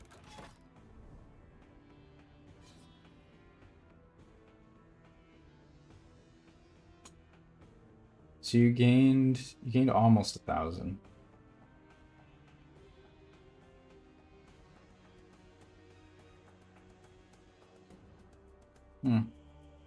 You could probably get a bit more. Are you using XP Blessing and deadly modifiers or something?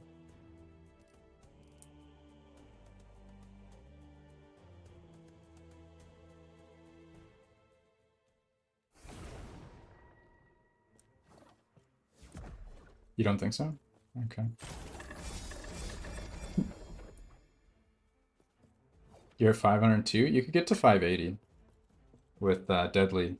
I think is probably what you want. That would be basically an extra 20%. That would take you over 1,000 per kill. Actually make a pretty big difference here.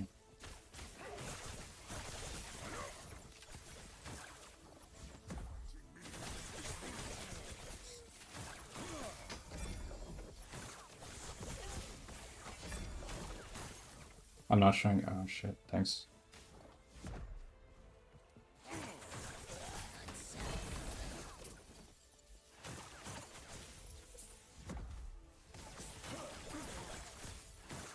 This is gonna be really hilarious if this is actually a thing. It does seem like it is a thing.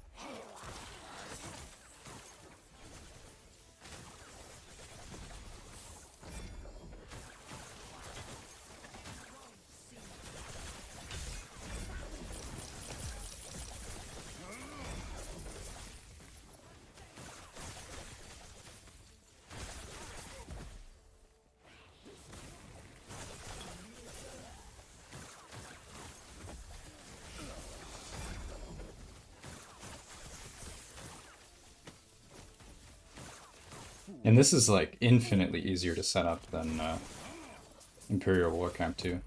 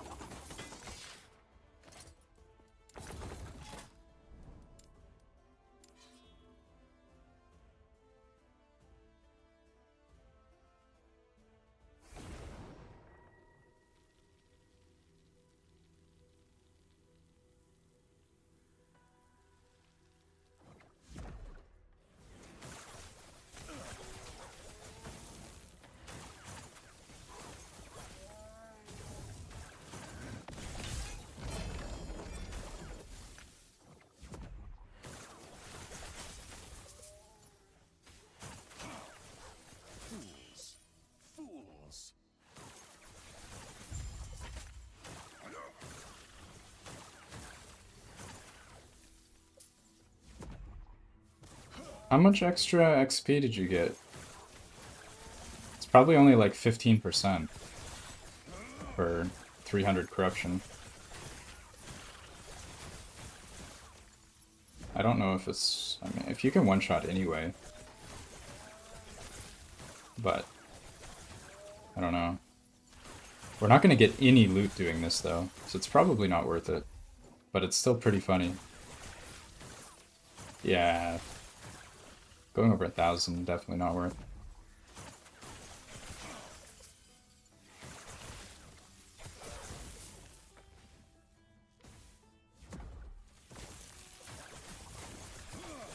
This is so not worth it, it's like... not even funny. Because of the loot. Not getting any loot is like... huge rip. Even if the XP was a little bit better.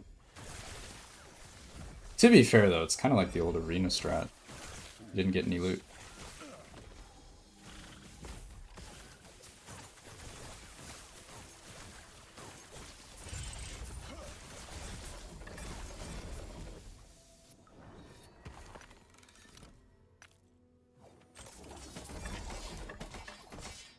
Fast way of doing props, yeah, true.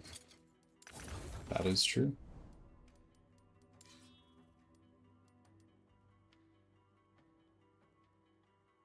How many of these bosses do you think you could do per minute? I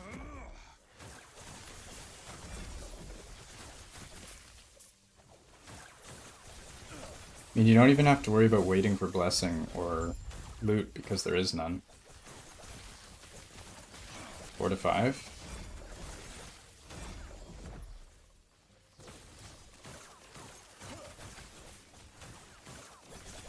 I think the benchmark...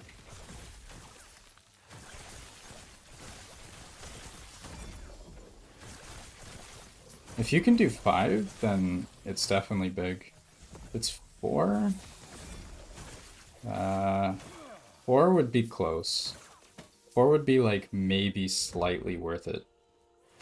5 I think would definitely be worth it.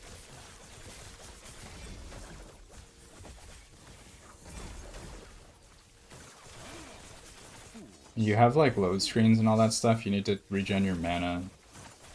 I don't know.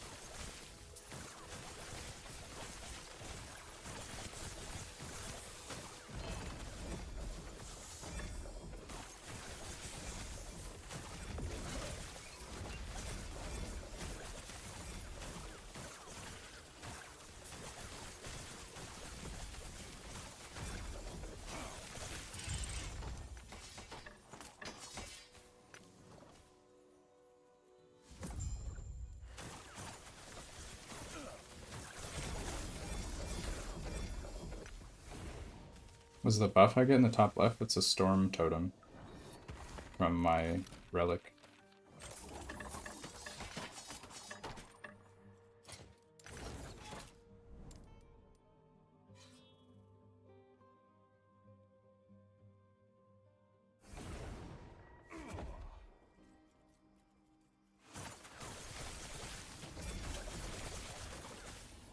You just came back, welcome back. What am I talking about? I'm talking about potentially reset farming bosses for XP, for favor. It's actually hilarious. There's no way.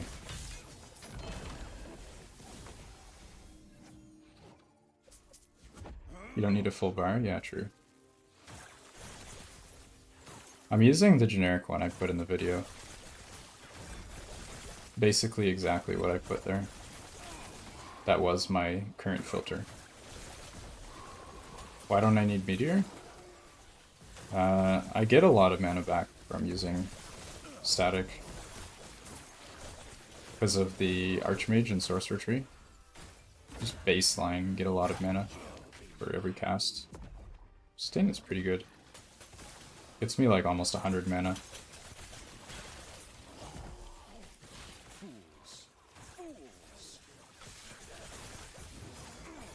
You need to have a lot of mana though, because it's based on your total mana for static orb.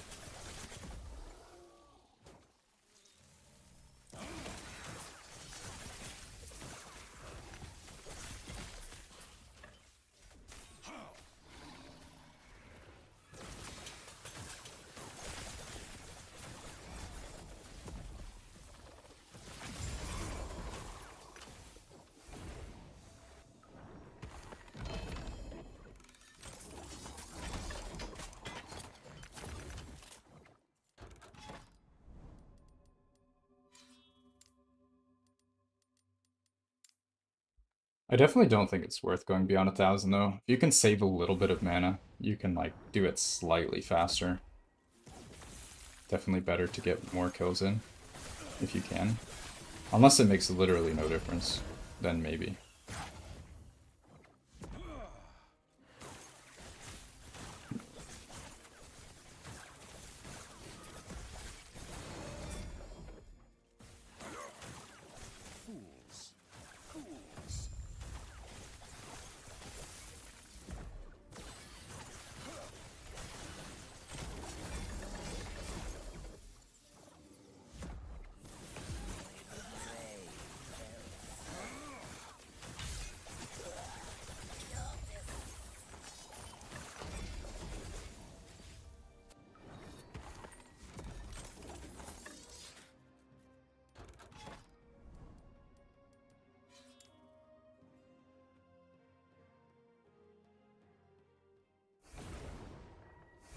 Our stability bar is full, isn't it? No, it's not. Might as well get stability anyway, get the kills here. Maybe we'll get a Twisted Heart.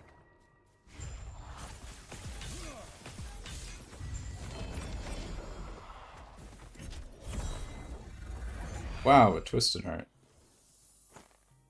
And a Horns. Cool. What else we got?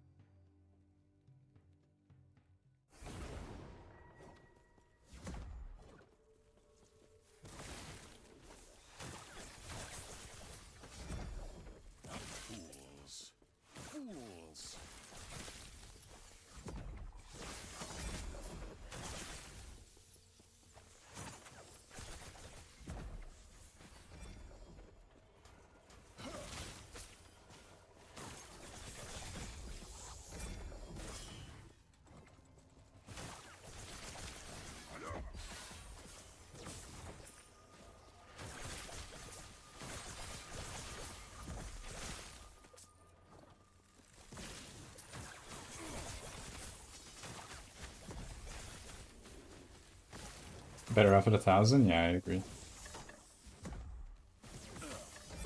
Just so much. 5 times in 65. That's pretty good, actually. With the right setup, that's close to 300,000 favor per hour.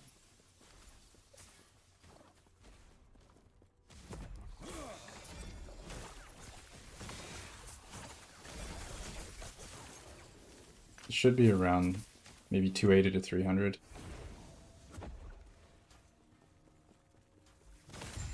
It's pretty respectable. How do you stack? You just find 2 Echoes that are that. Yeah, exactly. You...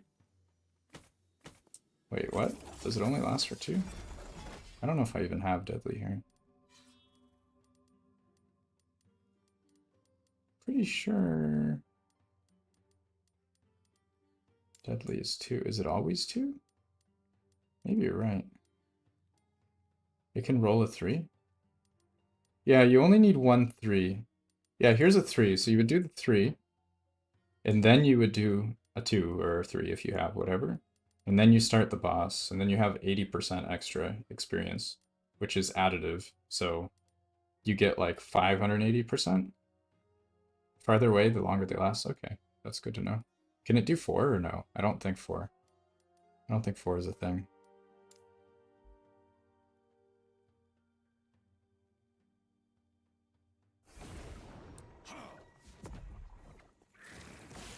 I feel like there used to be more. Used to last longer, but I think they changed that in 1.0.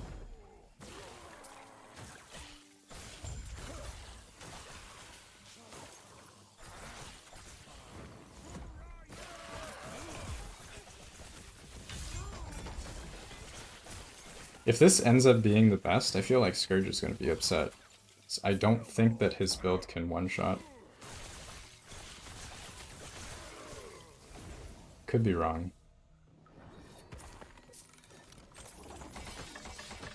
He can't? Yeah. Big yikes. I'm still not sure if it's even worth it though. Even if you can do it, doesn't necessarily mean you should. I don't have any of those. I need this for fractured.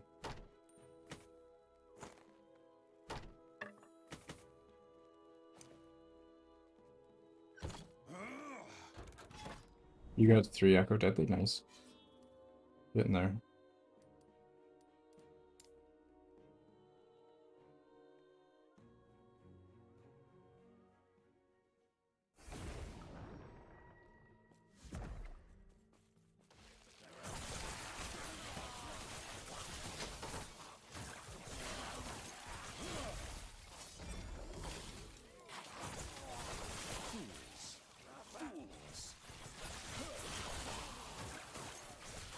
$1K, 5 kills a minute, 300 an hour, yeah, exactly. Which is 50% more than the next best. Even though you're not getting items, I feel like 50% more favor more than makes up for that, right? Actually, probably, right? You lose a lot of exalts, but an extra 100,000 favor an hour.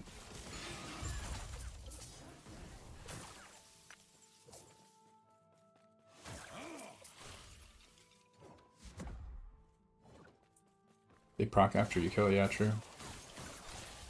You don't want to stack too much though, because you're gonna have to deal with it while Harbingers spawn.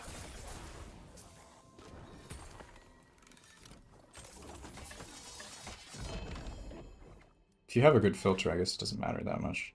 It's still a little bit annoying.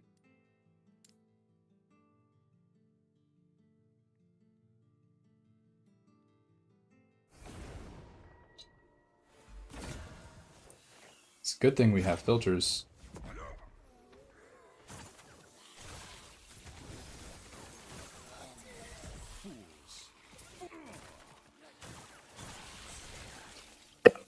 I do think with my filter though, it's fine to do the Harbinger thing. So you're gonna know whether or not you have good loot pretty fast.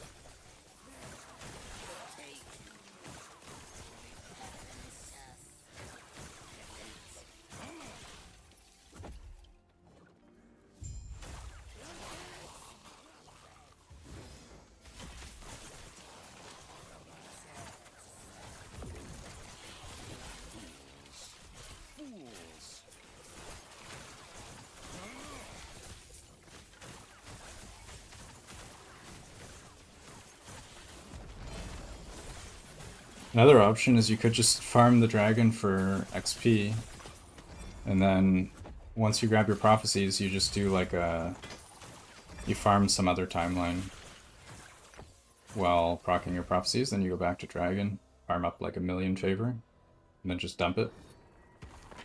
Could be an option. If you want. It doesn't make much difference, I think.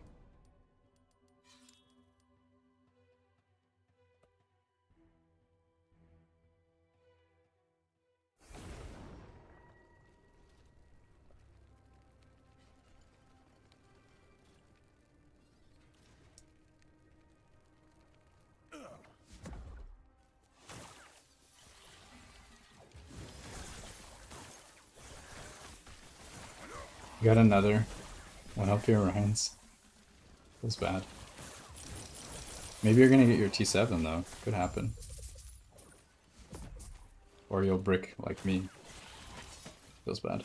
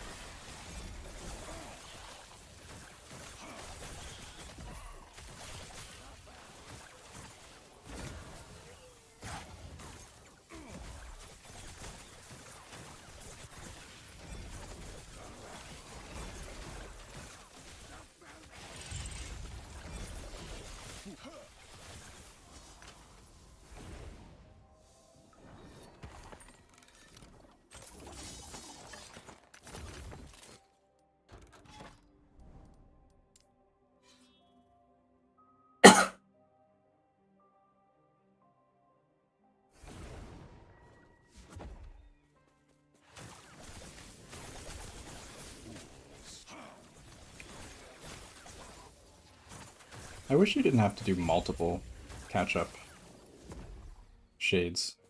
I feel like one catch-up should take you to where you were. Like, assuming you do the furthest one for the full bonus. That plus 4 Gaze of Orbis should be enough to take you to where you were.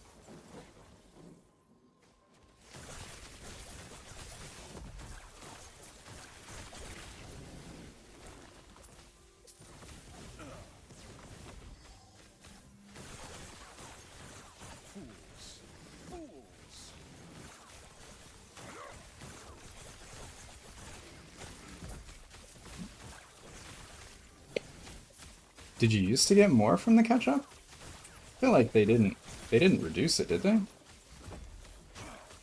don't think you ever got that much.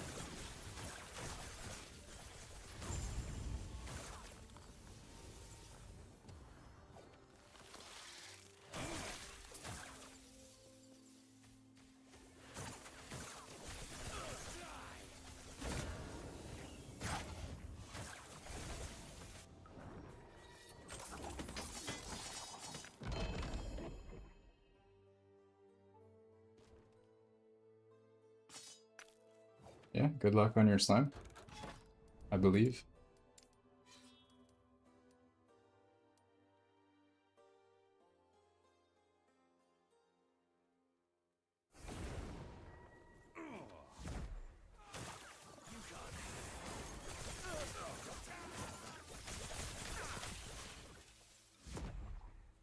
I'll tear you out.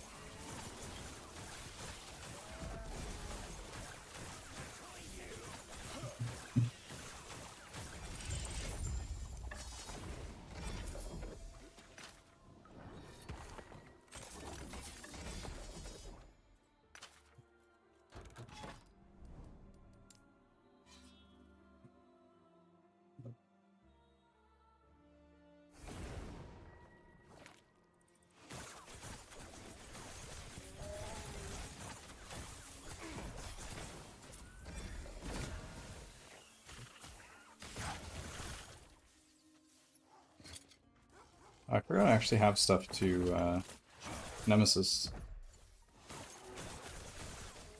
135, let's go, nice.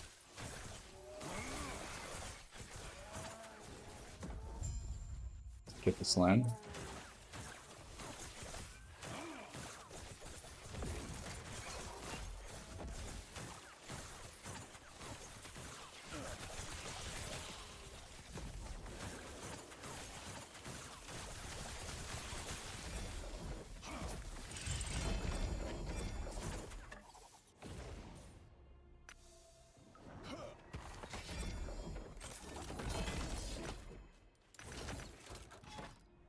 This is a 10. We can get a little bit better than that. Which rolls are you looking for? Chance to apply spark charge, the int roll, the area roll. Those are probably the most important.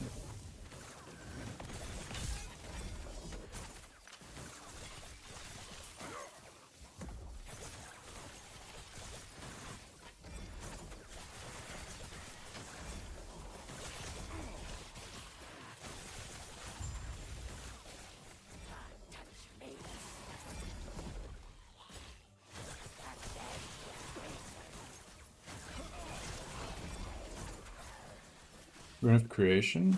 There you go. Very nice.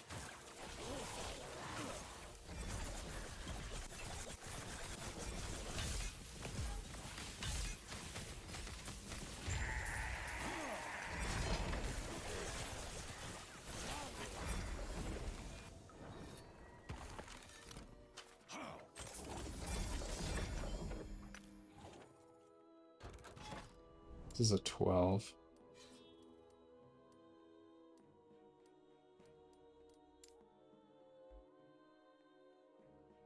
I think we can probably get a 14 or 16. And then only do maybe 2 catch-ups for 1,000.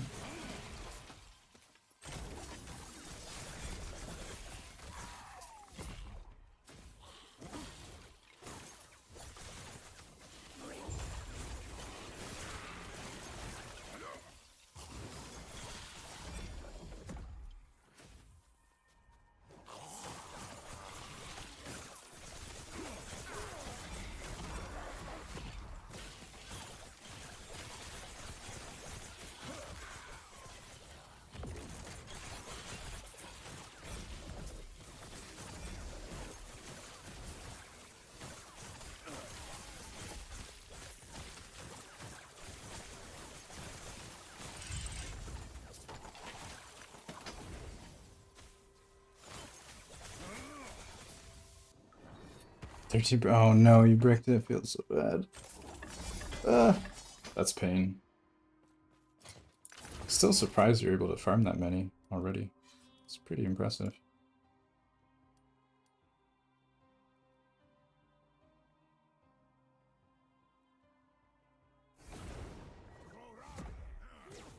Amulet prophecies all day, yeah, fair.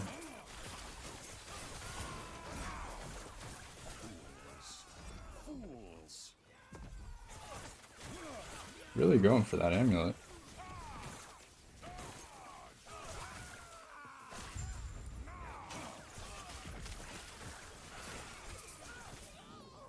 The graveyard tab is a badge of honor, though.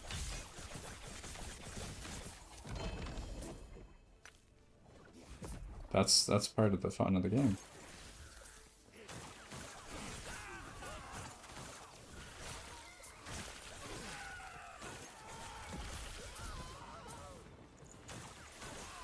It's not about the destination, it's about the friends we made along the way. You know?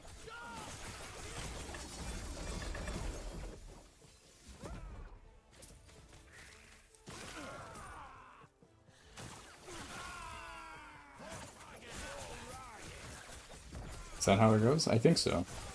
Something like that.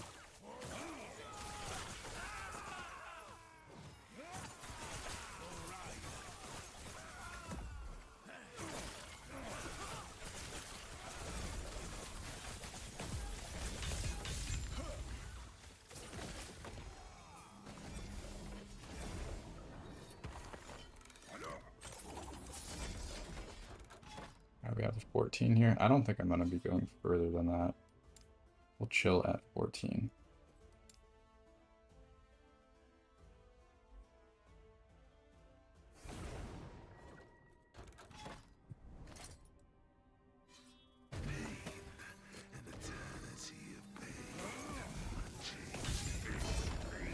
Oh. Alright. It's like a literal one hit. I'll take it.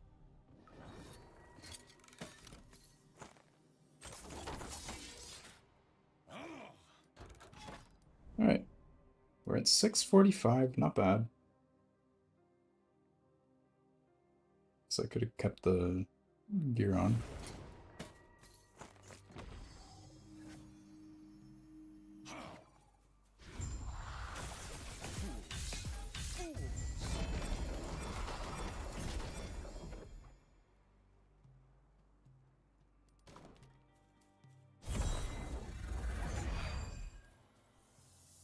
Relic? Oh, look at that. Triple perfect rolls on it, except the implicit. Pretty cool. Spicy, spicy. Hey, let's go. Actually, I don't actually see the message. Let me bring it up. Hold on. My chatbot is not showing me the actual message. My chatbot is not showing me the actual message.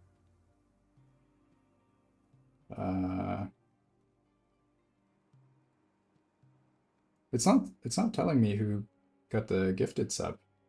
But yeah, thank you so much for the 5 gifts and for everybody who got it. I don't know why I'm not seeing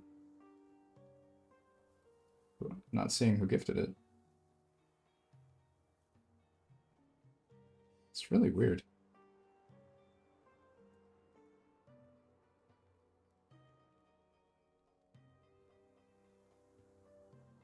Was it a gifted sub? Twitch is not showing me. Yeah, thank you so much. Much appreciated. Wish I could actually read what's going on there.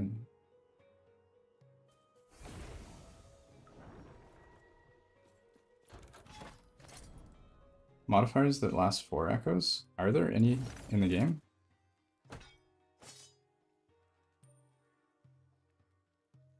I'm not actually sure if there are. Alright, let's push out, do another shade, then set up our farm.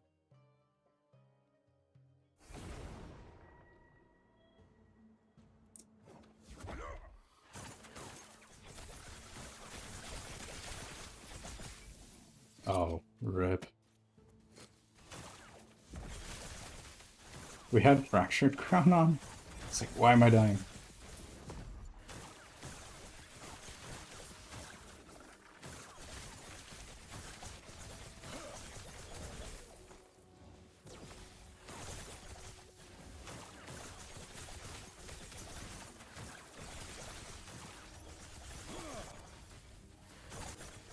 Was I?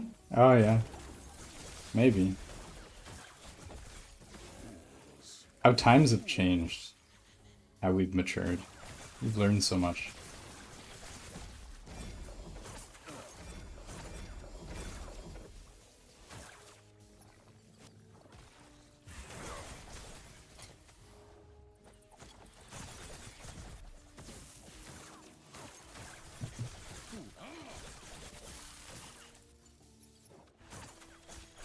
Wait a minute. Crazy. Yeah, it's perfect mana. Never mind, we do want that.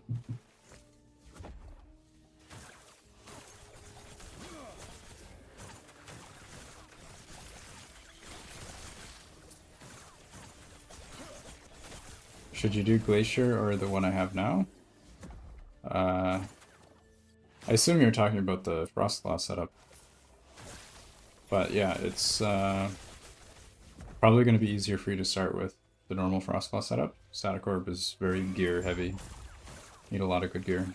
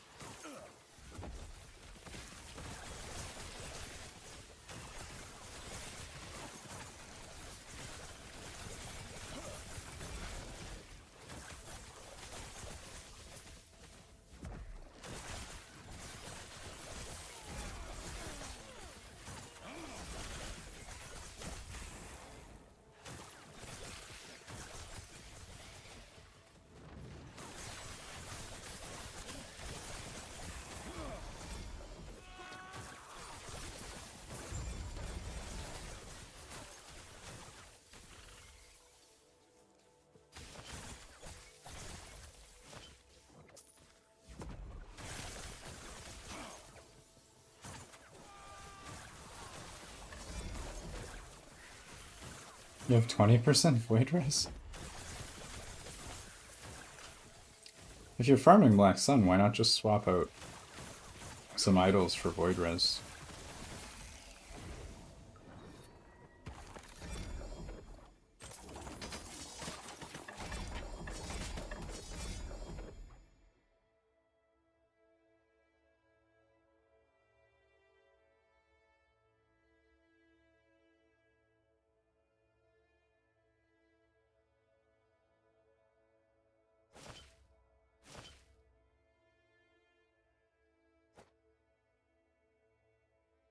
Yeah.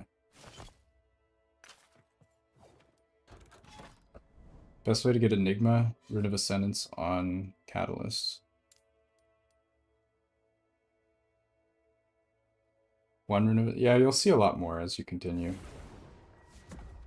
Do I prefer this over D4? Yeah.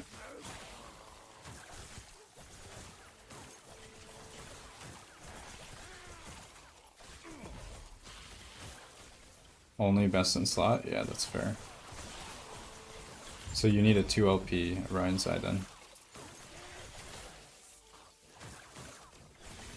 May I ask why? I don't know. Last time I played D4 was... I think Season 4. I got to level 100. And then I immediately realized that if I wanted to continue gearing up my character, I would have to run a bunch of Hell Tides over and over with a group of people on a 1-hour rotation, killing the same boss over and over. And then I would have to find a group of people to do rotations of the Uber bosses with over and over, because doing it solo is not efficient. I'd have to farm a ridiculous amount of gold by selling items because I don't like trade. Or I could deal with trade, which I wouldn't enjoy anyway. So yeah, I don't know. Like, I feel like in D4 you're very, very forced to interact with other players. Like, either finding rotas, doing events. Like, all that stuff involves you doing things with other players, which I don't like to be forced to do that. I prefer to play solo. And I think that's the main reason. Like, D4 just... I don't know. It sucks for me to play solo, so I prefer to play Last Epoch, where my time is respected. And solo play is more enjoyable.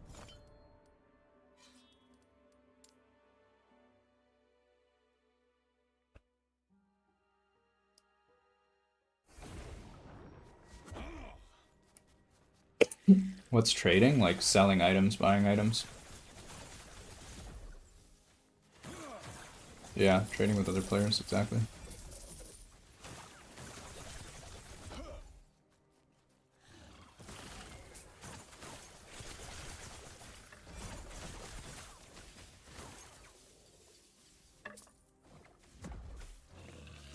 Yeah, the whole trade thing is a pain.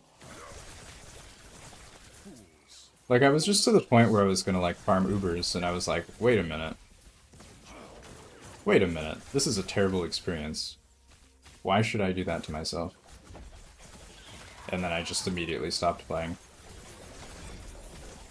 And, like, this was really early. Like, at the time, they had the pits.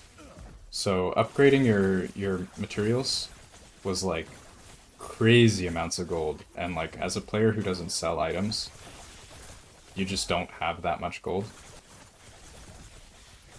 So, like, I was basically needing to farm gold just to do my crafts. Like, not even to buy items, because I wasn't buying items.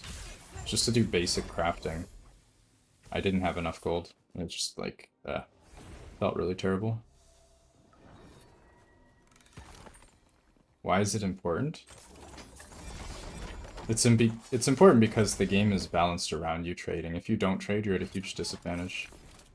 Your gear is going to generally be worse than people who do trade. You're going to have to farm significantly more to get the gold you need, because it's like you're supposed to have it. The items that you have that are really good offer no value unless you're playing that specific build. Like trade is just like way, way, way better. I don't want to do dodge. An arena there too. Oh well.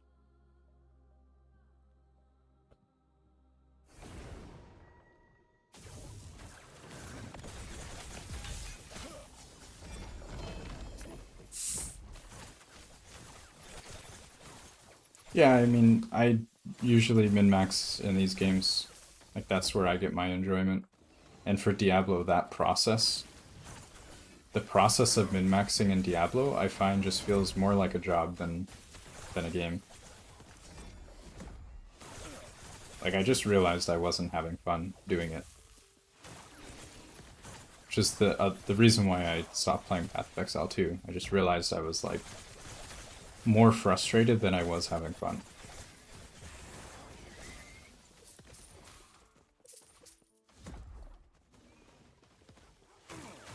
Yeah, exactly. Similar feel to PoE. I don't think PoE has the same problems as D4.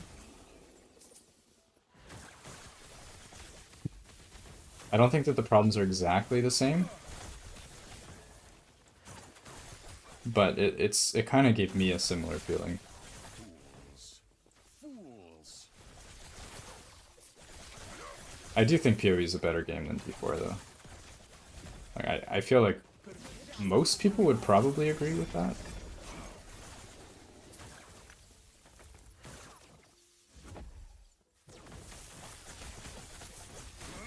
I mean, that's just my opinion. A lot of people enjoy D4. I mean, don't let my feelings ruin the game for you. Like I'm just like somebody who min-maxes, and like, I do have over 1,000 hours in D4, and like I did have fun playing it, but like I don't know. Now I feel bad. I'm not trying to ruin the game for anybody. Yeah. The other issue too is like a lot of the builds in D4, like I feel like the build diversity is really weak. Like there's very little depth in skills and uniques for that matter. Like there's just very little depth, and I find like it seems to be very easy for a meta to be established, and then it's just every person that you see in the world is like just all playing the same build in D4.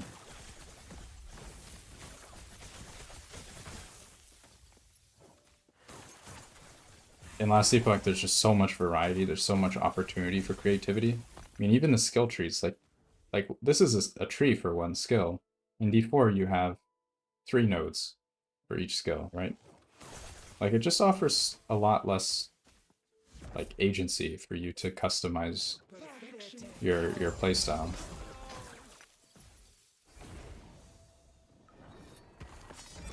I think if I can have one more gripe about D4, and then I'll stop.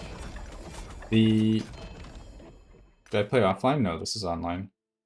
I think one of the things about D4 that was kind of annoying, the probably the best item change in D4, like they added like for Endgame you can drop I forget what it's called, but like the affixes on an item can have a star.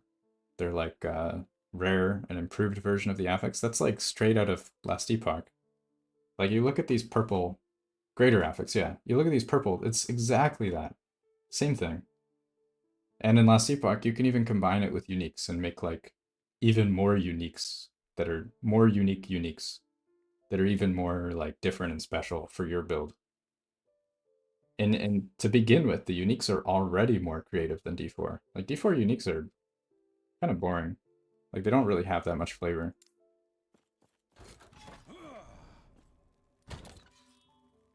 And that's like the best thing they added was just a straight up copy of Last Epoch.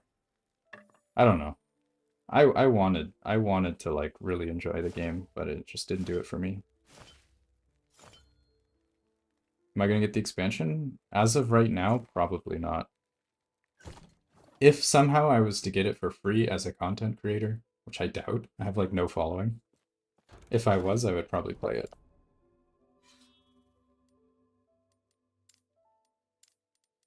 but I definitely wouldn't put that many hours in compared to last Epoch. I mean, who knows? Maybe they make it like amazing. Hey, let's go. Thank you for the follow, much appreciated.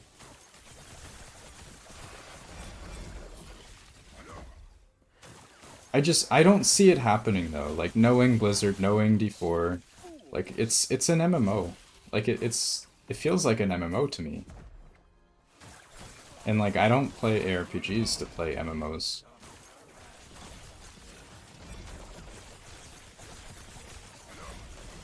Like MMOs are fine, but like if I wanted to play an MMO, I would just play an MMO.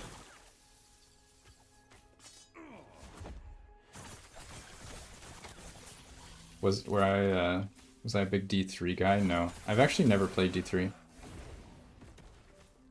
Never even played D2. When I was younger, during the D2 era, I was playing pretty much exclusively RTS games, like StarCraft. Last Epoch is an MMO? No. D4. I'm calling D4 an MMO.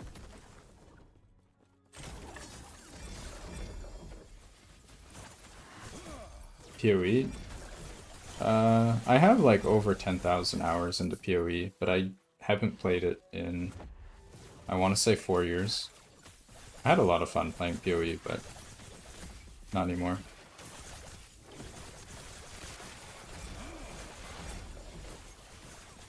You think you want Marina's Lost Soul for the farm, because then you can just TP to the dragon? Yeah. Yeah, you're right. I agree. It also gives flat damage.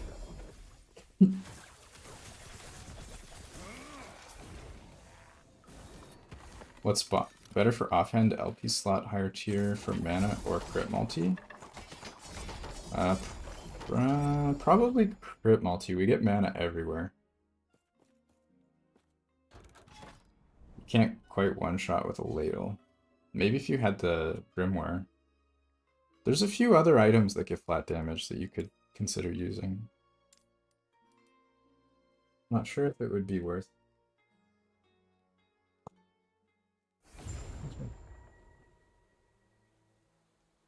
I hate Grimoire, to be honest. It just feels so awkward. Oh, you'd run out of potions? I didn't even think of that. You're right. You would literally run out of potions, because you're not getting any. That's, yeah. This is my preferred ARPG, yes. Yeah, Last Epoch has been my preferred ARPG for a while. I guess since 1.0, I guess. Before that I did play quite a bit of D4.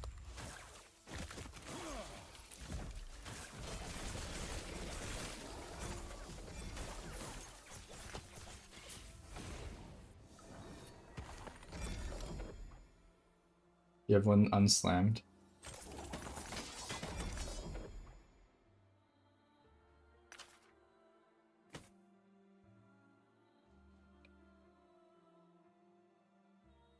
Yeah, I have a few.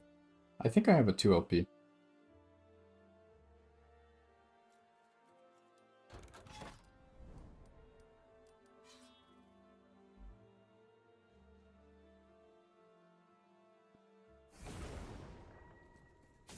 I don't know if any of them are actually good roll though.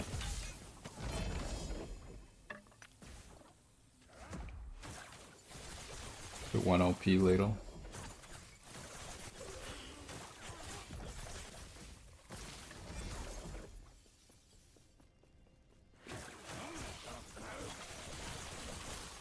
This is another map people talk about farming. Oh, rip. Rip my keyboard. Oh. And it's gone.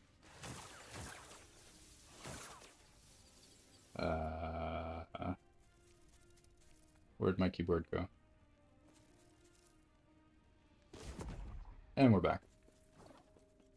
Yeah, this is another map a lot of people are farming, like Mage and the other thing, Emesis, because of how small it is.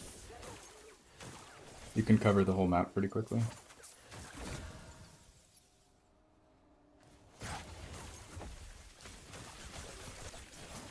Your first PC game was D4? Let's go.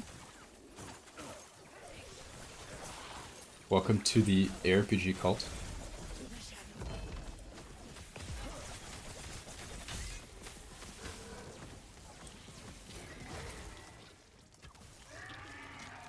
Wow, we ripped our mana.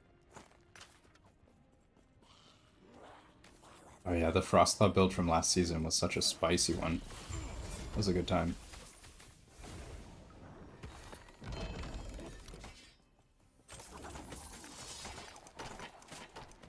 Yeah, thank you for dropping in. I appreciate that. Yeah, last season was a really good season for last Epoch. It was a lot of fun.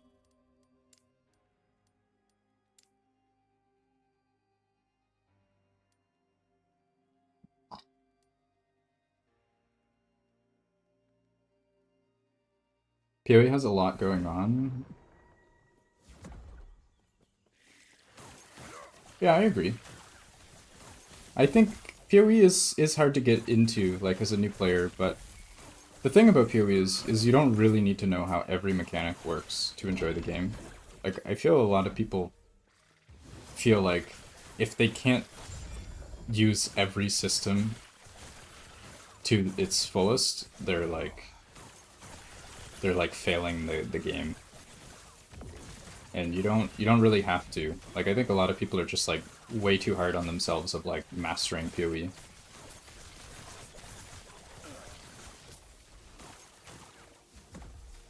How fast you can go through without weavers?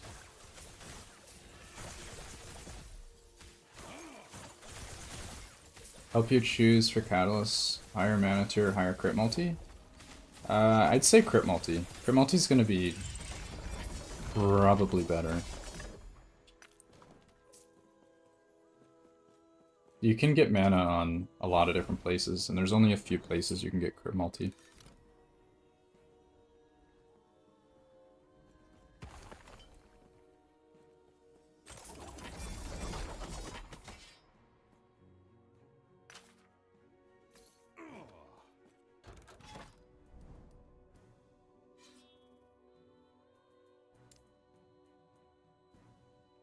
Yeah, you can always follow a guide. Doesn't really matter. Like, there's a lot of options in PoE of how you want to play the game.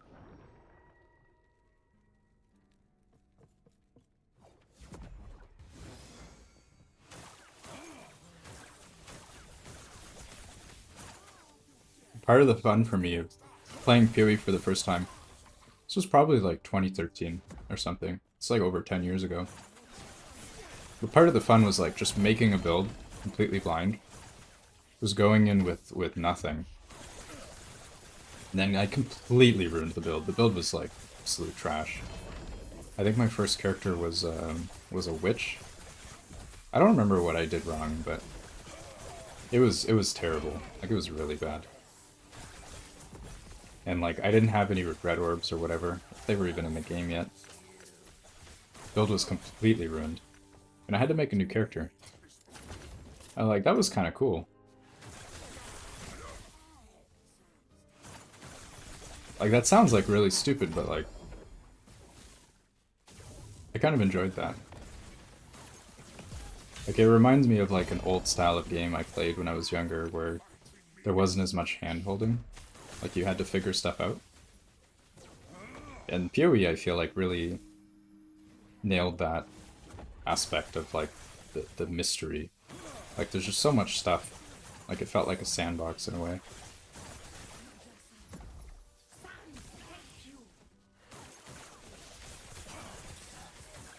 Yeah, it's a very old game. Been around. Around for a long time. Way longer than D3 even.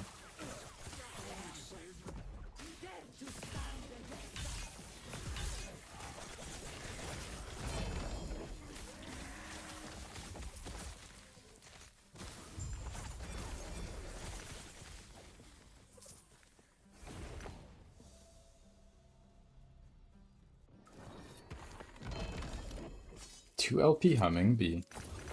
That's pretty rare. High attack speed, high move speed. Low ward gain though.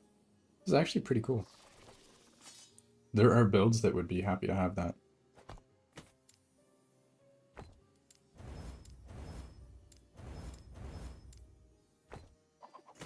do I think PoE 2? I don't know. I haven't been following it. I've seen just like glimpses of PoE 2.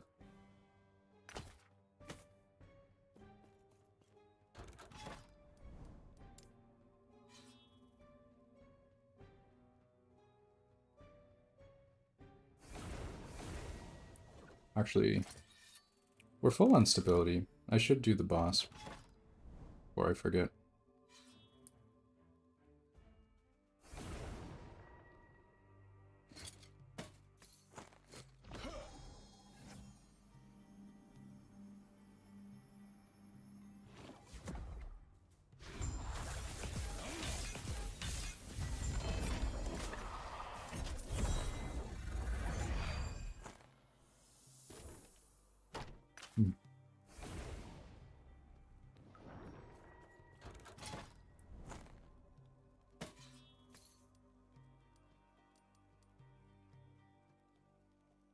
CoF grind, let's go. Fred, you'll be interested to hear my new huge brain strat. I just broke the game.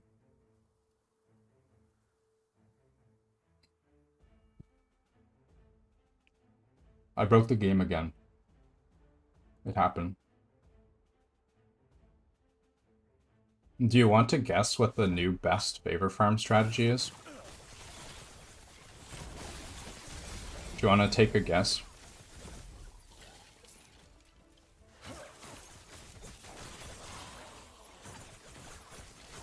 You'll think I'm joking.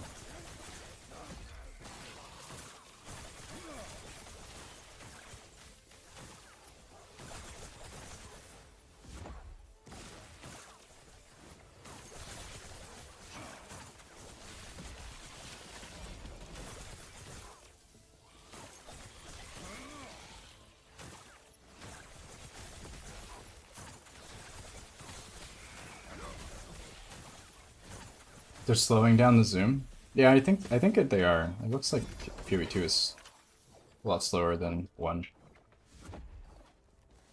I like the zoom though. The zoom was fun. All my builds had like 300% move speed.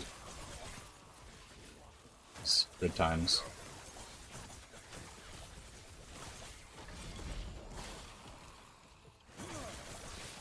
What's the new strat? That's what we're working towards that right now. We have the proof of concept. The proof of concept's already been delivered. But right now we're working on collecting some data. I mean, we're not ready yet. We're still doing the setup. I don't know if I want to share it too much. I want to keep it a little bit of a secret. Alright, but anyway, the strategy, the new possible best strategy, is literally killing the dragon over and over and over and over. That's the new best favor farm strategy. Not even joking.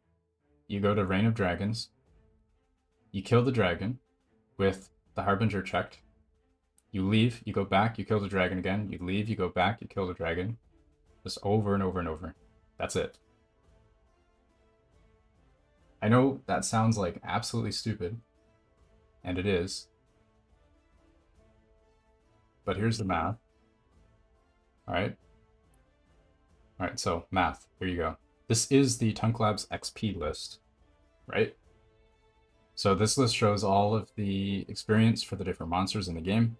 And you'll notice at the top of the list, we have Emperor of Corpses, 5500 XP, right?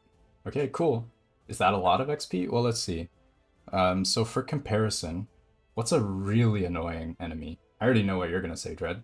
You're going to say that Diamond Matron. That's the one. All right, how many Diamond Matrons worth of experience does the Reign of Dragons boss give? Do you want to guess? It's 110. It literally gives 110 times the XP of a Diamond Matron. Like, what? This is 500? 55,000. What? Right? I mean, it doesn't seem like a lot. You don't really notice much, but like, This is actually bonkers, right? And the cool thing is, like, you don't even need to do some, like, stupid um, beacon reset or whatever, like, takes forever to set up. You literally just go into the thing, you grab Deadly here, gives 40% XP, right? Go into the boss, kill it, leave, and then repeat. And it's like, it's almost 50% more XP, assuming you can one-shot the boss, which is a big assumption. But if you can, it's like 50% more XP per hour than the next best strat. It's like literally insane. And I hate it. I hate that this is how it works. Like it shouldn't be like that. But it's in the game, so we're gonna do it. You love it? I hate it. I hate that this is a thing. And the only reason why it's even like it's even better because you're not getting any loot doing this. Like you're not dropping exalts, you're not dropping Glyph of Envy, you're not dropping whatever. It's only XP. The only thing that makes it better is because the XP is so much higher than the next best thing that it makes it worth it. That's really, really stupid. And I guarantee you they're gonna nerf this real soon.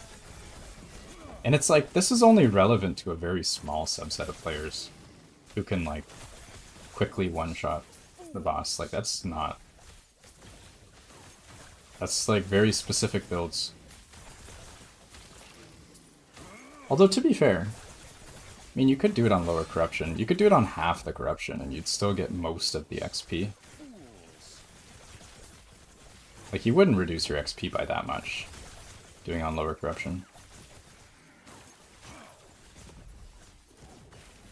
I don't even care that they nerf XP. I just wish they would like, you know, give us a little bit, like a little something.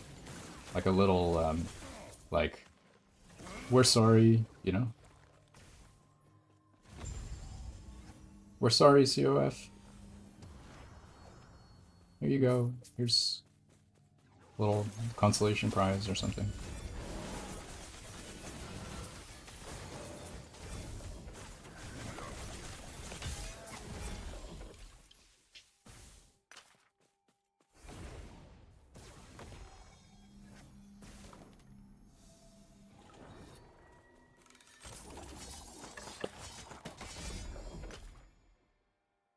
Does anyone know where to get a loot filter for Merchant Guild? It's the Sanctum Market, I think it's called. Sanctum something.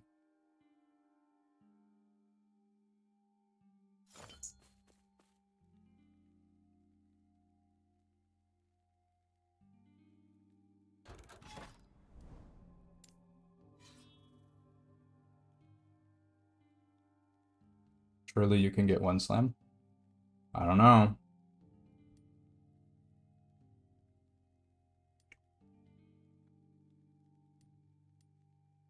Oh, we need to keep going. I'm level 100 already. Why is the XP bar still going up? That's a good question. That is a question for EHG. The bar fills up, and then when it gets full, it just resets back to 0. Why? I don't know.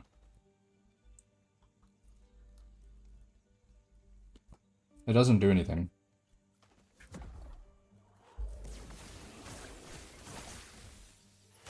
A little bit weird.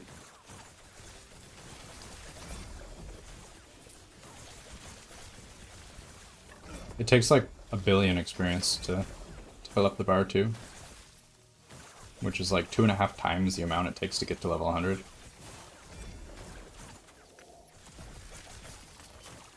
So I can't imagine many people have actually filled up the XP bar.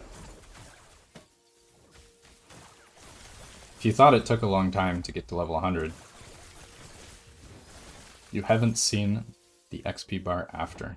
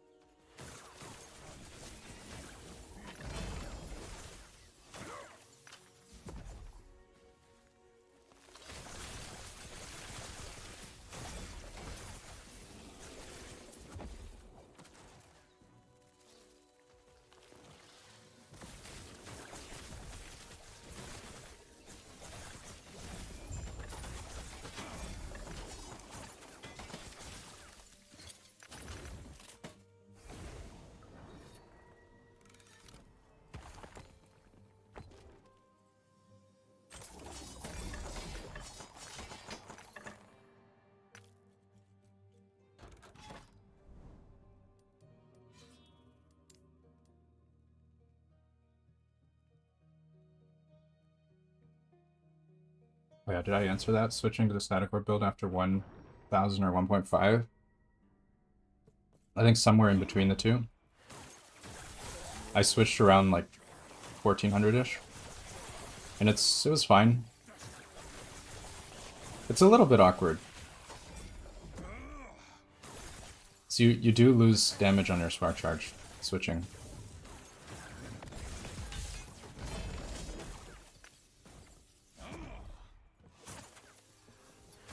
Running the Dragorath version? Yeah, Dragorath's fine. I don't know if it's best in slot, but it's a good option.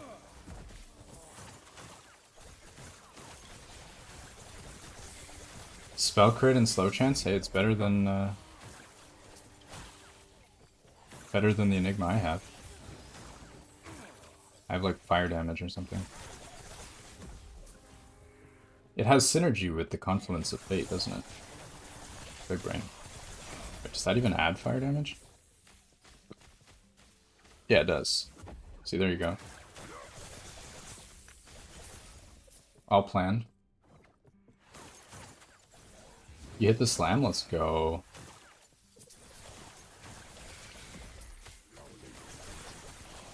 You wasted your RNG. Feels bad.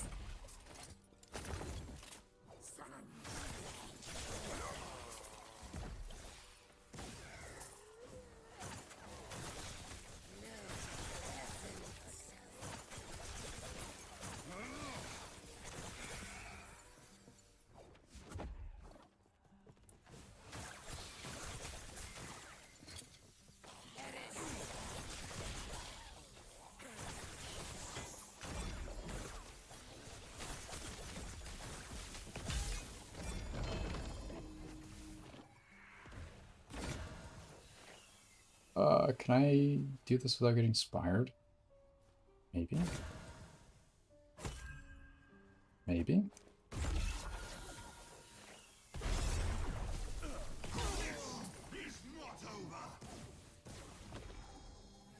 Just one LP? I mean, it's not bad. Let's start somewhere.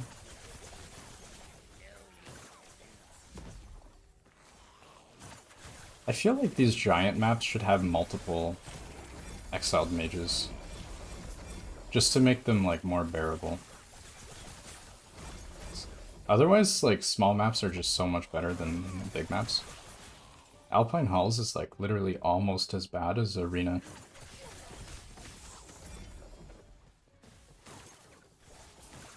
This map is huge. This is, like, after they reduced the size as well. It used to be even worse.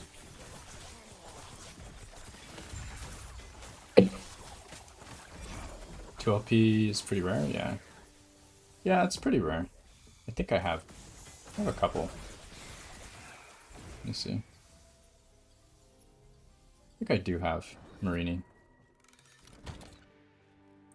Marina? Do I? No LP. Maybe not. Thought I had a 2 LP. Ah, there you go. 16 and 59. Low roll feels bad.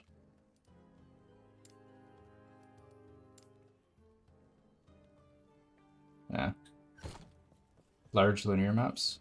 Yeah, those are annoying too.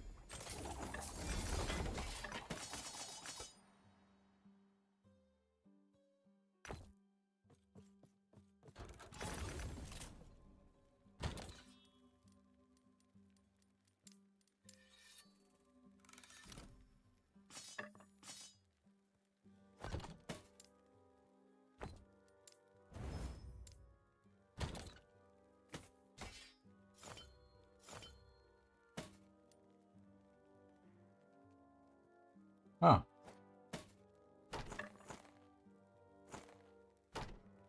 We can, Fractured Crown? Let's go.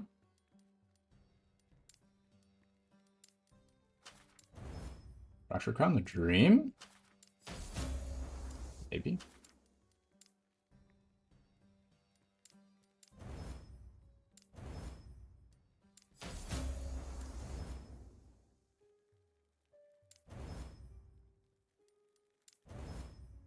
So what do we have here? We have 10, 19, 21. Double count? Yeah, we're good. 21 and 102. Not great.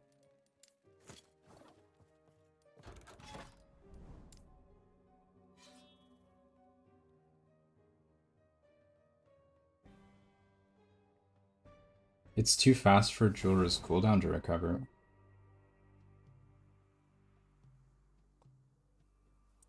What does that mean? Oh, you mean you kill the dragon before Julra brings back? Just unequip unequip one of the rings and then swap it out, right? You have one ring equipped plus like a T7 and red ring, and then between each dragon kill, you just swap the Julra and then swap the other one out. Right? Big Ren. Got you. Is there a tech to Ascendance Rune? Not really. You got your 2 T16 Phantom Grips. Let's... Oh, that's huge. You have better gear than I do now.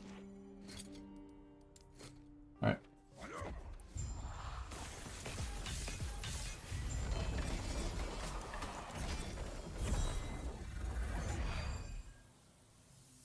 Hit a Fracture Crown Slam so you don't need? Yeah. Yeah, I agree. We do have a pretty good Fractured Crown. Like, this is not bad. It could be better, but it's pretty good. The T7 int is acceptable.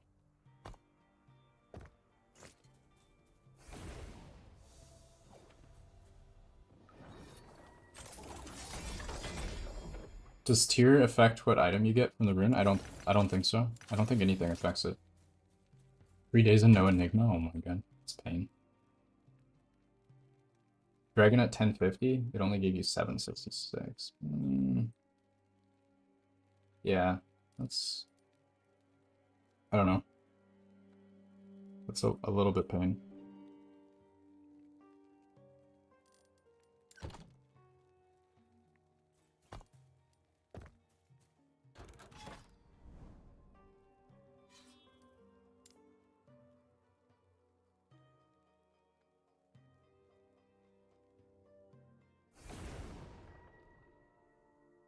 I think if it takes you 2 minutes to kill the dragon, it's definitely not worth. Like you're gonna be better off clearing echoes.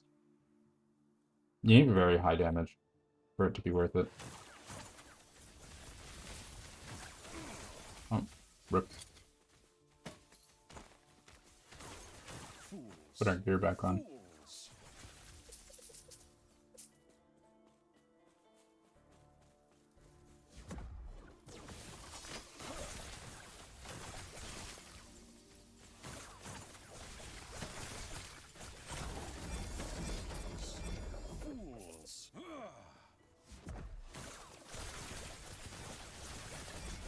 Yeah, if you don't one shot it, it's not worth it. 550 at a little under 400. I'm assuming you guys have the XP blessings, right? You definitely want that for this setup.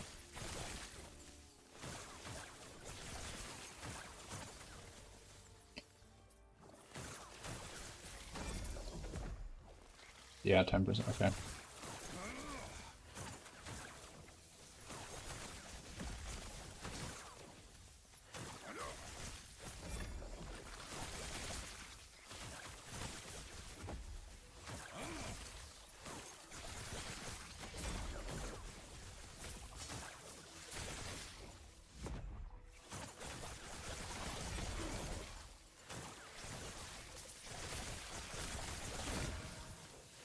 Endurance. Do I even bother?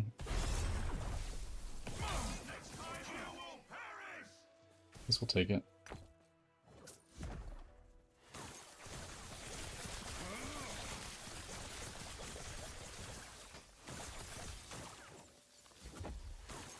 mean, going beyond 300, it diminishes very significantly. Unless you're very, very overpowered. It's just not going to be worth it. Any build that does significantly more single target damage than it does like AoE damage.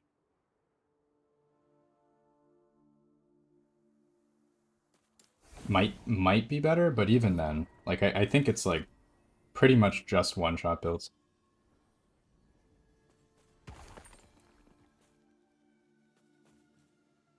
It's like very, very niche strategy.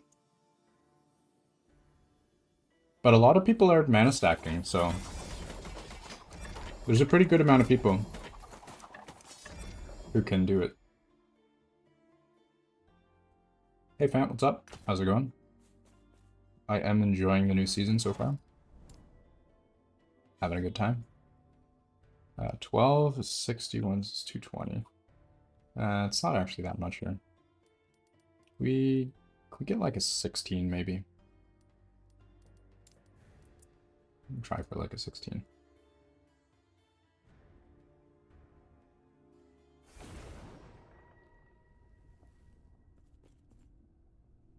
Is it better than the first cycle? I don't know. It's hard to compare.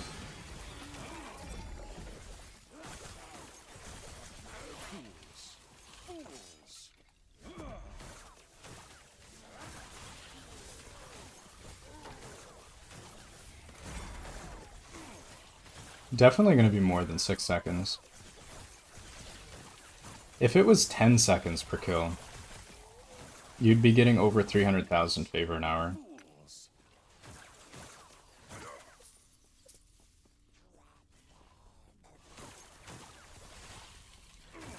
Yeah, it's a pretty insane amount.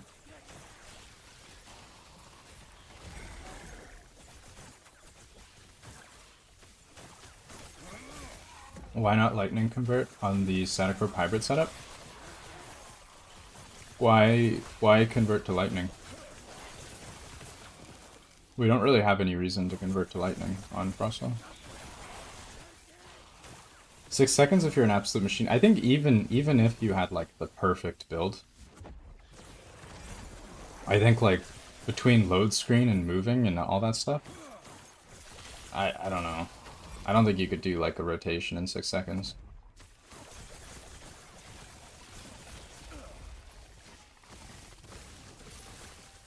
Maybe I'm wrong. That seems like optimistic. You don't need 6 seconds though for it to be the best option.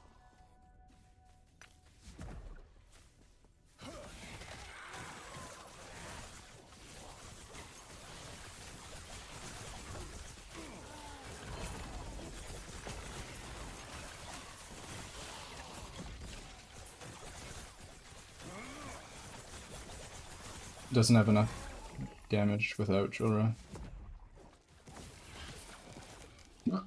It looks better? I think the fire looks better. If you want one that looks cool, you can just take the fire one.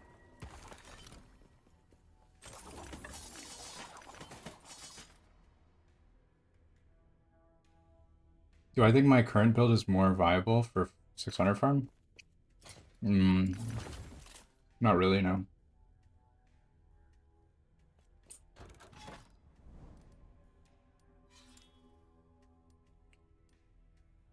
I think for like speed farming, you're gonna have a better time with pure Frostlaw. Because you have much better AoE. The hybrid setup is all about single target, but you give up some of your AoE to achieve it.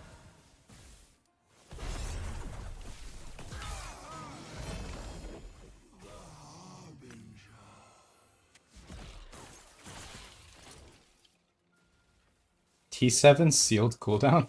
That's funny. That's such a terrible T6 though on the suffix. Crit avoid on the reduced damage base boots. Like this is probably the worst possible T6 you could have.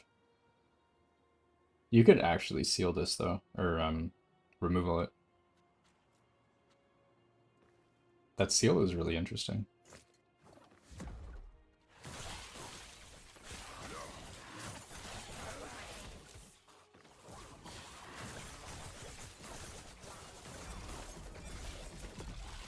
Yeah, I think the pure Frostlaw version is fine. Like I pushed to 1,000 corruption with it and didn't have any issues. I killed Aberoth with it.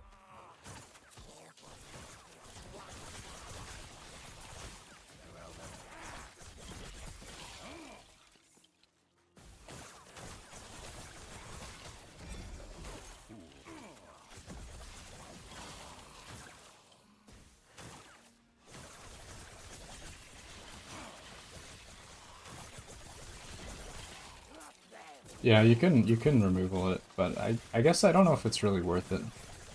Maybe. I guess probably. I think you could even insight craft it. I don't know if you could do something interesting with that. Because insight craft gets a bonus from having a sealed affix, I think. Which you already have one for free. Probably make a pretty cool boot out of that.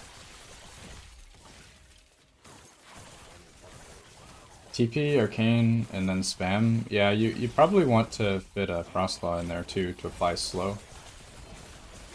Unless you have slow somewhere else on your gear.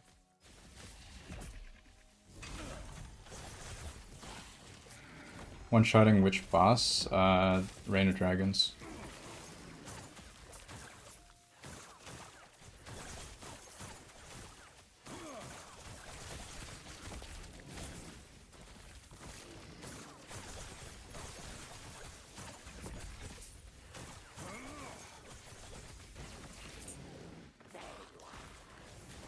Ah, shit.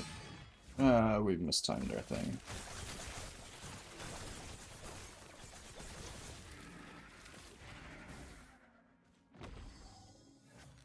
There we go.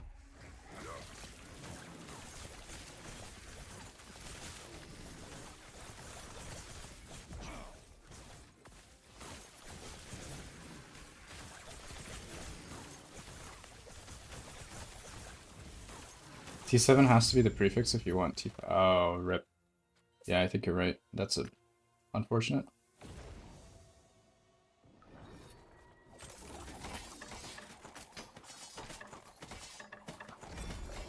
The negative mana? Yeah, I think negative mana's pretty good if you have uh a lot of mana. It's pretty solid. Do I just do the 12? I don't want to have to do another. This only gives me a little over 200.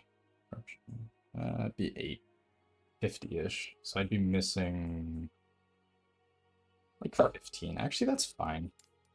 Maybe that's fine. I don't know if I even bother. Yeah, we'll just do that. Is my Frostlaw tree the same as your video for the hybrid variant? I believe so, yeah. I think should be.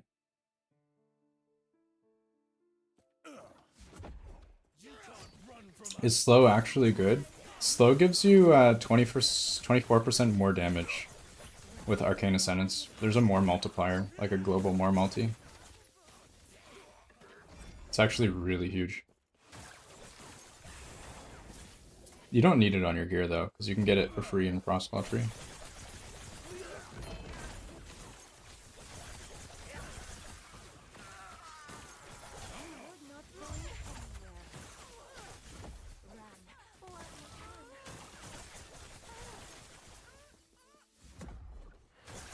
Exalted, sealed, 2 affixes with same tier.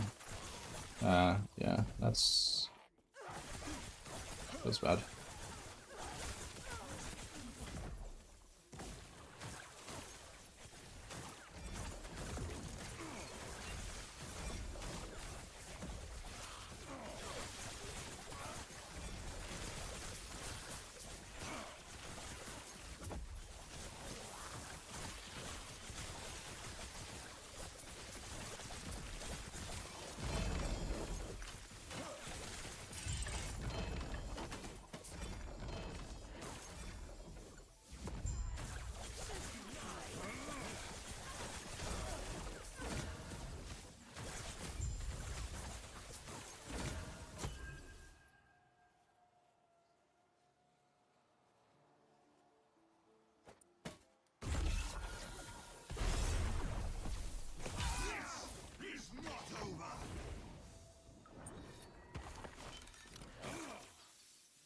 8%.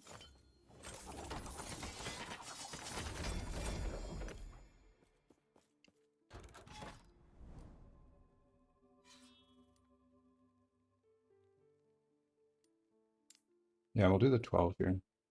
This is all res on Shade. I probably still kill it, I think.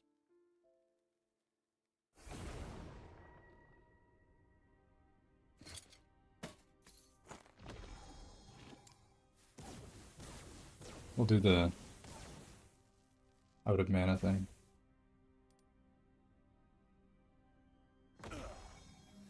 There we go. You regen faster.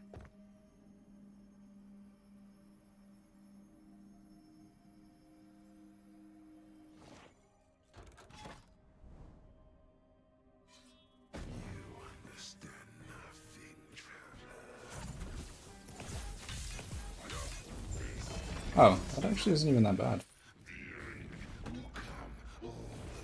Oh.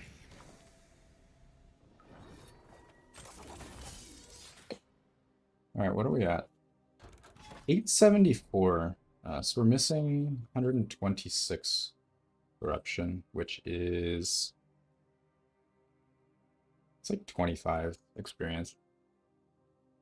Is it worth it?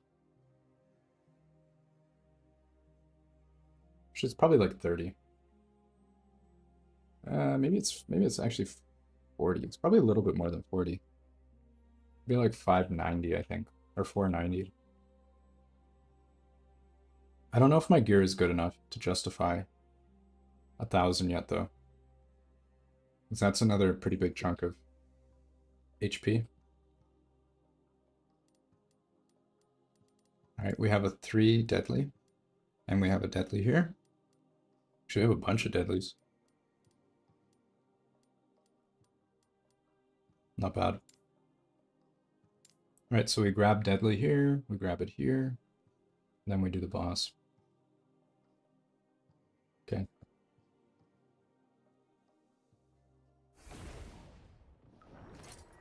Any applications for the helm? I don't know. This is like not a meta helm at all. Unless you mean the Eki Drisil or whatever. I think there's a few builds that can use that.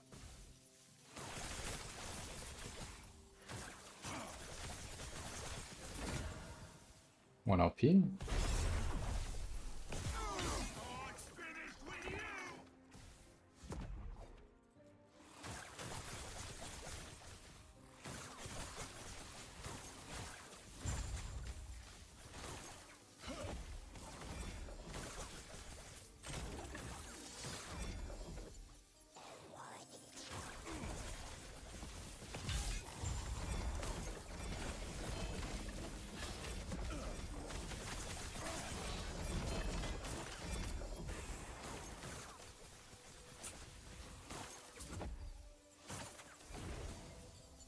Yeah.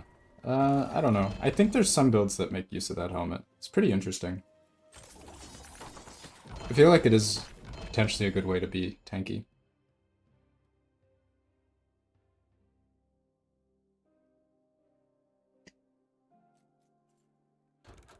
Alright, so we just need to set up the deadlies. Let's do that.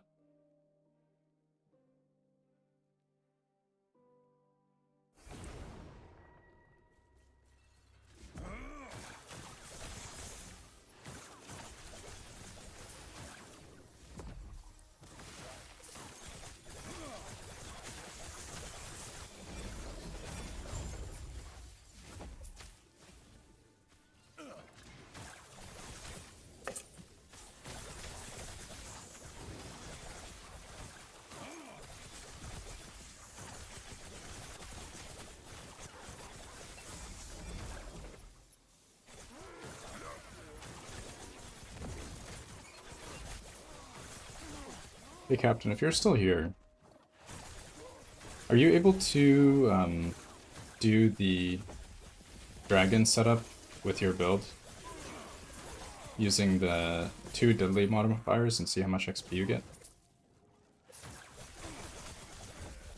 So I don't think I'm quite strong enough yet to fully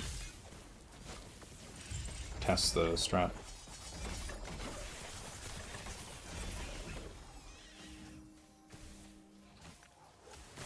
Can you test the dragon farm thing with double deadly modifiers?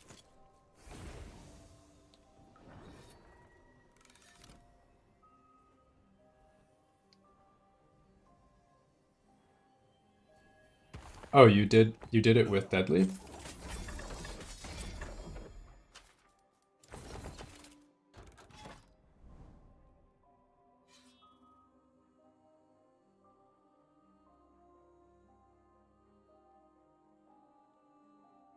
You're getting 800 on 850 movement. That's really good.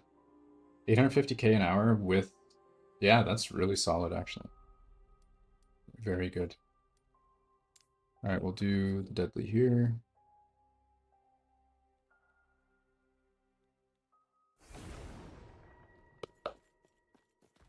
What is deadly? It's the echo modifier. It's the best echo modifier for experience. And it doesn't make monsters tanky. So for XP farming, it's the best. Yeah, the mods do affect. Exactly. Oh my god. So much stuff just getting thrown at the ground here. Please stop.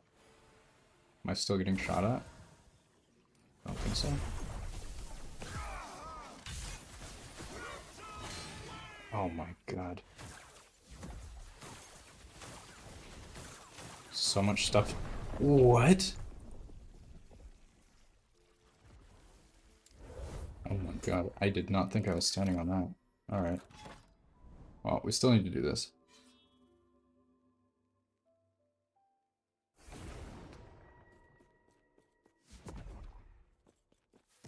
You're at 557, so you have 30% more than I do. At 521.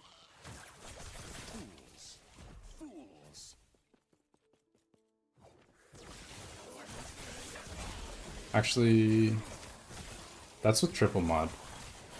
I'll be a little bit less than that.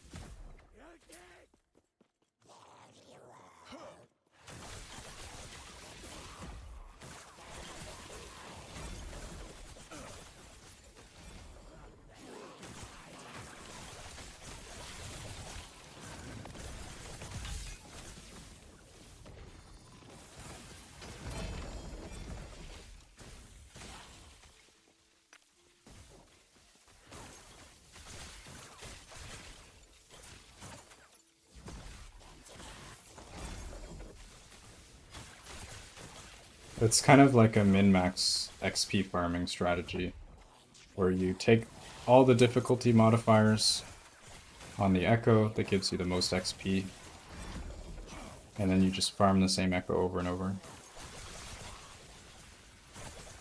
How much faster somebody could get? Yeah.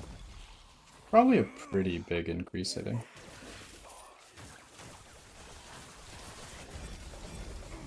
I'd be curious how fast that guy with the bugged Smelter's Wrath could do it.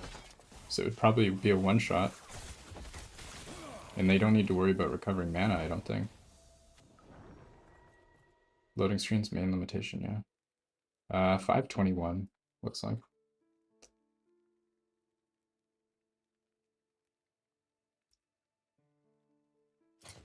Alright, let's test it out.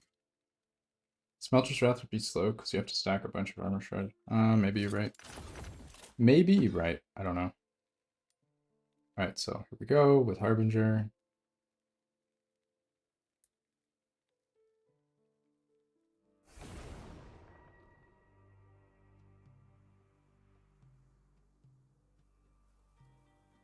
Alright, so here we are. Let me write this down.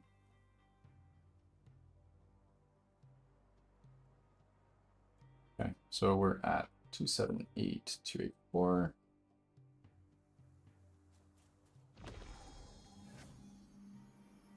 This is probably enough mana. I don't know.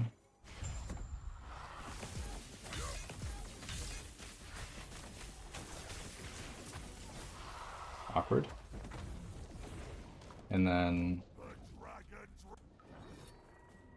how much did we hold on?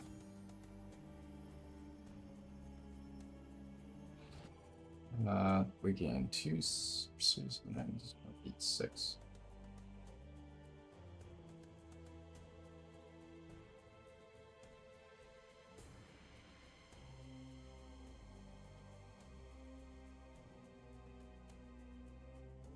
How much does the fire trio get? That's a good question, actually.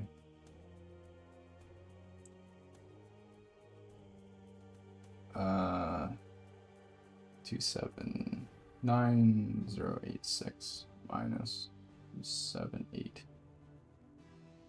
I got 802. That's pretty weak, actually. I got quite a bit less. It's not that bad, though.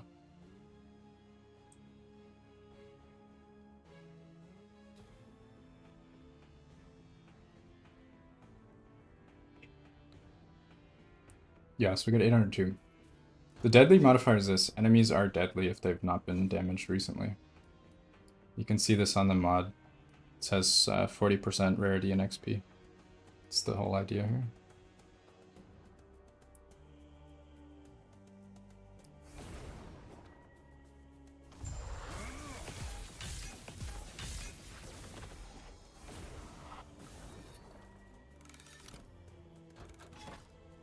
It's pretty quick. Oh, you can start charging before your screen is done loading. It's interesting.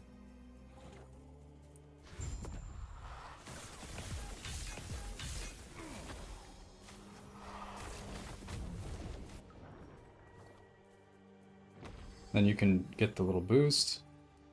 You can go in, get your little boost again.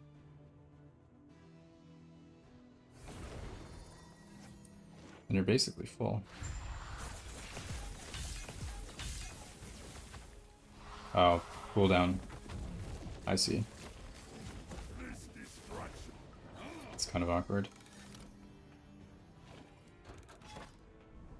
Just 12 seconds kind of feels like where we're at. Cooldown of focus. Maybe not. Maybe I just don't use the one here.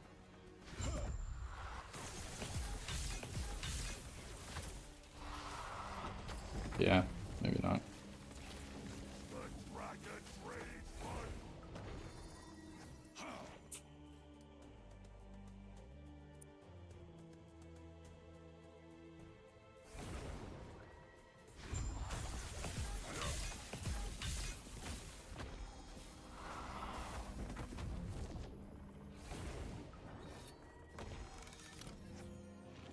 Yeah, it actually recovers the cooldown. When you go through a transition, it recovers the cooldown. It's pretty interesting.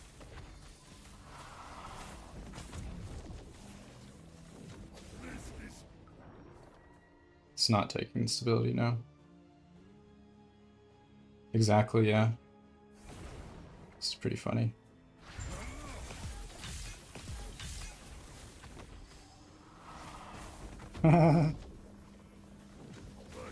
This is really stupid.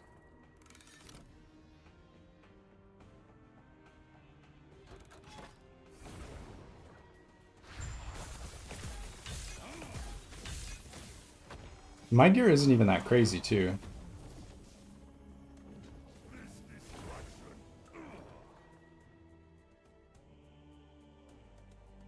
Nemesis gave you 2 LP Exile? Let's go. That's awesome.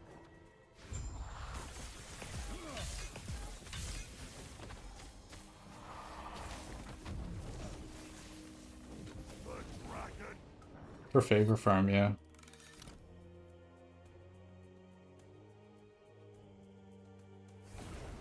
We're at 286. Let's see.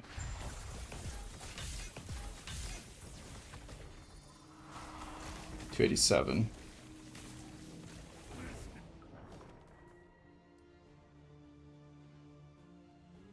I don't think I have a source of armor shred right now, no.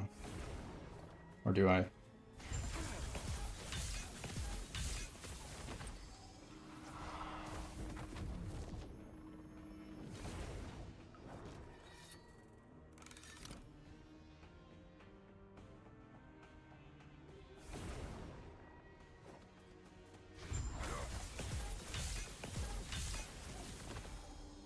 $288, 7.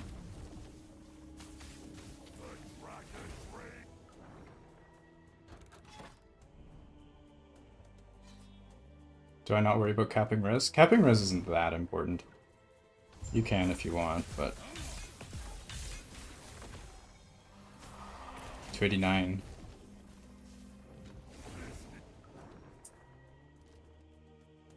It's a lot.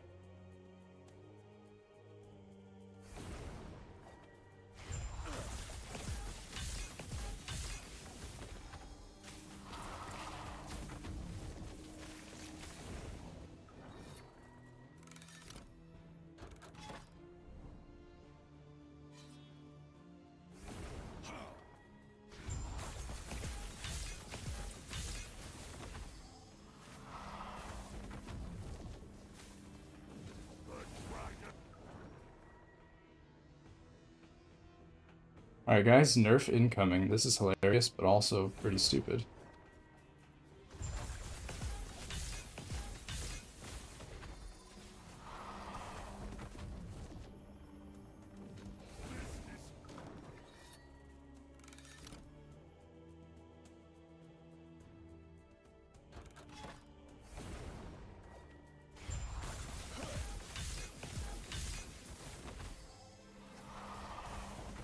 The Druid Spriggan form? I think there's some good Spriggan form builds. Not very familiar, but... Is this more efficient than running Echoes? Way, way, way more. Probably like 70 to 80% more efficient. Maybe even double.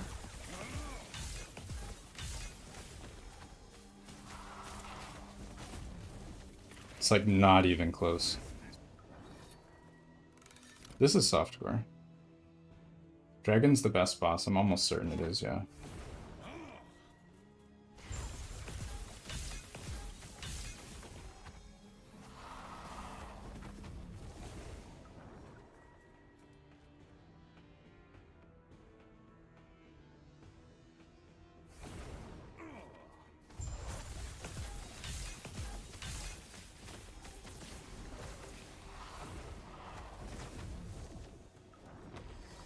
Almost bricked our thing.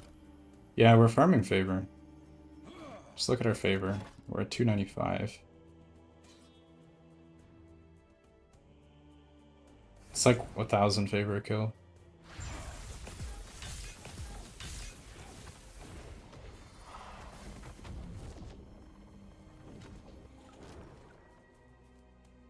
You continue to regen mana while you're in between load screens.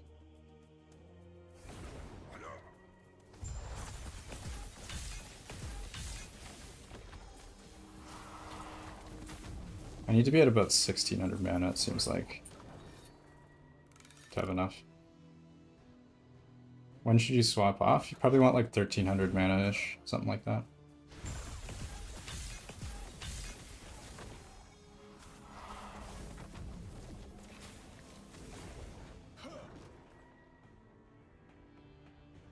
I think the command you're looking for is profile.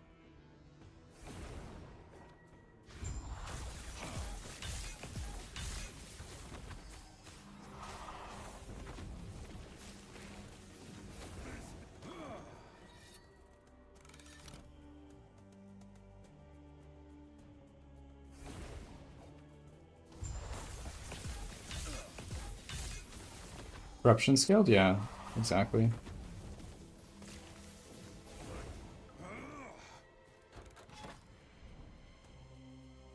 What am I doing? I'm farming favor. This is literally the best favor farm strat in the game. It's so stupid.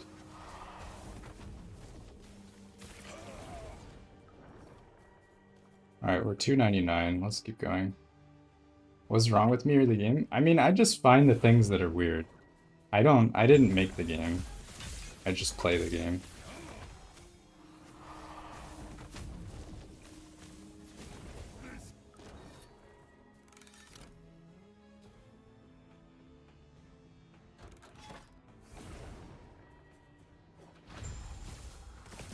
Oops, I messed up my... this is bad. We messed up our combo really badly.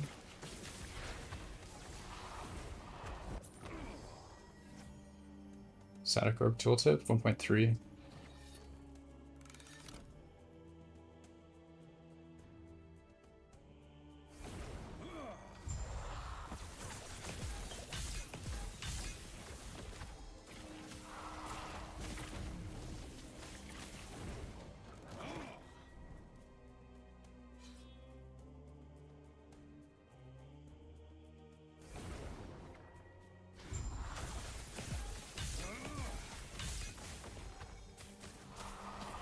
Is there a way to make my focus regen faster?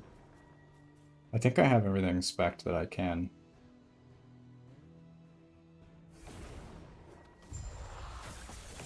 I'm kind of just testing so that I can make a video on this. Not that people are going to want to do this. More max mana. Does max mana make it faster? So I could probably do that. Yeah, actually max mana is probably better. But then max mana I also spend more too.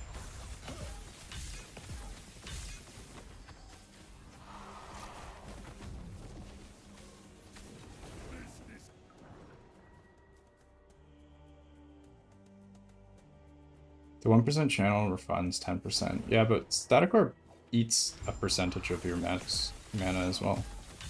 So the more max mana, the more you spend, the more you need to regen.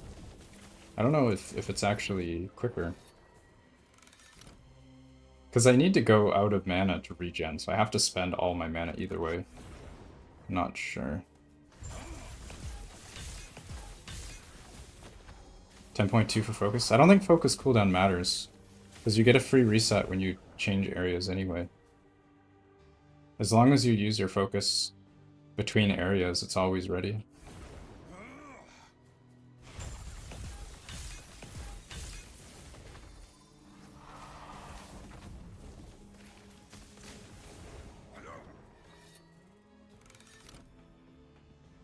How much stability do you have?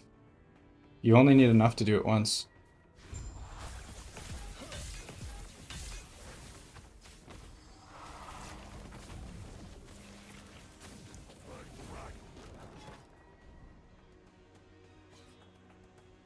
Faster to use focus? It might be. It's a little bit awkward to do that, but yeah, it might be.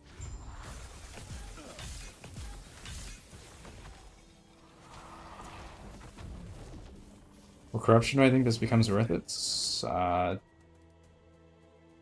As early as you can do it, assuming your build can one-shot it. I mean, if you're at 143 corruption, you're going to be getting a lot less experience, but also consider every monster you kill is also a lot less experience too. Like, just running an echo for you is going to give much less favor as well. So it's all relative.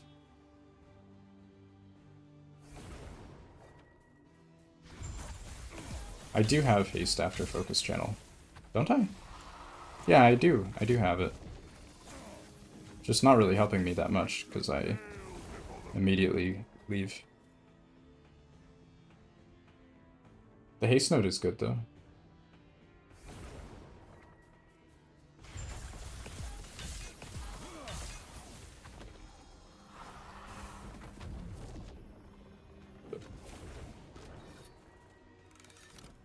The only way to make this faster is a better computer, better SSD. The minimum to make the build work, probably like 1400 mana, maybe 100 int.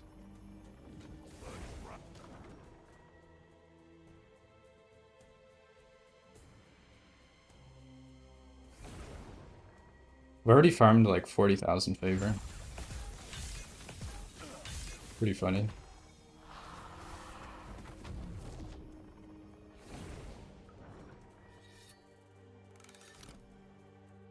This has been, what, like, maybe 10 minutes? Not even.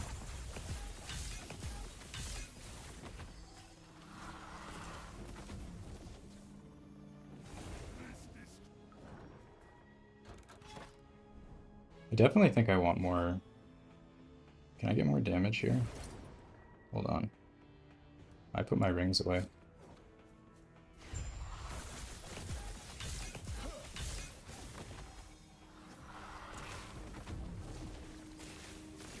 It's closer to 3.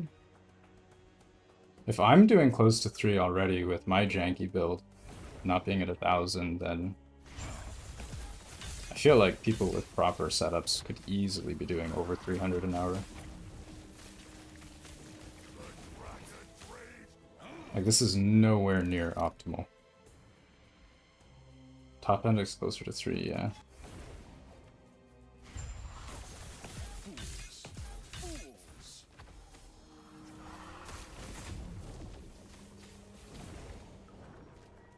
Add a link to the cheat sheet? Yeah, I can do that. This is more boring. You think this is boring? Yeah, this is stupidly boring. But we're making Last Epoch history right now. We just found an entirely new way to farm favor. I don't know if this is something that I would actually do to farm favor, because it's so mind-numbingly boring. But I like that it's a thing. And I like that we figured it out. Is the reason he's focused on the boss is dead? To recover my mana. I still need to regain mana.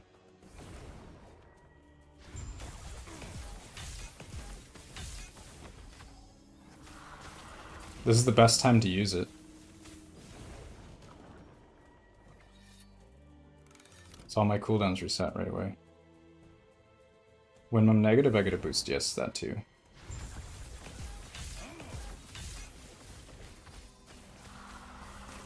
What 2 affixes do you want? On the wrong word, probably crit multi and either mana, spell crit. I don't know. I think those are the 2 prefixes. Not sure which is best.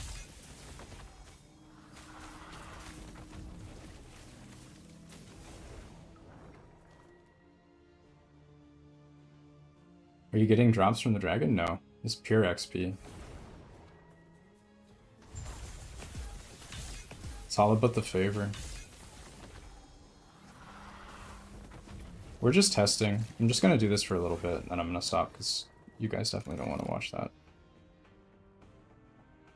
I'm sure this is just as boring to watch as it is to do.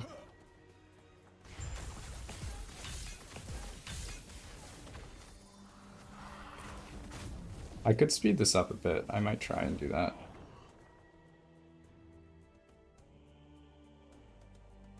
Yeah, this could be a viable 100 race strat. The problem is, like, you need to get to this level of fear, which is going to be extremely hard to do in a race.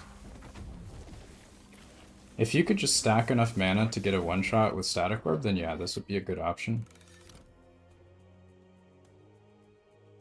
The best, yeah, I mean, in theory, right? Yeah, and I mean, in 200 to 300 corruption, maybe you're right. Maybe this is a strat. That's so stupid if it is. That would be so RNG dependent too, though. Like, it would just make the whole race come down to RNG. Like, whoever gets the gear fastest just wins the race.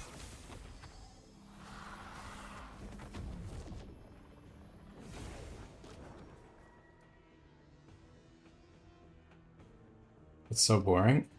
I mean, people who race are okay with boring. They don't care if it's boring. They're there to win.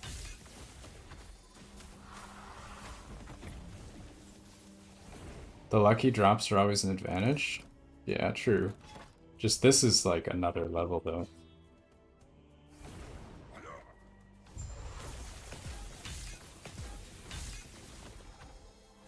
Plus it would put mage on the top of the list, isn't it? How would you nerf this? You could do something with stability. The fact that I'm not losing any stability at all. For one.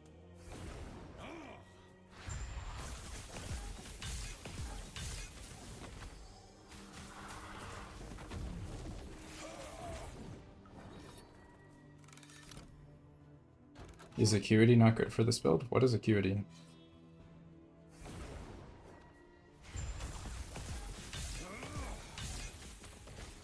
Oh, rip. I messed up. It's fine. You can't farm prophecies sustainably? Yeah, that is a problem. This is cathartic to watch, yeah. I could see that.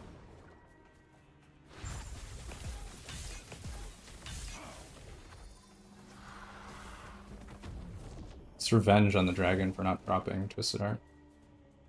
That's what this is. Nerf the XP of the boss? Yeah, you could do that too. You could nerf this by like half, and then it would not be worth doing ever again. Like already, right now, it's barely worth doing. Even with like a perfectly optimized build for it, it's like barely worth it.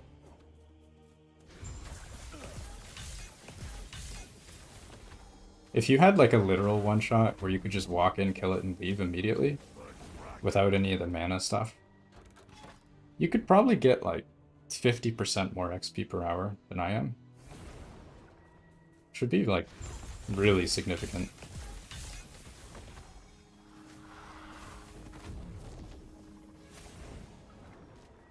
I mean, I'm spending like 5 seconds actually killing it, and then another like 5 seconds recovering mana. If you were able to cut that out, you'd be probably over double. Loading screen's the bottleneck? Yeah. Yeah, I think so as well.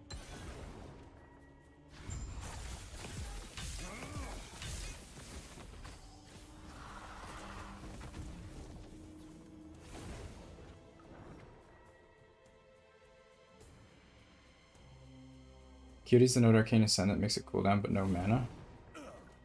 I don't think it really matters.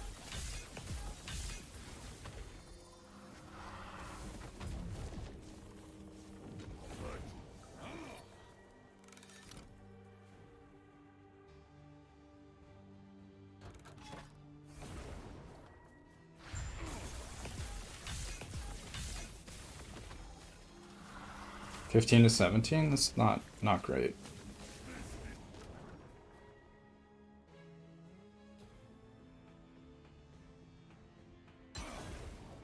Should be better.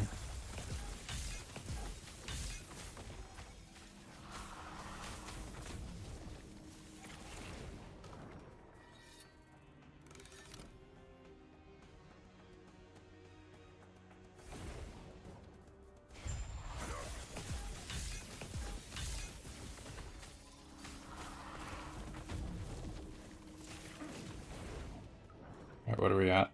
335? Let's go to like 350 and then I'll call it.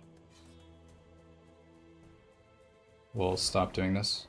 Is there a way to see current gear? Yeah, you can type !_ profile.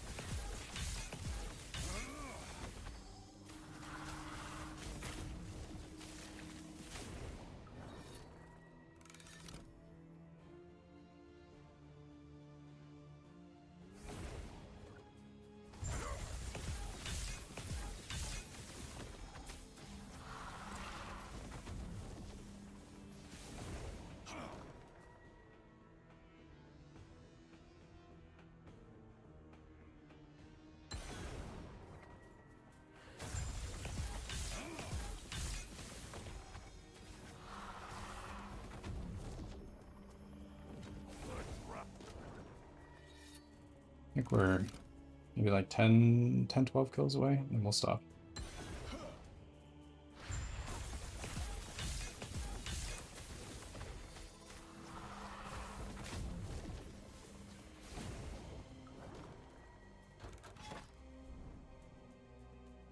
What am I trying to do? I'm getting XP. Farming XP very fast. We just farmed like 80,000 favor pretty quickly.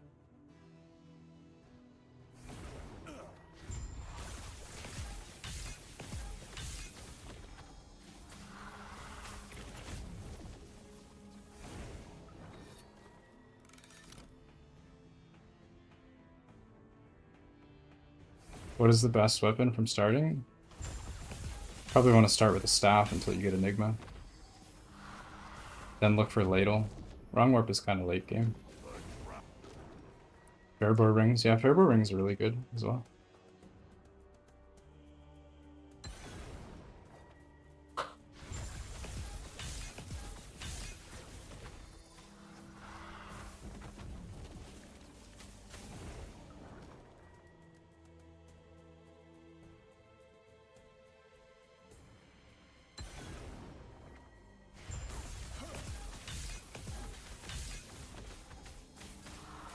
$343.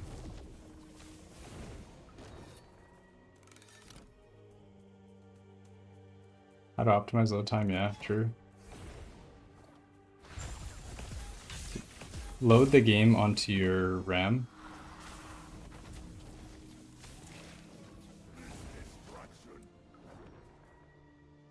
What staff? Just any staff. You want as much flat damage as possible until you get the Fragment of Enigma. And then once you do, you want a wand.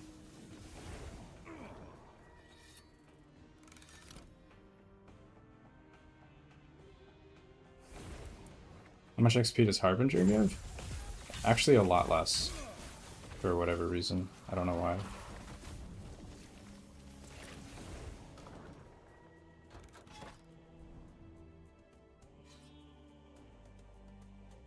Yeah, you have crazy damage when you make the swap.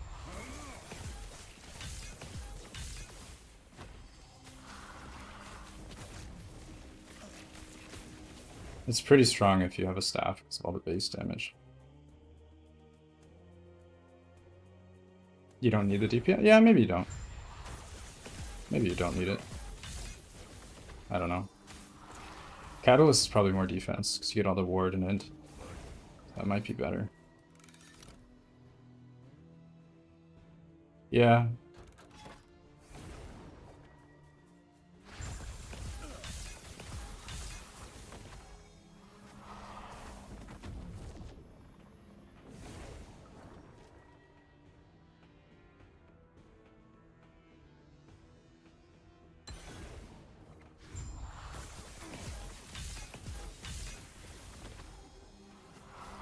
And 2 more.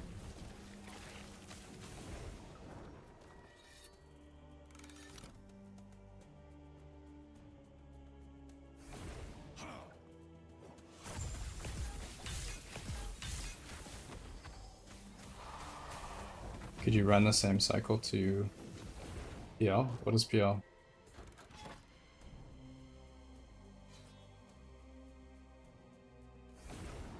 Am I killing the dragon for favor? Yeah, I am. Alright, there we go. 350.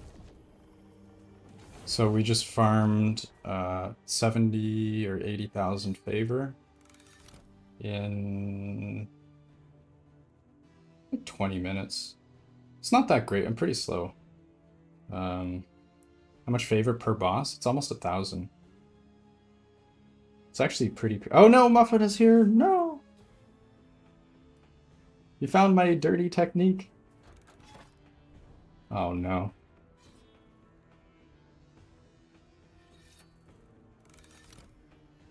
Every time I'm doing unethical techniques, coming up with new technology, Muffin just pops in, give me a ban, hit me with the ban hammer. But yeah, I feel like this is potentially a broken strategy. I don't know if it justifies a nerf because it is extremely boring. You don't drop any items, and you need a very specific build to make it work.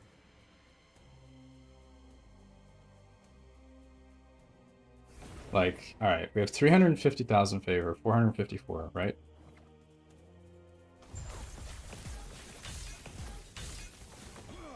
Alright, there we go. Almost 1,000 favor right there. Like, that's a lot of favor for a boss kill. Like, that's very significant. It's pretty interesting. Should be nerfed for the sake it's not fun. It's not. It's optimal, yeah. Yeah, it's weird. Ban hammer or higher hammer?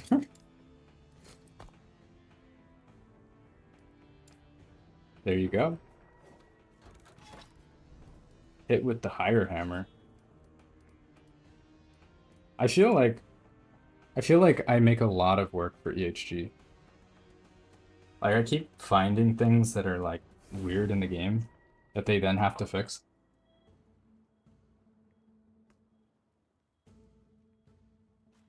Very high effort. Oh, rip, we still have our fracture crown on. Hey, Wheezy, what's up? How's it going? There we go, swap back. I'm good, I just found a new favor farm strat, which is like completely unethical.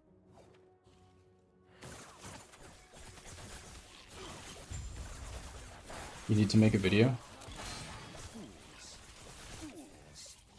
Yeah, I'll make a video.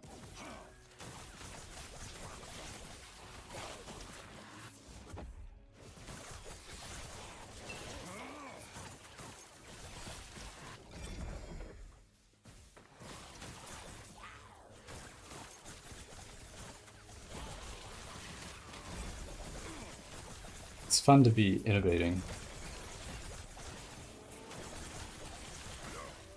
Everybody likes new technology.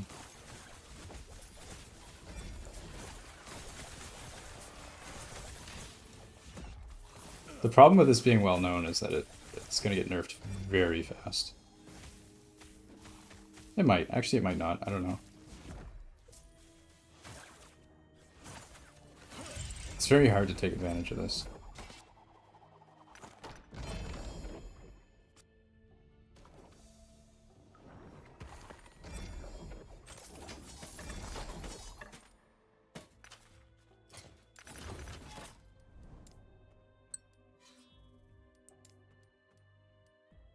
Oh, it's already 8 o'clock. I have a lot of stuff I need to get done. I think for now I will call it a night. Let's start up a raid. I'll try and get a video up on that. It's pretty interesting stuff. Who do we want to send a raid? Show some love to the Twitch community.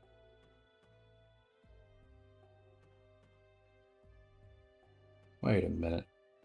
He's about to raid Bina, but he's playing PoE like a traitor.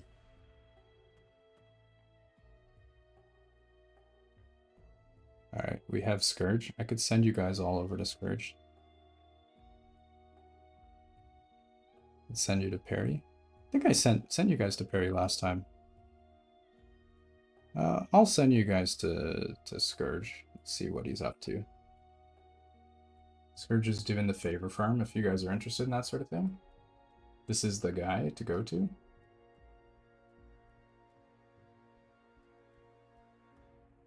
How do I do my raid? I always forget. /raid. Coming in hot. Alright, thank you guys so much for watching. It's been a good stream, and I'll catch you in the next one. Cheers, folks.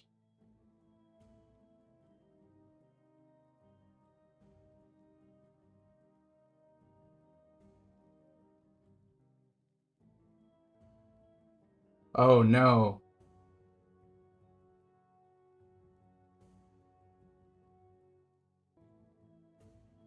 Oops.